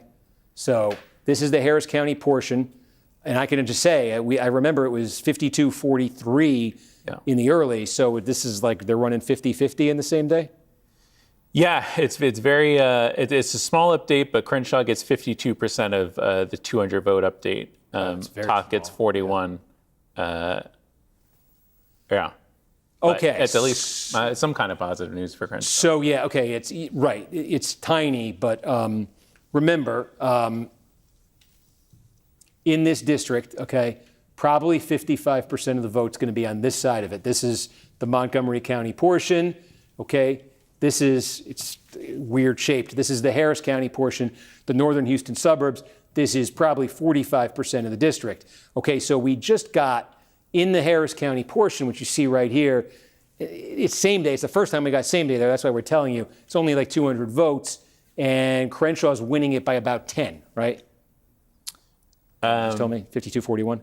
Yeah. Okay, it was 52-41. It was 52-43 Toth. I got to get it right. Toth in the early. So again, if it's 200, small amount to extrapolate from. But if it's anything like that in the same day, then all Crenshaw has achieved, when all is said and done here in Harris County, is he will have chipped away at Toth's advantage. But remember, the same day bucket is smaller than the early vote bucket. All right, so. A 10-point advantage, an 11-point advantage in same day for Crenshaw. It's the best news he's gotten tonight in this district. That's nowhere near what he would need here. And then meanwhile, is anything new out of, it looks like there might be more out of Montgomery? Sorry. I don't have an update out of Montgomery. Okay, I see it at 26.5 points right now. And again, this is, what does that add up to? 18. We've been looking at that all night, 62%. There might be a little bit more out of Montgomery. So we're seeing same day from each side here, and you're not seeing a big turn, at anywhere near the magnitude that that Crenshaw would need. So again, like on my list here of all these incumbents, Crenshaw, the currently most endangered, none called, but the currently most endangered. The second most endangered, right nearby here on the Democratic side, it would be Al Green, who's in need of, as we say, a political miracle in the same day vote in Harris County, which I don't think we have any. No, we don't have anything new there. The third most endangered, but it'd be close to a tie here, is Julie Johnson, the Democrat here in Dallas County, where she's losing by double digits in the early vote to Colin Allred. Now, this is where this race in the results tied up in that all that sort of chaos and controversy around Dallas County, where I think, this may be a while before this one is resolved, because Dallas County has to get resolved for this to get resolved. Not a good start if you're Johnson, an encouraging one if you're Allred. Then the next most endangered, what would you say right now? I'd say it's Gonzales, because there's more volatility in this race. So much, we just keep saying, is going to hinge on what comes out of Bexar County when we finally get same-day vote there. They're going slower in Bexar County than they did in the 2024 election. We had same-day from there by now. We don't here, so bit of a surprise maybe. But when we do get same-day, could be definitive in this race. And then, next on the list of endangered incumbents, they're all endangered, is Fushi. I would put her at the bottom of that list right now because there just aren't that many votes left here, and she continues to cling to a very, very small lead here of 1,246 votes over Nita Alam. Just trying to sort out exactly what's left here. We know Wake County, maybe a scattering elsewhere here in this district, but Fushi, with these most recent updates we've been getting with the same day, this is not one of those where Alam suddenly just, turned it on with the same day, turnout army or anything. We're not seeing a huge disparity there, enough that Fushi's been able to maintain that lead all night here in that race. I'm just looking at the clock here, it's 11:36, and I know we have on this channel, am I saying this right? On this channel, we have the Here's the Scoop? Yep. Okay, so on this channel, your what, stream? The stream, yeah, wherever you're watching. Wherever you're watching this on, at midnight, is that right? Yeah. Maybe. Okay. At some point in the next half hour, they're putting on a special edition of the Here's the Scoop podcast, video podcast. So that's going to start on this. Yasmin Vasugian is going to be hosting it. I think they're working out the logistics right now. So I just wanted to sort of put that on your radar here. And that's why I'm sort of taking a bigger picture look here, because we may end up wrapping this up. I may kind of transition over to their podcast. So just sort of, kind of overall, let me go back to Texas here, just sort of looking again at the big picture in all these races. Tallarico, where did we get it, Adam? I see it's up to 85. Did we get some good size updates somewhere? I see. Collin County, Ellis County, same 3,000 votes. Yeah. Okay. Harrison County. Okay. Harrison must have been good for Crockett. We got a little bit out of Collin. Yeah. This is like, okay, same day coming in here in the Metroplex. And again, here's a good example. Collin County, we talked about all these benchmarks at the start of the night. And now you can see the same day in Collin County. This is a big one, just north of Dallas. It's going very well for Tallarico. His lead now over Crockett in this county is nearly 15 points. Again, to give you a sense of it, the benchmark that I put here for Crockett, I felt she needed to get to 50% in this county, and it's going the wrong way for her here.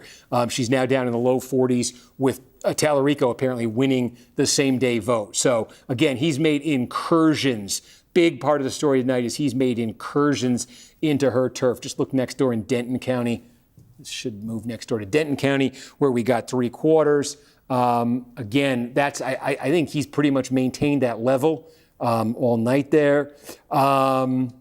We did I hear we got Harrison? Okay, yeah, again, so I was kind of waiting on this one. It's not, it's 3,000 votes. It's a big, it's a 1,600 vote plurality. Again, there's a large black population here. East Texas, we said Crockett was going to do very well in East Texas tonight. She certainly has done very well in East Texas tonight. But again, Tallarico, just by running up the kind of score he is kind of across the map here, it's just he continues to build that to 85,000 right now. On the Republican side, in the Senate race there, where again, now it's down, okay, now it's 1.6. 1.6, 25,000 votes and change, separating Cornyn and Paxton. And Adam, do we have any more clarity on the same day early vote split in this Republican race? Because I see some more ticking in here. Just overall, we're at about 230,000.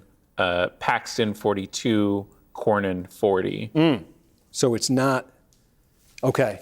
So, yeah, no, it continues. Look, Paxton's, within 25,000 votes, but only winning that same day 42-40 in our current running tally of it. And that was 42-40, and the comp for the early was still like 43, 44, 40? Yeah. Yeah, so that's that's the ball game here. Paxton is trying with same-day votes to did I just see some movement in Texas 23? Is trying with same-day votes to overcome the lead that Cornyn established with the early vote, to try to be able to come out of this preliminary by saying, hey, I got more votes than a four-term incumbent senator. Nothing can stop me now in the runoff. Cornyn, boy, this would be a political coup for him if he could. We got another 1,500 in Wake in North Carolina. Okay, let's go back. This is big. What does that NC4 race look like? I'm guessing it was about even. Yeah, it was Alam 49, Fushi 46. Wow. Okay, Wake, you heard Adam. I don't need to repeat it. What are we saying is left there? There can't be more than. Yeah, they're all about 95% in. So we're just looking for scattered remaining votes here. Scattered remaining votes. Jeez, Fushi, we've done like 5. We've done like 5 updates here in the last hour here, and ultimately, I'd say all 5 of those updates have been good for Fushi. This is not a landslide, but she's up 1,200 votes, and really, Alam is just running out of places to find any more here. Fushi is just every one of these updates. She has done just enough to stay ahead in this race. So, there is a scattering of votes left here. Our decision desk is trying to figure out exactly what that total is. But that margin, with the small number of votes left, very small, that 1,200 number, it starts to look pretty big for Fushi. So we talk about endangered incumbents. She might be one who's breathing a bit of something close to a sigh of relief right now. They had just said 2 minutes in my ear. Yeah, they'll be coming up for a News Now hit. We're doing a News Now. Okay, what do they want to talk about? We didn't get to the other House primaries with them. Do they want to do that? Yeah, when I last talked to them, it was updating. Oh, Jesse's talking to me. Okay. Yeah, we have same day in Crenshaw. We have, Fushi, I think, just got great news. It's Texas 23. Did we just get some more there? I thought I saw some light. Yes, we did. Gonzalez, what did we get? Kinney, Pecos. It flipped in. Yeah, wait a minute. We didn't. Yeah, what did we just get? Tell me. Kinney, 500 votes. Herrera wins. Okay. Yeah, there was actually more vote in Medina. We thought it was in, but there was more, and Herrera took the lead. Sure. Welcome back to our special coverage right here on NBC News Now. Let's take you right over to, on this big primary night, our man at the big primary board, Steve Kornacki. Talk us through it. You just heard from Bobby Polito in Texas, talking about some of the Democratic dynamics there. What are you seeing?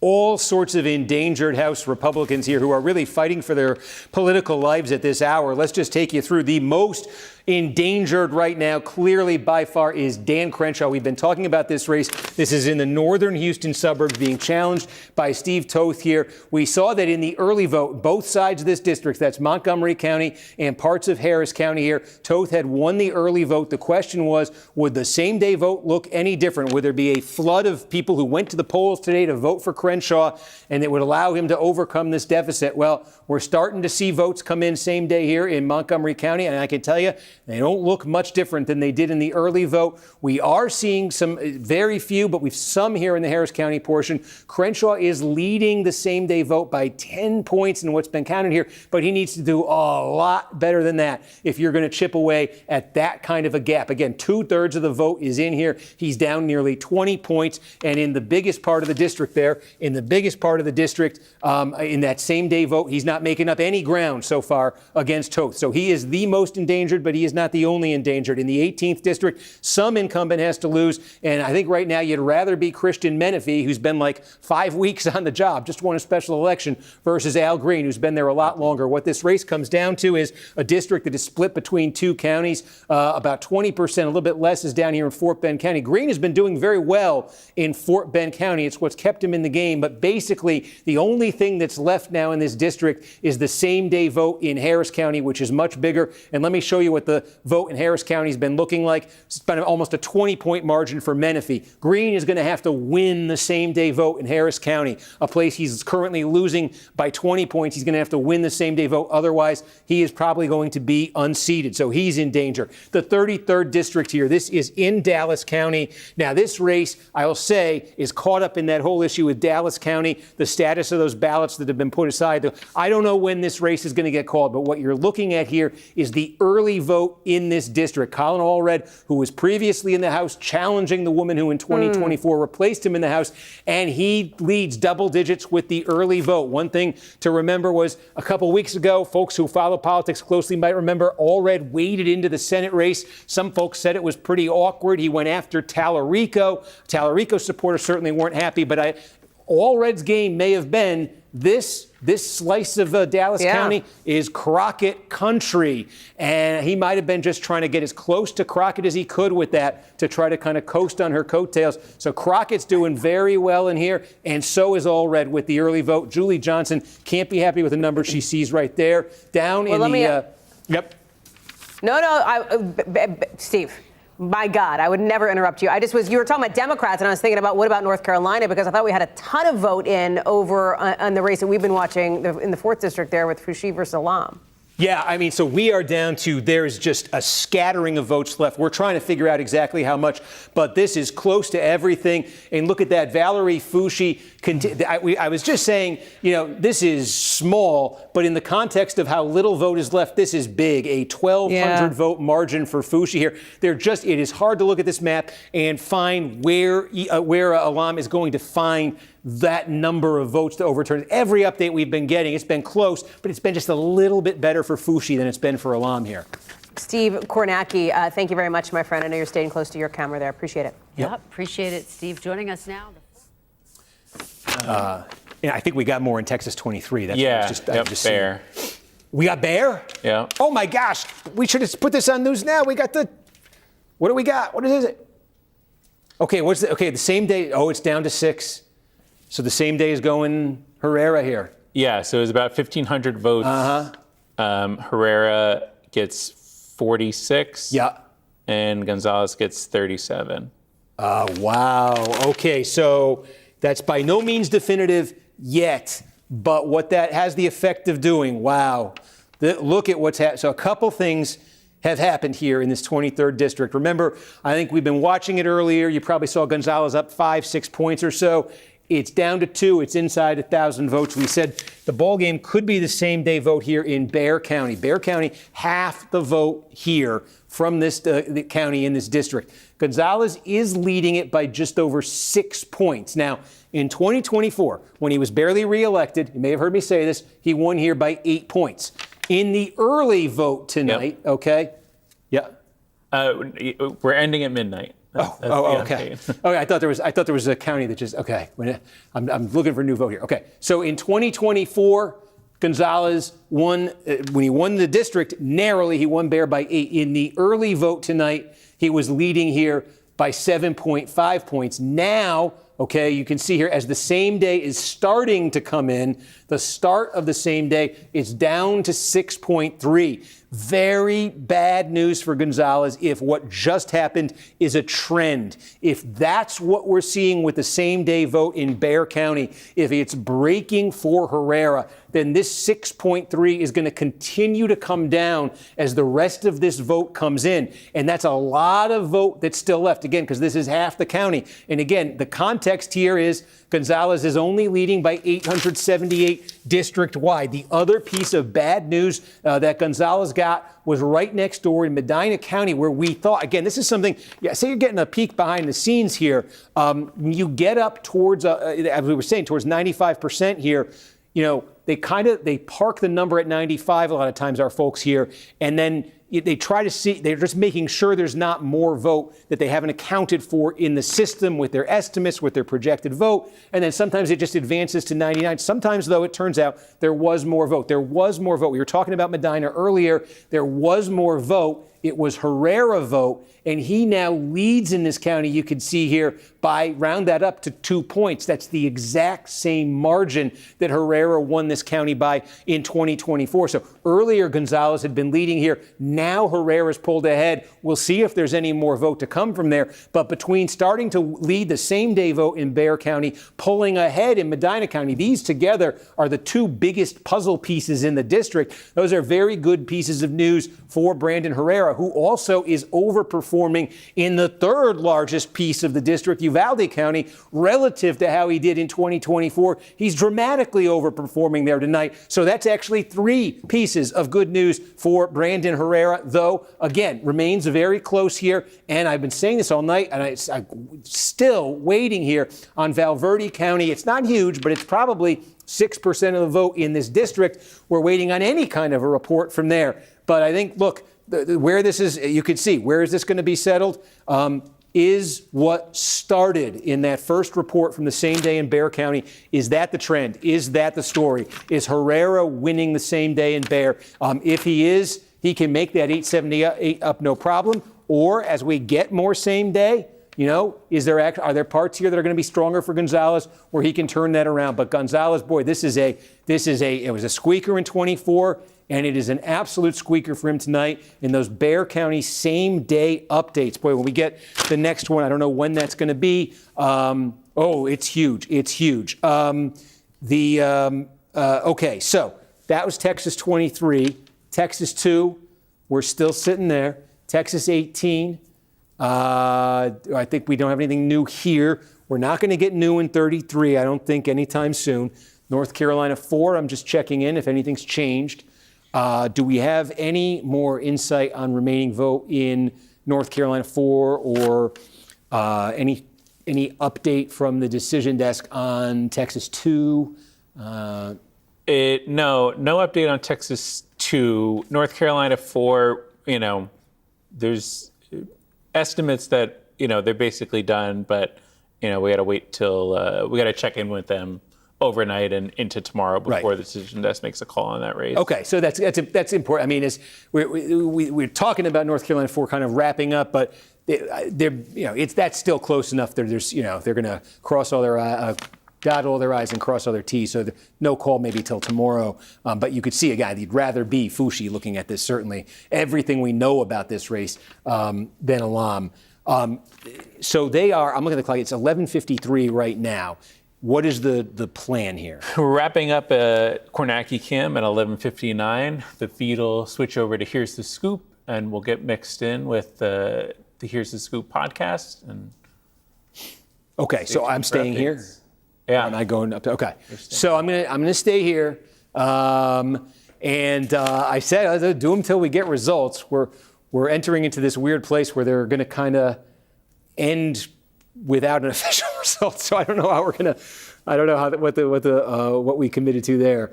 But we're gonna go to the Here's the Scoop podcast at midnight. I'm gonna keep doing updates as we get them. So let's just kind of wrap up with.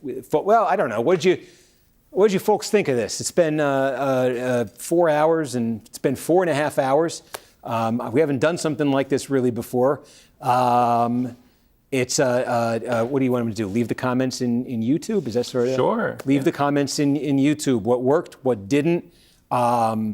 Do they want to see this again? Can it be improved? Does it need a new host? Let us know what you thought of it, though. I'm curious, and I guess I just thank you for not to stop with the election results and get gushy, but thank you, for watching. Like this was a very fun thing for me to do because I think you maybe got a sense of it tonight. It's like you only have so much time when you do these hits on air, and there's so much you want to kind of say and get across, and so it's been a chance to really kind of be more expansive and really kind of, I think, go through this process together. You and me, we're just kind of looking at this, trying to figure it out. So what did we what did we figure out tonight? We figured out it was a really good night for James Tallarico in the Democratic primary. I meant to call that up and instead called up North Carolina for some reason. It was a really good night for him. He continues to build that cushion statewide. About 90,000 votes. This is, there's a bit of a mess here, with Dallas County, and I don't know how that's going to affect timing on a call in this race. If this thing is, so there's bigger issues that we're not going to be addressing. We're not equipped to address right here.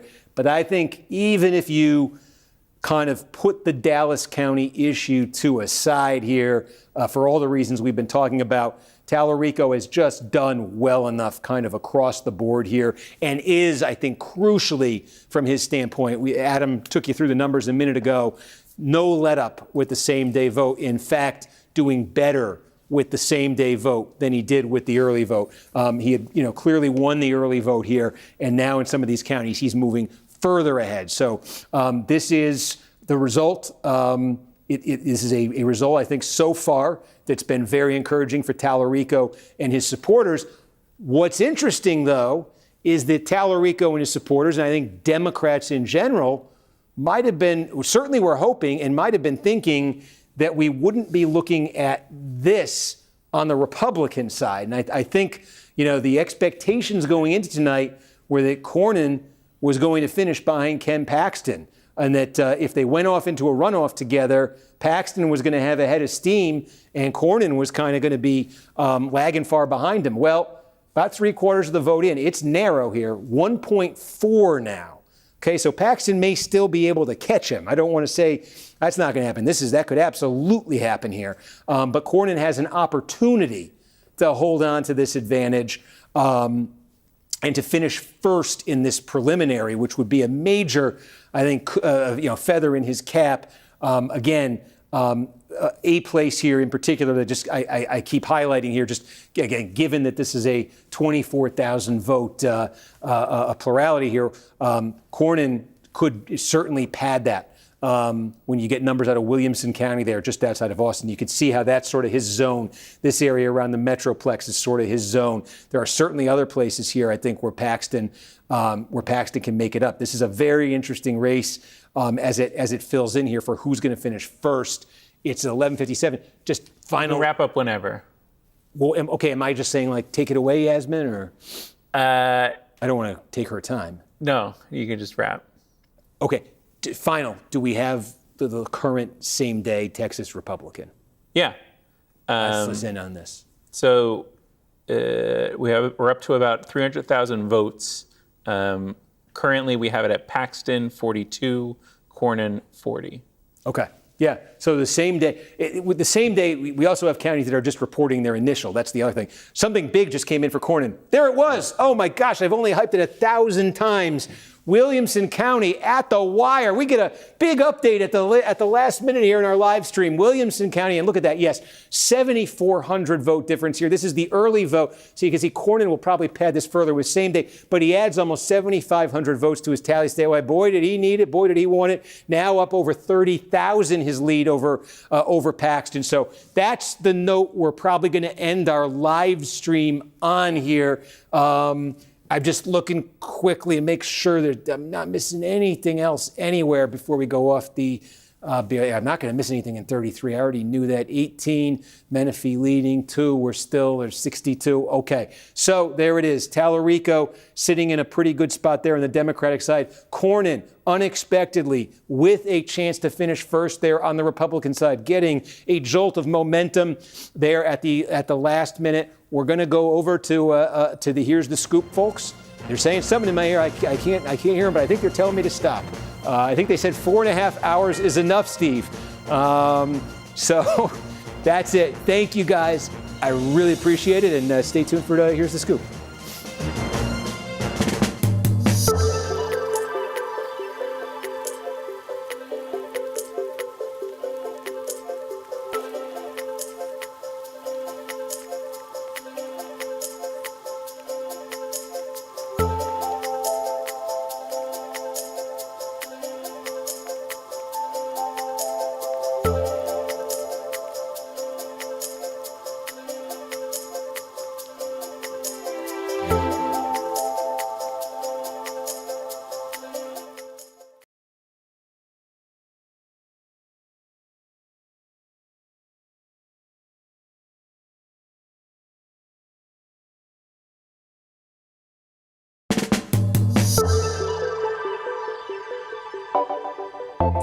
Gotta say, 4.5 hours is never enough of Steve Kornacki, and he did not give me the official pass off, but I'm taking the ball anyway.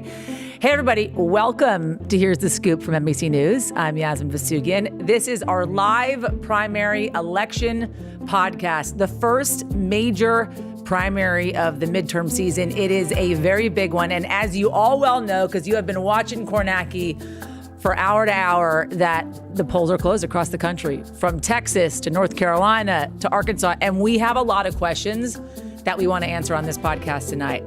Have incumbents survived these races or not? Who's going to win out, MAGA or institutional Republicans? What type of candidate do Democrats actually want? And then where is this all leading, right? We're looking towards November, and we're even going to talk, you guys, tonight about 2028. But with that, I want you to be involved in this broadcast tonight. So I want you to submit your questions. We want to hear from you. Post a question on our YouTube page, and we're going to try and work it in as well. And then if you're not on YouTube, and I'm reading a card here, and that is why I'm looking down. For folks that are listening, I'm looking down. For folks that are watching, you're seeing me read this card. Use your photo app to scan the QR code below or on the side of the screen, and it's going to take you right to where you need to be and post your questions. I have to introduce the panel that is sitting beside me, including, by the way, Steve Kornacki. Do not go anywhere because Steve Kornacki is joining us. But we also have Kornacki and Korecki. They are not they are not related. Natasha Korecki. We're still a killer duo, though. Yeah, senior national political reporter joining us tonight. Jane Tim on my left, senior political reporter as well. And then Jonathan Allen, senior national political reporter, all here to break it all down over the next 90 minutes or so. But of course, who do I have with me? The man of the hour, Steve Kornacki. And Steve, you thought you were getting away from us because you said, oh, guys, I'm done. 4.5 hours is enough. It is not enough because I need you back to break everything down. But I want you to start with this. I want you to start, Steve, with what we don't know and what is happening in Texas, specifically with Senate Democrats. Yeah, well, so two things, I guess. I have the Republican here, but this is happening with Senate Democrats because I think one piece of this story is that Senate Democrats want Ken Paxton to be the nominee in this Republican primary to unseat John Cornyn. Yeah. 3/4 of the vote is in here, and Cornyn has been resilient so far. One thing we don't know, who is going to finish first in this Republican primary? Cornyn has been leading all night. He just got a very good piece of news in Williamson County, right outside of Austin. He is winning big there and just padded his lead by an extra 7,500 votes. Also encouraging for Cornyn, we have been tracking the same day vote as it comes in. Most of what's coming in now, but most of what came in early was the early vote. The question is always, does the same day vote look different? Is it more pro-Paxton? Paxton's only winning the same day vote currently 42-40 over Cornyn. That may not be enough to get him past Cornyn. Cornyn has an opportunity here to finish first in his preliminary and have unexpected momentum going into that runoff with Paxton. And of course, Cornyn's been trying to get that Trump endorsement. Is that something that could help him get it? But so the Democratic primary, I think the picture there may be a little bit clearer. Let's call that one up here so you can see this has been a very good night, I think, for James Tallarico. And it's now a 113,000 vote plurality that he enjoys over Jasmine Crockett. That's almost 7 points. And I think a couple ingredients have gone into this. Number one, he has made incursions into Jasmine Crockett's backyard. So the Dallas-Fort Worth Metroplex, really around here, her political base is in Dallas. Like 30% of the vote is going to come out of here. But you can see it's not all Crockett's blue here. You got Tallarico blue, too, north of Dallas. These are big pieces of real estate. Collin County, Denton County, right next door. These are double-digit Tallarico margins here. The suburbs here, where you got a lot of college-educated professionals here. Tallarico doing very well, able to put some wins on the board in these counties. In Crockett's backyard. Also, he's rolled up massive margins around Austin, his political base. And I think there was some question here about where the Hispanic vote would go. Well, it's very clear. Take a look at South Texas here, where you've got some heavily Hispanic counties right on the border, where Brownsville is Cameron County, almost a 30-point Tallarico margin. McAllen here, Hidalgo, more than 2-1. Go up to Webb County, where Laredo is, more than 2-1. Go out to West Texas, again, almost 30 points in El Paso County. Very consistent here. It's clear. Tallarico's won the Hispanic vote. He's won it big. It's why he's been able to, throughout the night, really build this lead statewide. Crockett has had Dallas County, lots of issues in Dallas County, I know, but we have more than half the vote in from there. She did well. She didn't do as well as I think she wanted to. She's done very well in East Texas, where there's a large black population. She's doing good in Harris County, where Houston is. But again, that lead she has there only translates to about a 16,000 vote plurality. She's facing a deficit of over 100,000 here. So it's just there's more breadth to the support that Tallarico has demonstrated tonight. Hey, Steve, so with Jasmine Crockett, does she have the ability to make up what we are still missing in Dallas County? No, not a gap like 111,000. I can show you here. We think it's about 60%. There's a lot of questions here about what's going to count with these provisionals and stuff here that's beyond my abilities at the moment. But roughly speaking here, you can see that that's about 190,000 votes that are in Dallas County. She's won. This is the early vote you're looking at. So this had nothing to do with today. This was all cast like weeks ago. She's netted a 43,000 vote plurality from that. What do we think is left here? And we say 61%. We're talking about maybe 120,000 votes here. Yeah. Probably max. 120,000 probably max. And again, you're looking, if you're Crockett, at a statewide gap of 111,000 votes. Yeah, sure, you win 100% of those maybe. She's winning 60% of the early vote. That leaves a lot to make that up. So, Steve, full disclosure here for the audience, just to understand, we had planned that you and I were going to switch off and you were going to kind of go to bed because we thought everything was going to be in and wrapped up. But instead, we are keeping you here for the next 90 minutes or so because we're still waiting for results. So we're going to be toggling back and forth with you because I want to look through all of these results as they're coming in because we are still waiting for a lot of things. Can you just talk quickly, Steve, about why it is we haven't gotten these results in yet?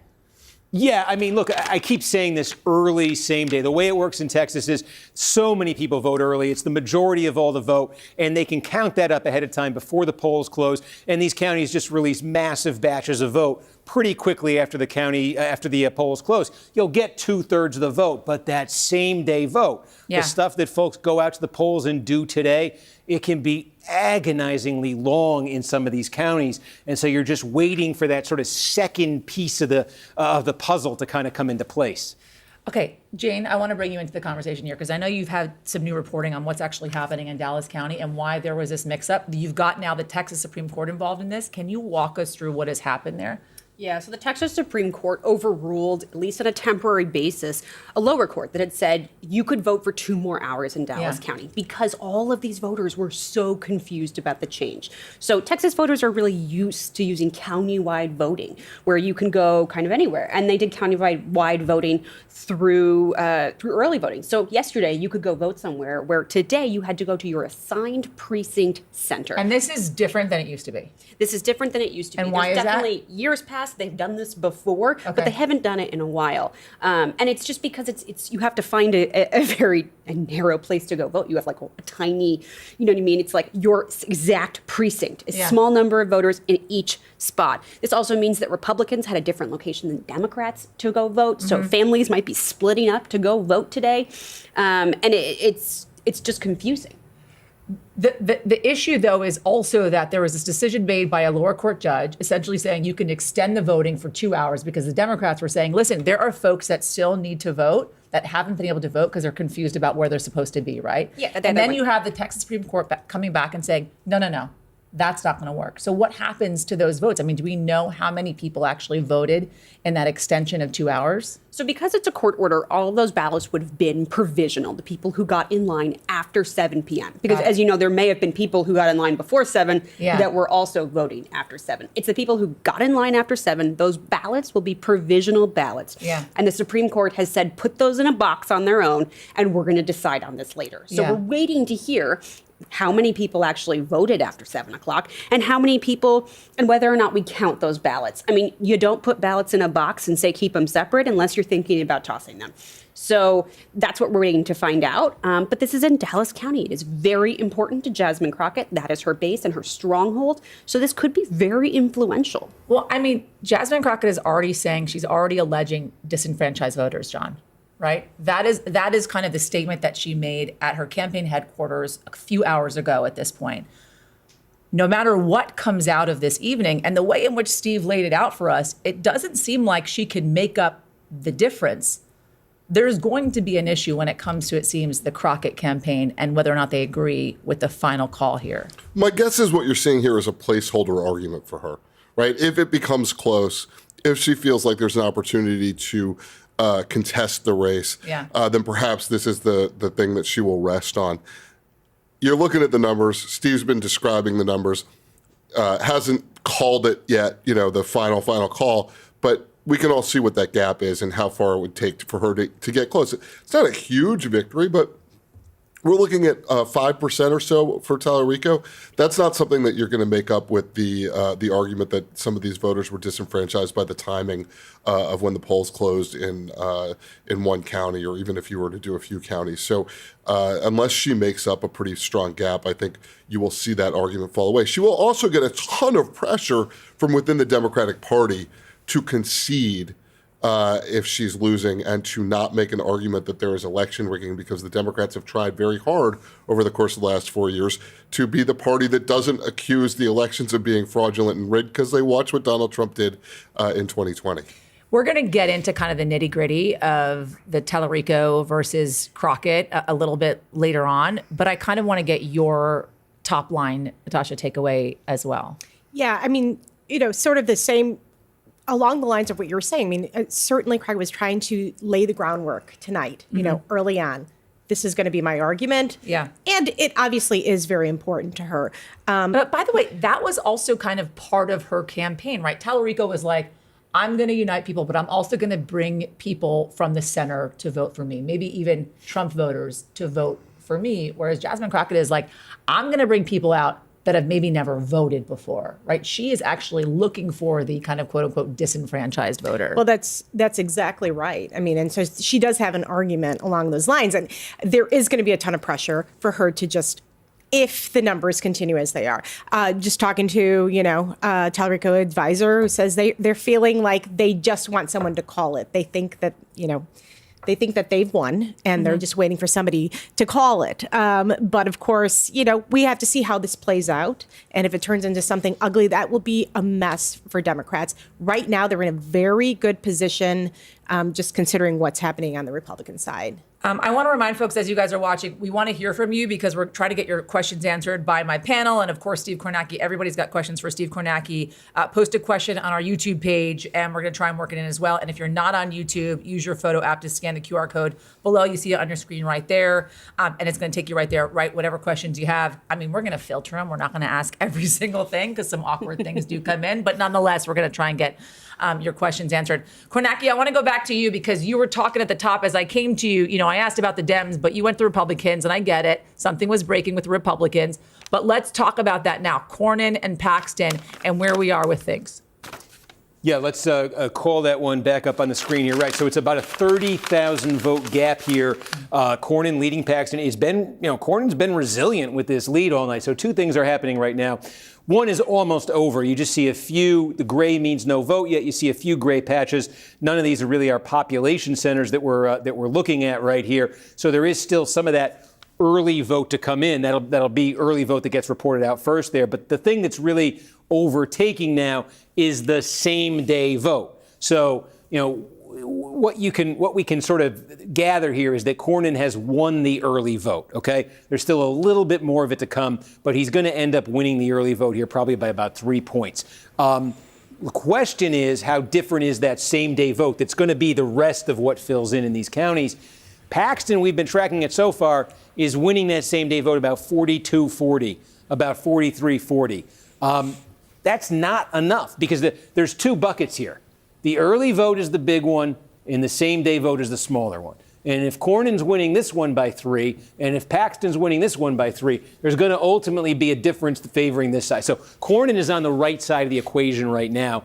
The same day vote would have to get more friendly to Paxton if he's going to make up that gap. But that's a small gap. You could see it. It's still certainly possible. But the possibility that I think would have been a surprise to a lot of people coming into tonight that Cornyn finishes first is very much there. Kornacki, do we know at all the makeup of the Wesley Hunt voter?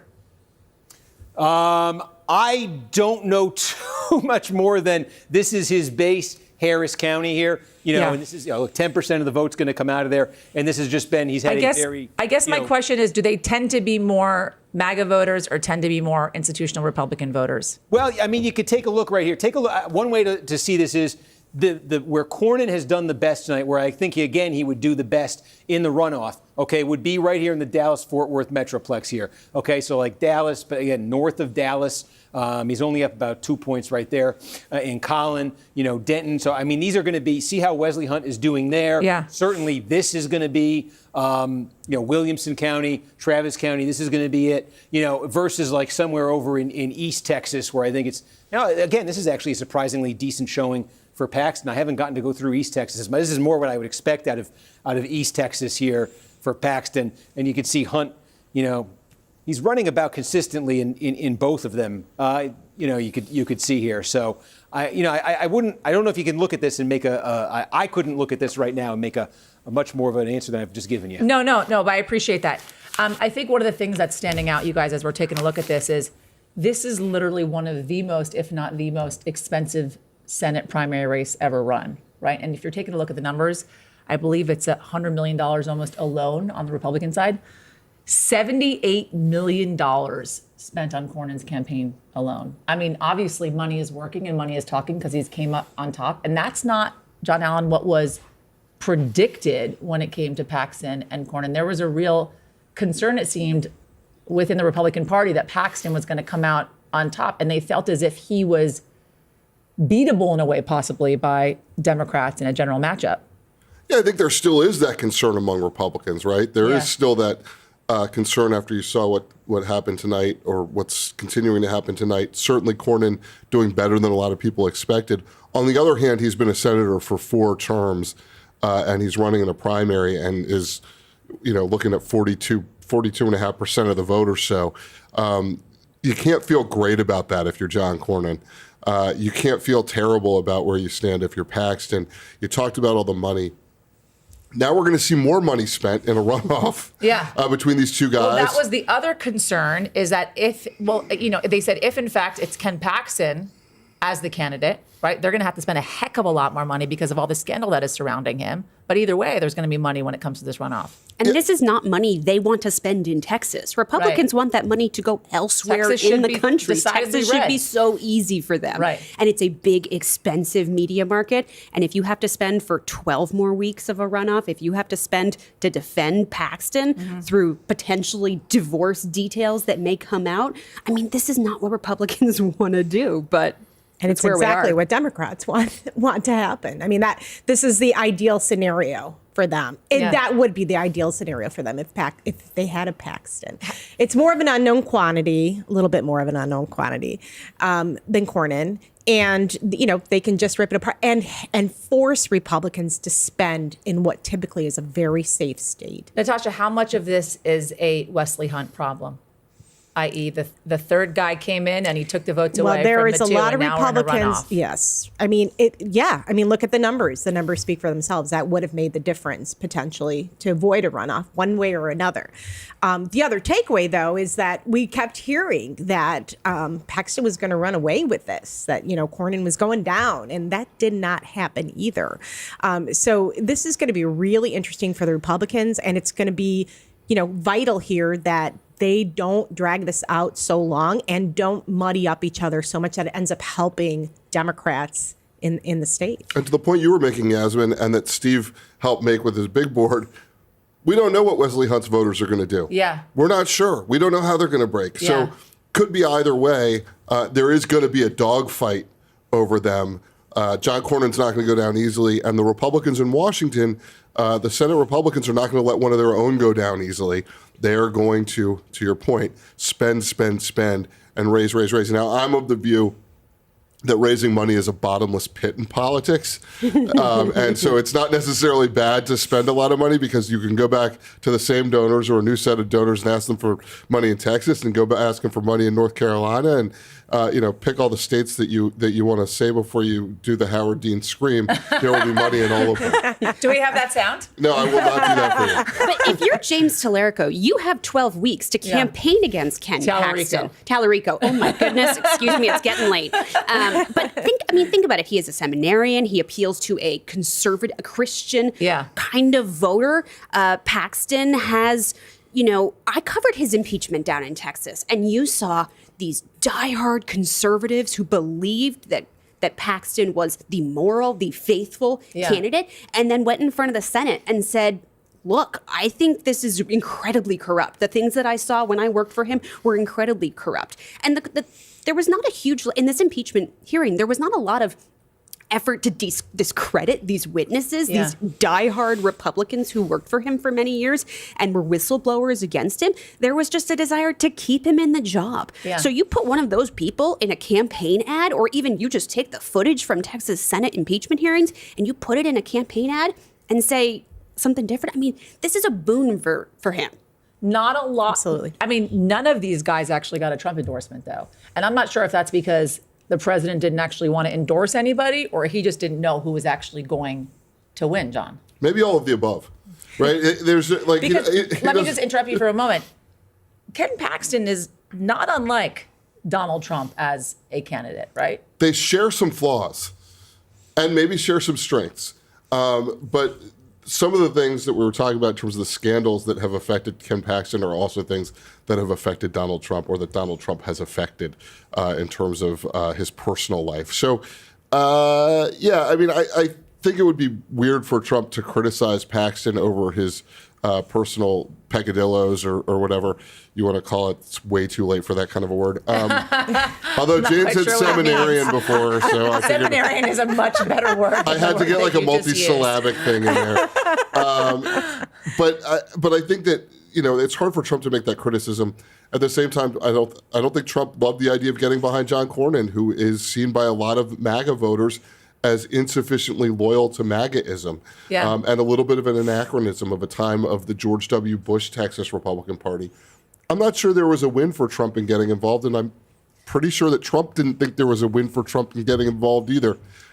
Yes, he wants a winner. Winning by doing this because he stays silent, and all of these candidates have to move closer to him because they have to be as Trumpy as possible. Right. And then Trump gets to come in the runoff and declare the winner. Well, as we're speaking of Trump endorsements, if you look briefly to North Carolina, Senator Thom Tillis was not running for re-election. Michael Whatley got the Trump endorsement, right? Former RNC chair. He pulls through, Natasha. He pulls through. I mean, I can't say I was completely, surprised by that one. That one, is a little bit more. We know now what we're dealing with in that state. It is going to be another state that's so interesting. Not as red, obviously, as Texas, but North Carolina is another one that, we heard this so much in 2024. Oh, Kamala Harris is going to take North Carolina. It's finally going to go blue in a presidential race. It hadn't since the first Obama, and no. Trump took it. He did better. So but having a former governor now running for the Democrats, I mean, it is going to be, Republicans have, I mean, I take your point, John, there's money here and there's money there. I think, especially in the presidential race, that's true. Yeah. But I don't know. It'll be, Republicans certainly have an advantage like they've never had before with money. So we're going to see that. We're going to see that playing out. So we're going to talk about the Dem Senate race in a moment, but we're getting some new results in. I want to go to Steve Kornacki with those. What do we got, Steve? We've got cliffhangers galore when it comes to House incumbents here. So, I'll start here. I might as well because I got it teed up here. Tony Gonzalez, Republican, 23rd District. This is, right along the Rio Grande, the border here, from the San Antonio suburbs to the El Paso suburbs. Gonzalez leading here with about 2/3 of the vote in. Wow. But there's been some signs. The race is really, I think, going to be decided right in here. Half the vote comes right out of Bexar County. This is San Antonio suburbs. And another about 25% is going to come out of the two counties right to the west here. So let's just show you Bexar County here because Gonzalez is leading, okay? And there's more vote to come. It's the same day. The trouble for Gonzalez is this. In 2024, he narrowly defeated the same opponent, Brandon Herrera, in the Republican primary. He won it by this much. When he did that, he won Bexar County, biggest part of the district, by 8 points. You can see right now his margin is 6.5. The problem for him is this same day vote has been trending toward Herrera. If that continues, it's a huge if, but if that continues, then this 6.5 is going to continue to come down. And Gonzalez isn't going to get anything like he got in 2024 out of Bexar County when Bexar County saved him from a challenge from Herrera. So let's see what happens as the more same-day vote comes in here. But Gonzalez needs it to turn around. 6.5 may not be enough for him out of there. And anything less than that's going to put him in big danger. But not as much danger as right now. Dan Crenshaw is in the 2nd district here. This is the northern suburbs of Houston. Crenshaw, the only House incumbent Republican in Texas without Trump's endorsement in this race. Steve Toth, a state legislator from, this is Montgomery County here. This is a little bit more than half of the district, and you could see he is just running up the score over Crenshaw here in Montgomery County. The other half of the district, roughly, is in Harris County, northern Houston suburbs here, closer, but Toth leading here. Again, it's just same-day vote to come in. It's a clear advantage for Toth. The only question is somehow you see it doesn't add up to 100. There are some minor candidates. Texas is a runoff state. It's not just if Toth finishes first. He's got to finish above 50 to win it tonight. But, wow, everything he's been seeing tonight has been super encouraging for him and super, super discouraging for Dan Crenshaw. There's going to be an incumbent who loses in this district, a battle of incumbents in the 18th district. 2 Democrats, Christian Menifee elected like 5 weeks ago, Al Green a lot longer ago than that. It's going to come down. This is Houston. It's going to come down to the same-day vote here. You can see the vote is tracking toward Menifee. Would need to turn around in a big way. Otherwise, Al Green is going down. Put a pin in this one because this is Dallas County where you've been talking about all those issues with the vote count. We don't know how long it's going to take, but we got the early vote. Julie Johnson, not what she wanted to see in it. Colin Allred trying to win back a seat that he used to hold. Double-digit lead in the early vote there. Again, we'll see when that gets resolved, but that's not a good start if you're Julie Johnson. And then over in North Carolina, wow, there's just a scattering of votes left, but Valerie Foushee, 2-term incumbent, facing a challenge from the candidate she beat the first time she won the seat in 2022. In that Democratic primary, it's been razor thin all night, but with almost nothing left, Foushee is hanging on, a 1,200 vote lead, 1% for her. That seems like, I mean, that's closer than we thought it was going to be. Or, you know, she's definitely narrowed the gap a lot, hasn't she, Steve? Yeah, no, if you're Foushee, you're feeling as good as you can feel. And Alam, yeah. Well, no, this was, look, again, this is a rematch from 2022. In 2022, this was a 9-point race. This district was redrawn, part of that broader Republican push to redraw the lines, across North Carolina here. I think there was some thought here. I'll show you over in Durham County. This is Alam's base. She's a Durham County commissioner, Duke University, is here. 5-point, a little bit less than a 5-point win for Alam in Durham County. She did better than this in 2022 in her own backyard. The first time she ran against Foushee than she did tonight. I think there was a thought that she would do a little bit better in Durham.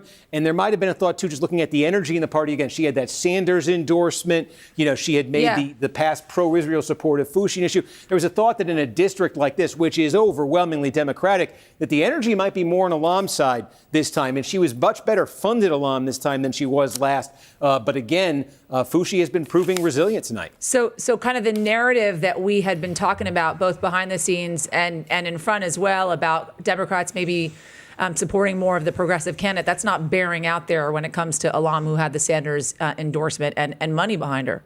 Yeah, I mean, super, super tight. There's certainly plenty of support for her. She's going up against an incumbent, but I mean, I would just say, Foushee has been, every update we've had tonight here, she's gotten just enough. By the way, if you listen to the podcast earlier today, Kornacki only drinks water. So go have a glass of water, Kornacki, and I'll get back to you. But he doesn't drink too much. And you can guess why he doesn't drink too much, because he's been on the air for so long. I'll get back to you in a second, Kornacki. Thank you. John Allen, you're chomping at the bit to talk. You've been moving around in your chair a little bit. What do you want to say? Well, I was looking at Valerie Foushee there in North Carolina. And so 2 things. One, I think you make a good point about the question of how progressivism is doing. There's another axis on which this is being fought, which is generational lines. Democrats are sick of old Democrats. Democratic voters are sick of old Democratic lawmakers. Right. And Valerie Foushee is about 69 years old, and Alam is much younger. So I think that's another piece. We don't need to be ageist. But the dam didn't break. Yeah. It didn't break. It did not break for Valerie Foushee in North Carolina, and I think that's interesting, and I think it probably speaks to the establishment of the Democratic Party still being stronger than its insurgent wing in a lot of parts of the country in a way that the Republican Party, the establishment has not been, right? Like the establishment party, the Republican Party got destroyed by Donald Trump.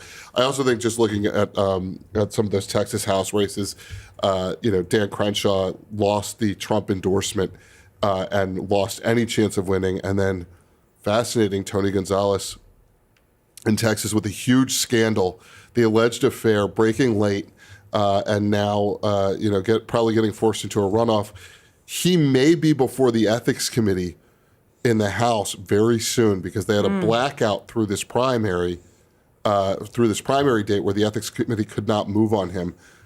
Because the runoff is so long, they will have an opportunity starting tomorrow morning to investigate him and to potentially have findings against him. It'll be interesting to see whether Speaker Mike Johnson wants that to happen, if they want to get rid of him, if they think that he's too much of an albatross because of this really crazy story that folks should probably click on somewhere, because there's some parts I'm leaving out here for family television. Best you leave it out. Yeah, but the point is there could be an ethics committee move on Tony Gonzalez as early as tomorrow.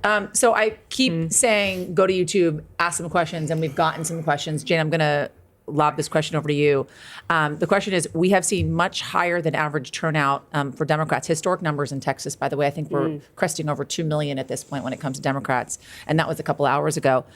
What kind of news does this spell for the general election? Let me add on to that. So for the midterms and then obviously the general in 28. I mean, if you've got Democratic enthusiasm, what does that mean? I mean, it's not just Democratic enthusiasm. This is just unparalleled growth in both registered voters and people who are turning out. I will say there's a couple of things happening here. One, it's just an interesting primary. Yeah. You know what I mean? Democrats often get one chance, but not two really prominent candidates who have a lot of money and support and firepower. So I think there's a desire to weigh in. If whoever wins can pull all of those people together. Democrats have been saying for 15 years that Texas can go purple.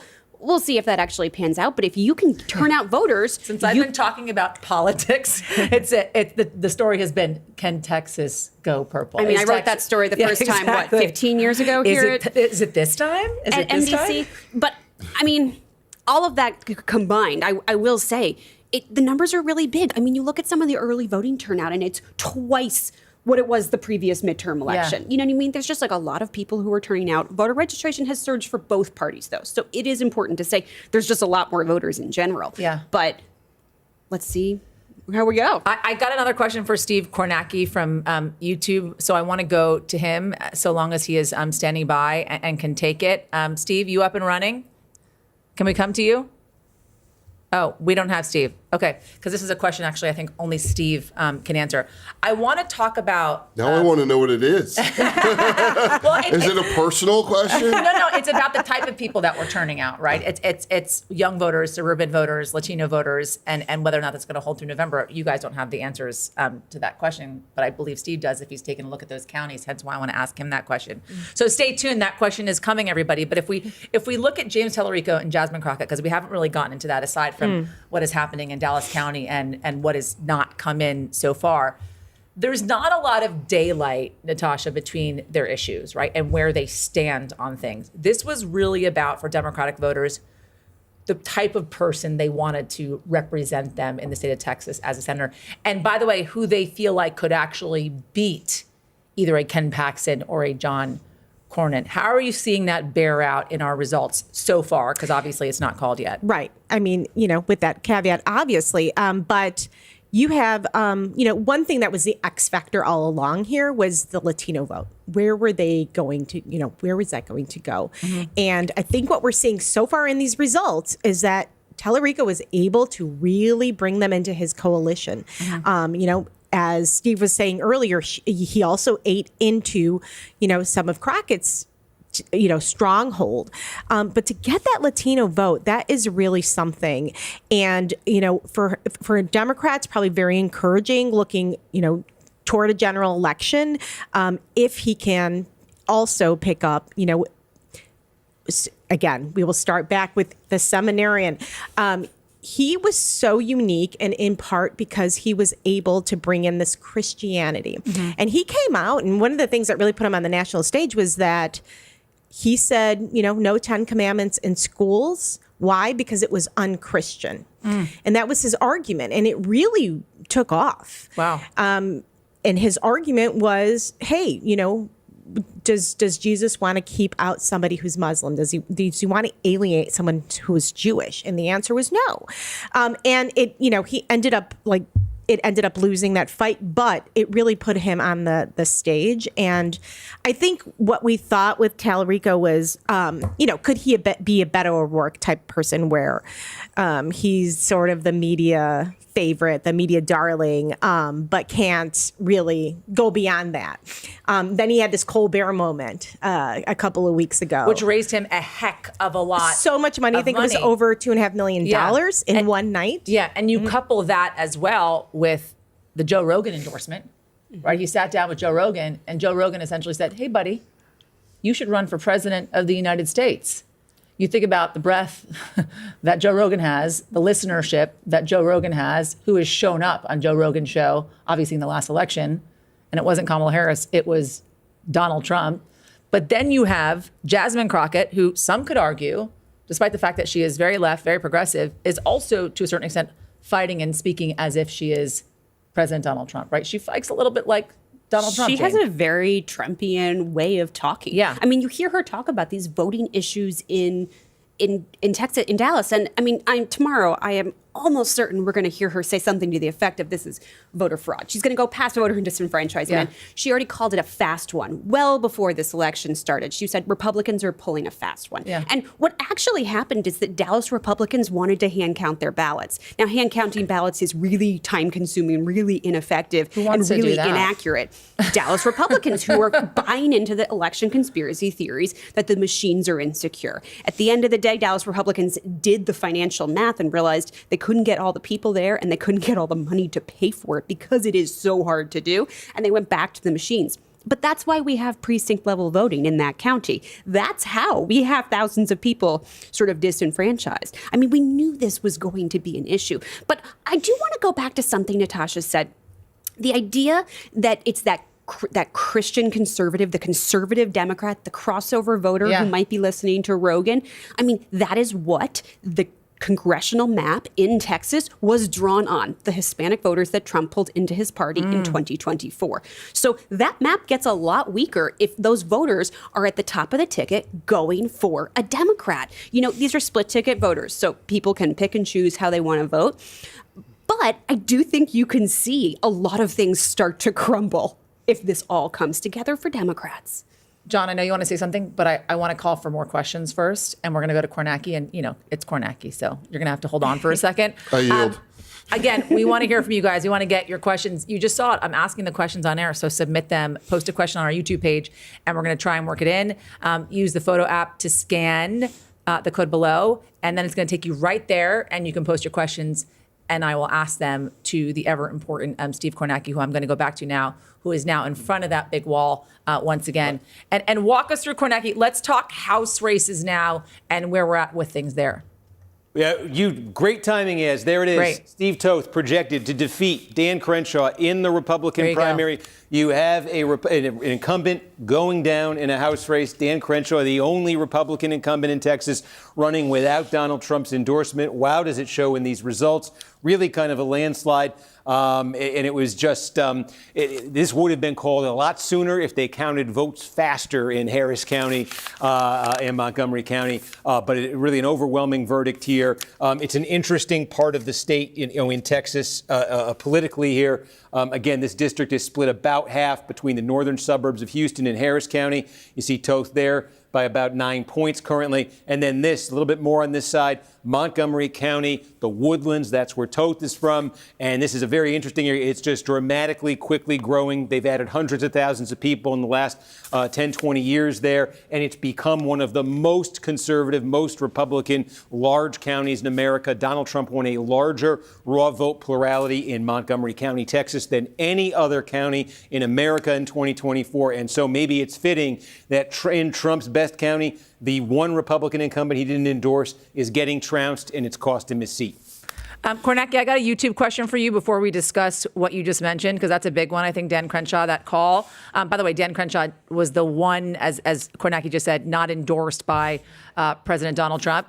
This YouTube question is, where did Democratic turnout come from? Young voters, suburban voters, Latino voters, and can it hold through November? I assume you cannot answer the second part of that question, but you can answer the first part. Yeah, and well, in the other issue, let me call it the Democratic race. Unfortunately, we don't have an exit poll in this one, so we're taking guesses, and some of this we're going to have to really. It's not an exciting answer. We're going to have to look at some precinct stuff tomorrow. But I mean, broadly, what we can see here, like I said, is to me. This is the kind of thing it shows. You look at the overall turnout in this race, sitting there 1.7, 1.8, with a lot more to come. It's going to be over 2 million easily. It's massive turnout.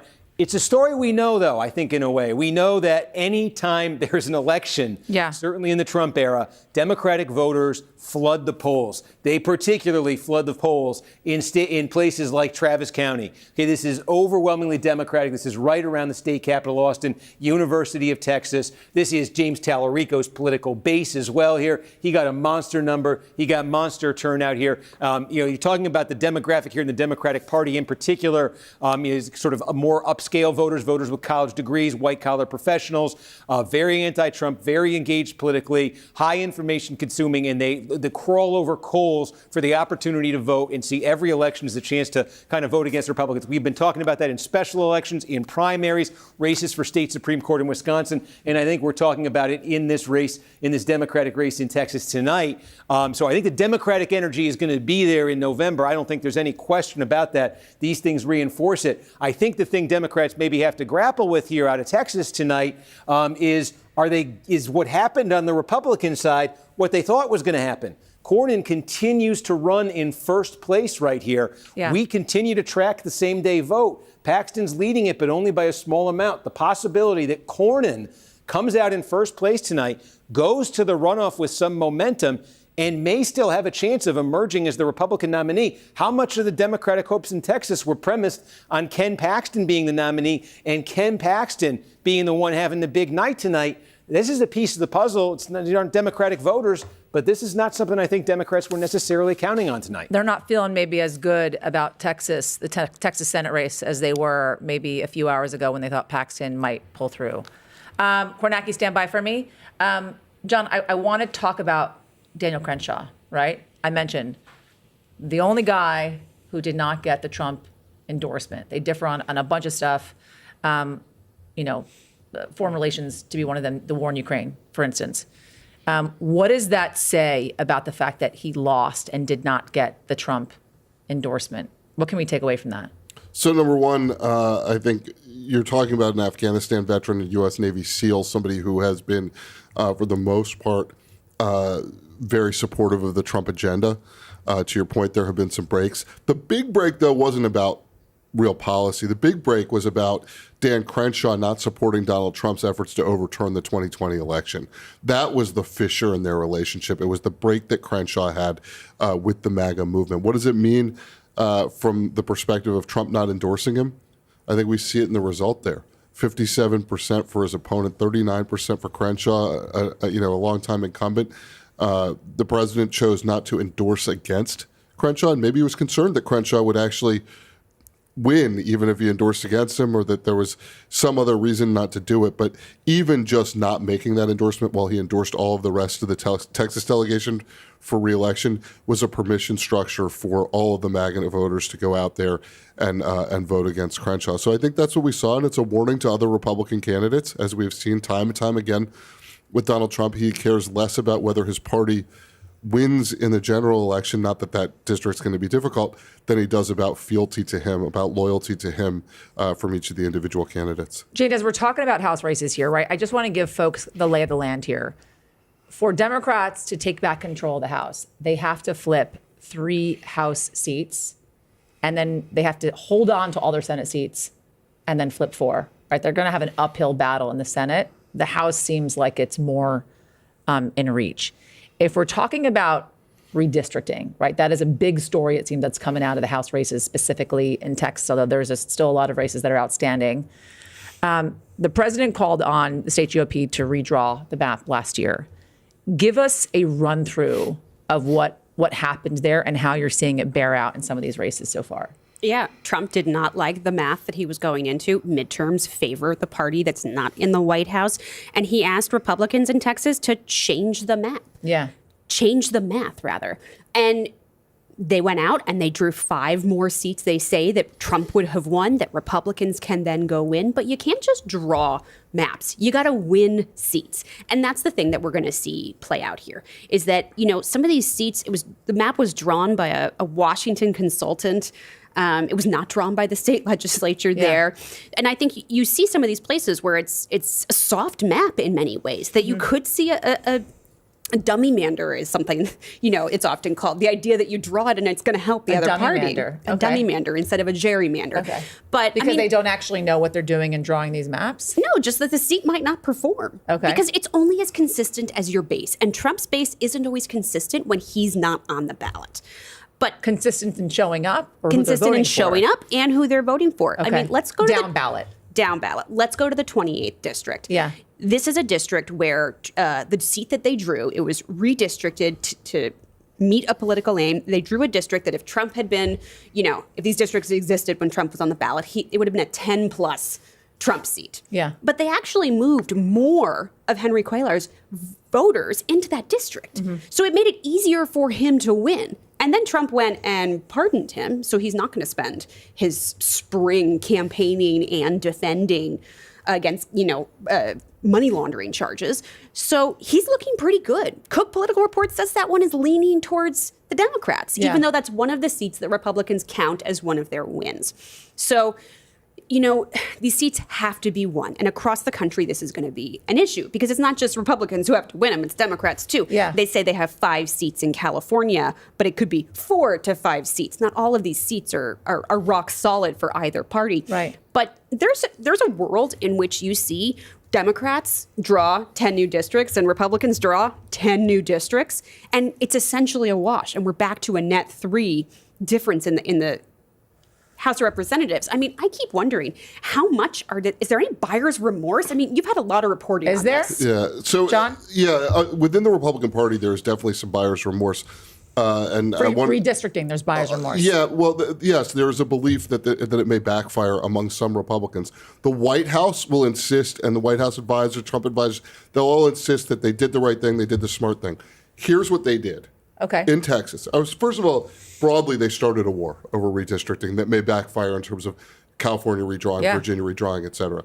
But specific to Texas, and Jane mentioned this before, but I want to underline it, they based the way that they redrew the Texas map on Donald Trump's performance in 2024 as if that would be repeated in Texas in 2026 and in 2028 and 2030. Whereas that's an anomaly to a certain extent. Donald Trump got more votes than any Republican has ever got for president of the United States. Yeah. He ran up the score with Hispanic voters who, as a group, may feel a little differently than they did in 2024 after we have watched the economic program of Donald Trump not do what he said it would do, and watch the immigration program of Donald Trump not just cut off the border, but execute a mass deportation campaign that has included the arrest, incarceration, violence against people who are legal immigrants and even American citizens, not just people who are here undocumented. So I think the idea that the Hispanic vote is like sort of locked away for Trump and the Republicans for a long time, meaning that they will do as well as they did in 2024, you'd have to prove it to me before I'd believe it, and I don't think that's likely to happen. In talking to people who are close to Trump, who advised Trump on the redistricting, even a few months ago they were saying that they had now advised him that there was a scenario where it could be as bad as a wash for the Republicans who decided to have this fight. And I will tell you, if they're telling Donald Trump that the worst case scenario is a wash, the worst case scenario is worse than that for Republicans. So is there a sense, you feel like, Natasha, within that camp that they may back off efforts for further redistricting? Because, I mean, we have all been talking about the fact that Republicans were going to literally make this their campaign over the next 2 years in the lead up to 2028. Well, they had the embarrassments in Indiana, and then Democratic states started saying, okay, well, we can do it too. And we saw what happened in California. Yeah. And once Indiana sort of, said no. Illinois fell in line as well, and so they didn't want to really do this. They were only going to do it if Indiana did. So to that extent, yeah, it was it wasn't. We'll do it if you do. Right. Well, yeah, exactly. Well, and that's what Newsom said too. We won't do it if you don't do it. Yeah. And he was arguing that with Texas and the Texas lawmakers, and they said we're doing it. So because of Indiana in particular, I think there was just like this, there is a backlash. And how embarrassing is that to the White House that, he's so used to having that wall, no cracks. And there were lots of cracks showing at that time. Yeah. So why keep going down that road? Yeah. Unless they can get away with it and it's fairly easy. I mean, they're going to keep going down the road this year. Florida's going to go this year. Virginia's trying to go for Democrats. They have to go to the voters to ask for this. But Florida wants to do it, despite the fact that their constitution says that you can't go partisan gerrymander. They very much want to go and gerrymander, and they say that it's, for reasons other than partisan names. But you can't get more Trumpy than Florida, And there's so much incentive for all these people. Look at Gavin Newsom. He won 2025. Now, he'd rather win 2027, 2028 for the Democrats, but he had the best year of any Democrat because he said, I'm going to redistrict and I might be able to get my party 5 seats. Because they felt as if he fought, basically, to a certain extent. Right. It's about like the fighting mentality, which, though, doesn't seem to be bearing out for Jasmine Crockett so far. But do you think that this turnout is not motivated, at least in part, by the fact that a bunch of Democrats don't feel like they have a choice in who they send to Congress this year? I'm not thinking. I'm just asking the questions. No, I'm just saying. I got in a double negative there, and it was just a mess. Also, Crockett did get in, later. Talliker was ahead. He's been getting a ton of free press for a while, and as you mentioned, some pretty critical. With Rogan.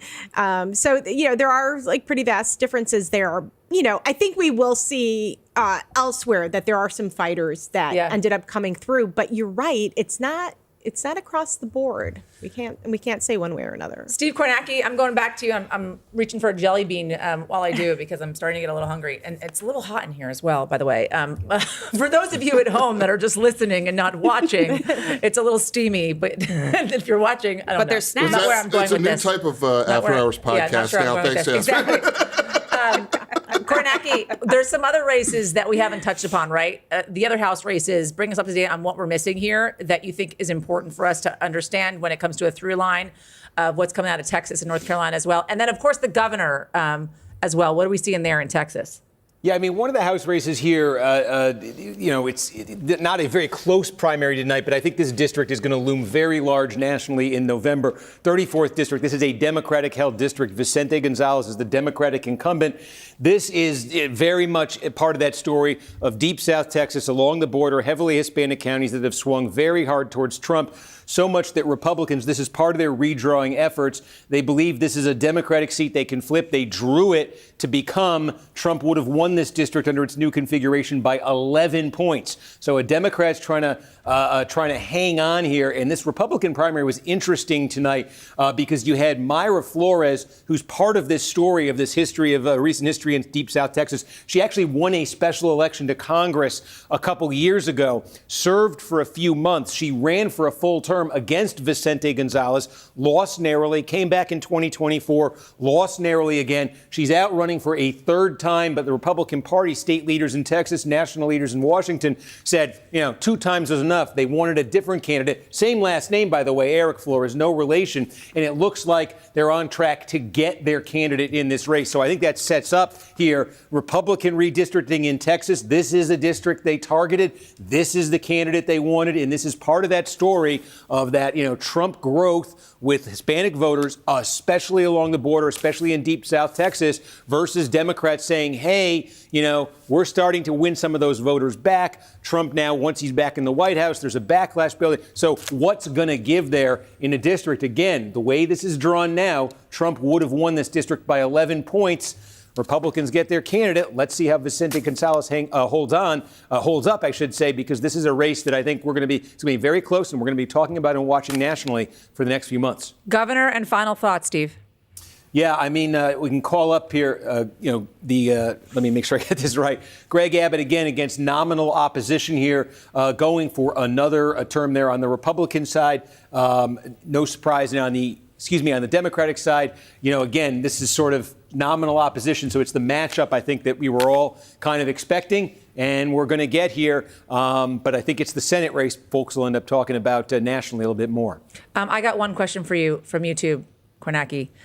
What is written on Steve's rolled up paper? Magic spells, fuzzy bath, the first page of the new mystery thriller he's writing? If only I were that talented. These are vote targets in the 23rd district for Tony Gonzalez. And is it the same paper that you've been holding the whole time? No, we got vote targets for the Senate race. We got the Republican primary, spilled water. We got North Carolina. So there you go. Everyone should go out and buy Steve Kornacki's excellent book, The Red and the Blue. If you're looking for a book to buy that Steve Kornacki wrote, there is one that you should have on your shelf. Okay, I'm being yelled at by my executive producer that we have 4 minutes left. Kornacki, you're the best. Thank you, my friend. Give we all John Allen appreciate $20 you. for me. That was very kind. And tell Adam Naboa, your producer as well. He did a fantastic job, and great to see him on the big screen. Guys, we got a couple minutes left, so I kind of want to get your final thoughts on this historic night, the first of the midterms season, Texas, North Carolina, and Arkansas kind of kicking us off. John Allen. Good Lord, stick with this all year for this podcast, because this was a heck of a kickoff. You've got an incumbent going down in a primary, maybe multiple incumbents going down. You've got a dogfight going on between Cornyn and Paxton on the Republican side there. You have a close race with tons of people showing up for Democrats in the Senate race in Texas. This is going to be a fascinating election year. And everyone is so plugged in and everyone is so engaged. And this was just the kind of night. I mean, obviously it would have been nice to get results a little bit earlier. Yeah. But just the kind of night that sort of whets the appetite for those of us that are, not only love politics and are fascinated by it, but really understand how much politics means in terms of the substance of what's going on in our lives. One word takeaway for tonight. John Allen, define the night in Wild. one word. Wild. Okay, let's go with that.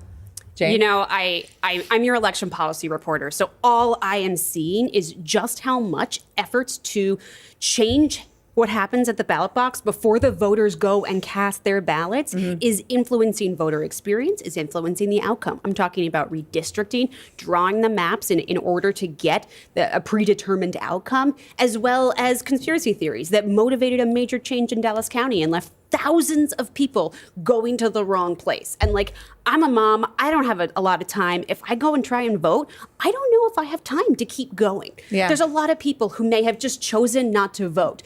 But of course, we had huge big turnout. deal. So Yeah. a lot of people did turn out. Yeah.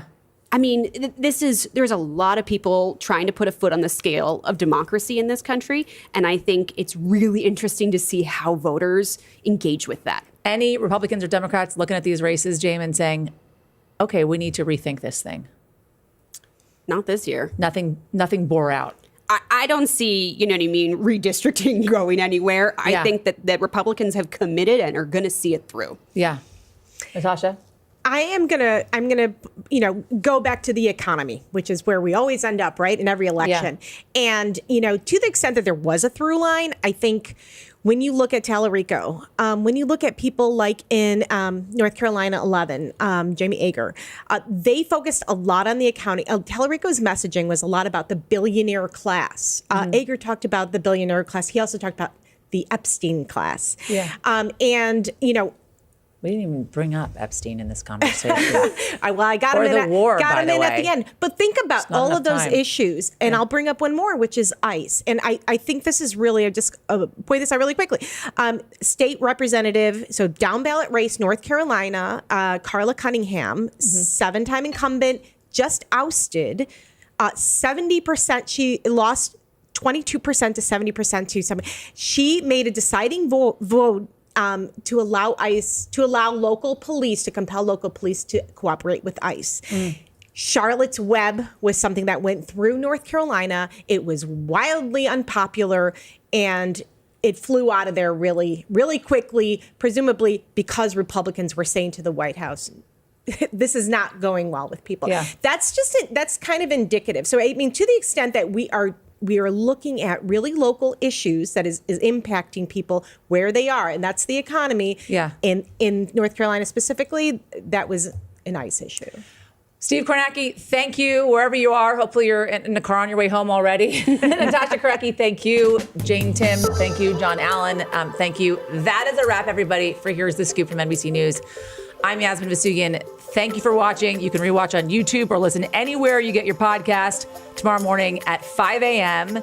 And make sure to subscribe. If you like what you're watching or what you heard, subscribe wherever you get your podcasts. We'll see you tomorrow after whatever happens overnight.